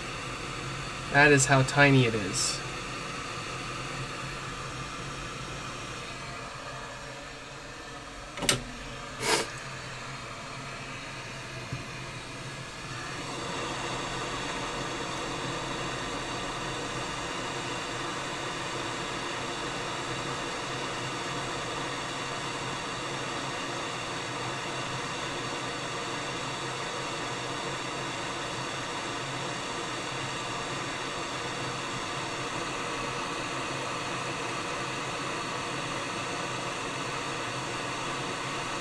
There we go. And then just to confirm that is the capacitor that was causing the short and not something else, we shall check. That was it.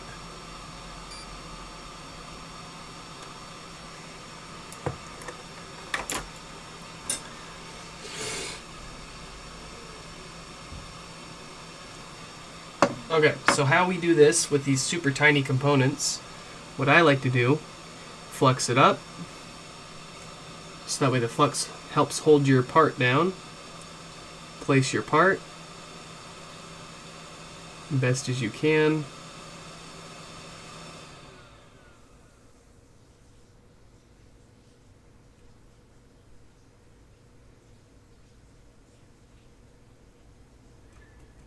And then you frickin' send it.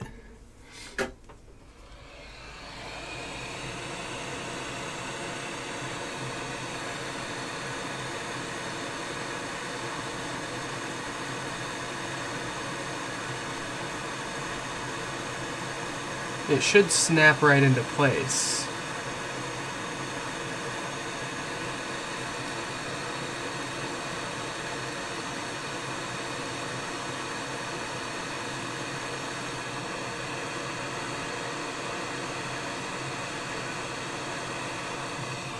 Or maybe not quite. We'll give it a little more flux.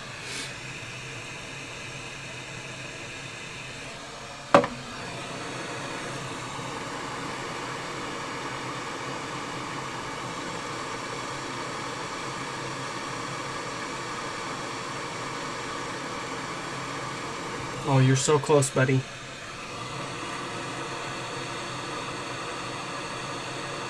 There we go. Yes. Yes, yes, yes. Okay, so now we will cool the board. And while that board is cooling, we will go ahead and do our usual maintenance on the amplifier. And then we will, fuck. And then we will give everything a test.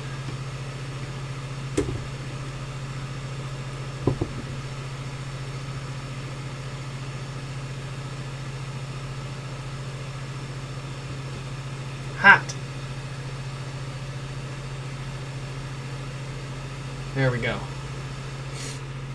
So that's cooling. I apologize for the background noise, but deal with it.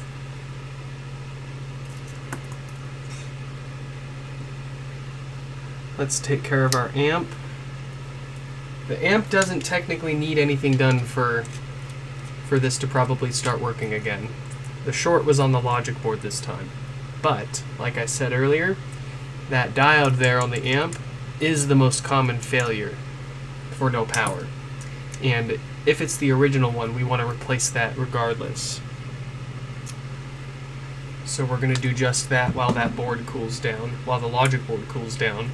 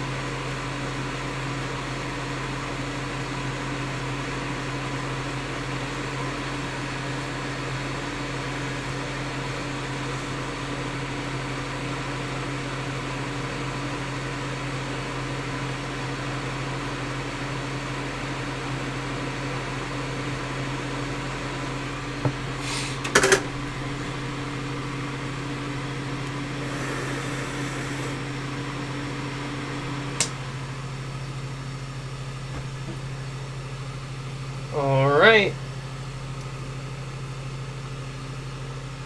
Just about ready to test this boards.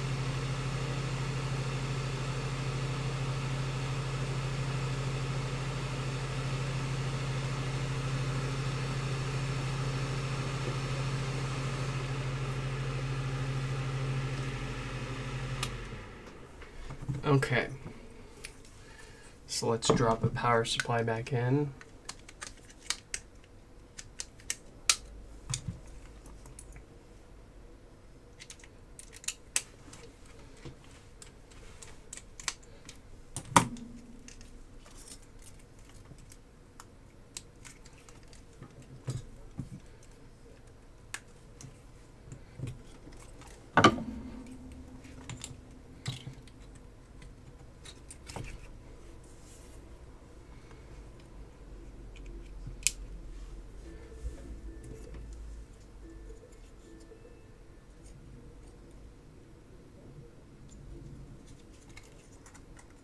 Alright, so here's their repaired logic board. Let's get a display connected.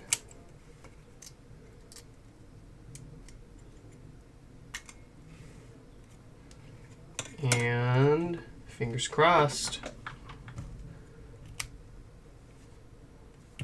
Yeah, that's what I'm talking about. Fixed that short on the logic board, and we've now got power.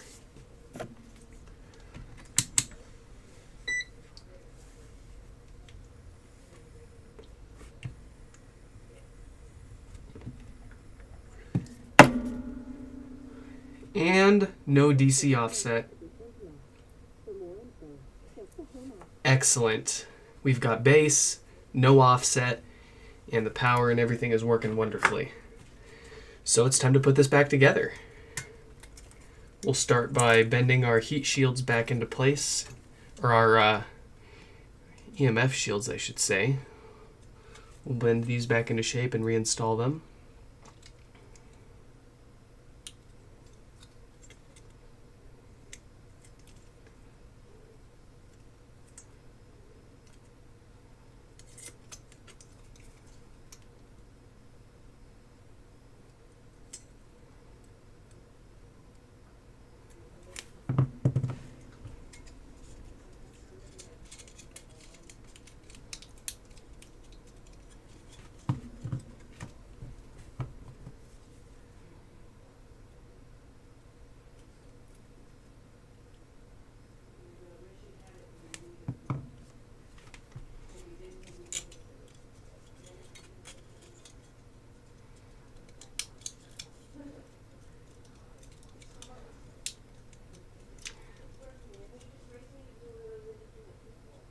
There we go. There we go.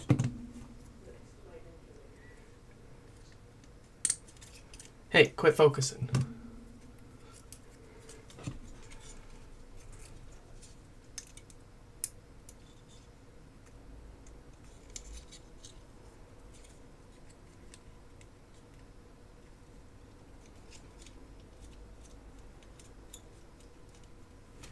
There we go. That is one happy HomePod.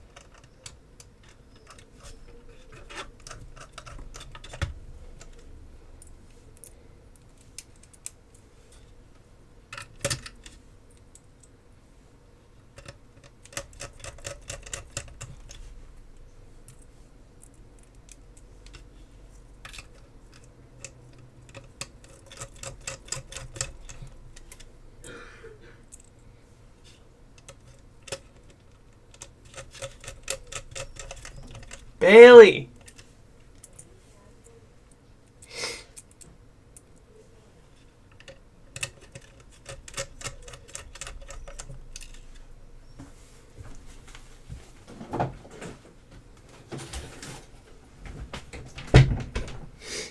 Problem solved. Closed door.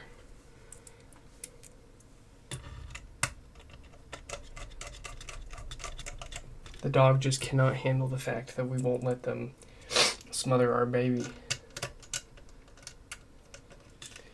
But I'm sorry, little Bailey. You're just a big dog. And you'll squish that little kid without even thinking about it.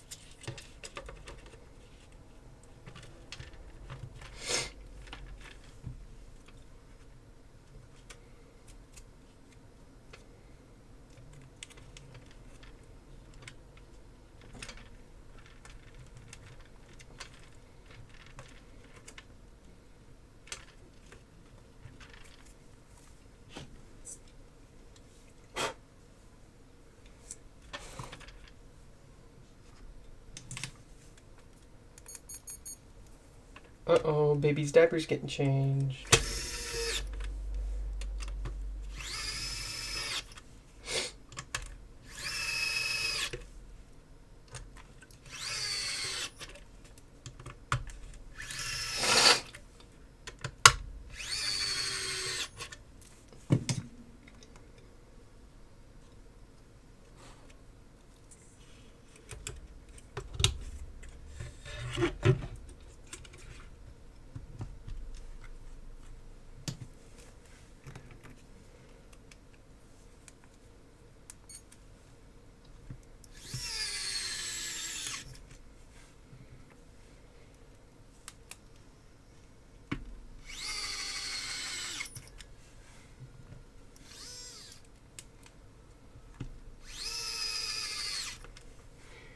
Baby does not like her diaper changed.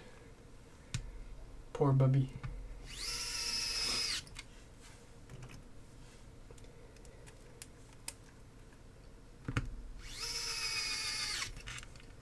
Give me that back.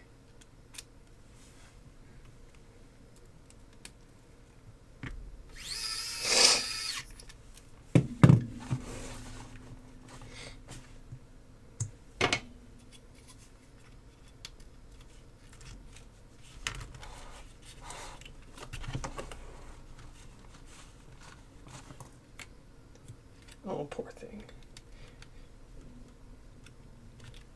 Mom's just taking care of you. You don't want a dirty diaper, do you?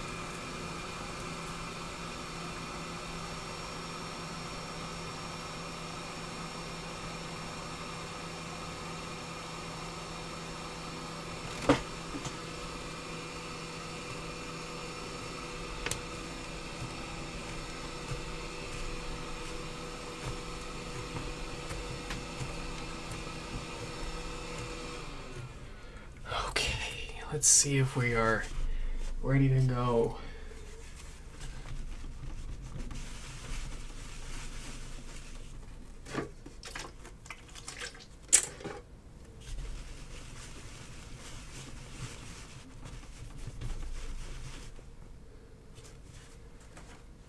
What do we got? Plug it in, smack it around, and you got yourself some power.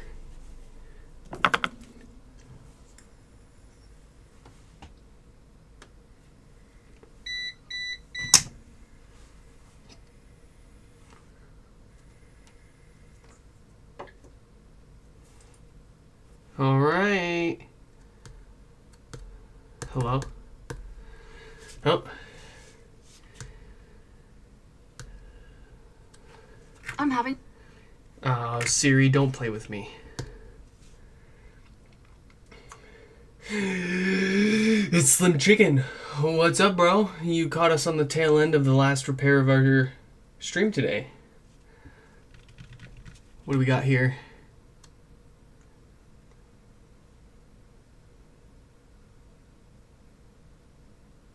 Say something. She's thinking about it. Hello. Oh. So volume buttons light up nice and even. I'm having trouble connecting to the internet. And Siri works just fine. So this one is all fixed up and ready to go as well, folks. We got not all of them fixed today. Unfortunately, which one was it? So we started off, number 1, with David's that drops the bass. We replaced the usual suspects, and we're going to give that a factory reset and thorough testing tonight. Then we took a look at... Where is number 2?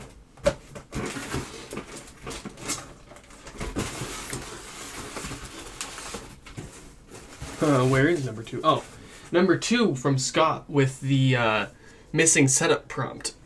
That one is a strange one that we were not able to fix. It seems to be an issue with the Wi-Fi chip on the logic board, so that one we unfortunately had to call a no fix for now.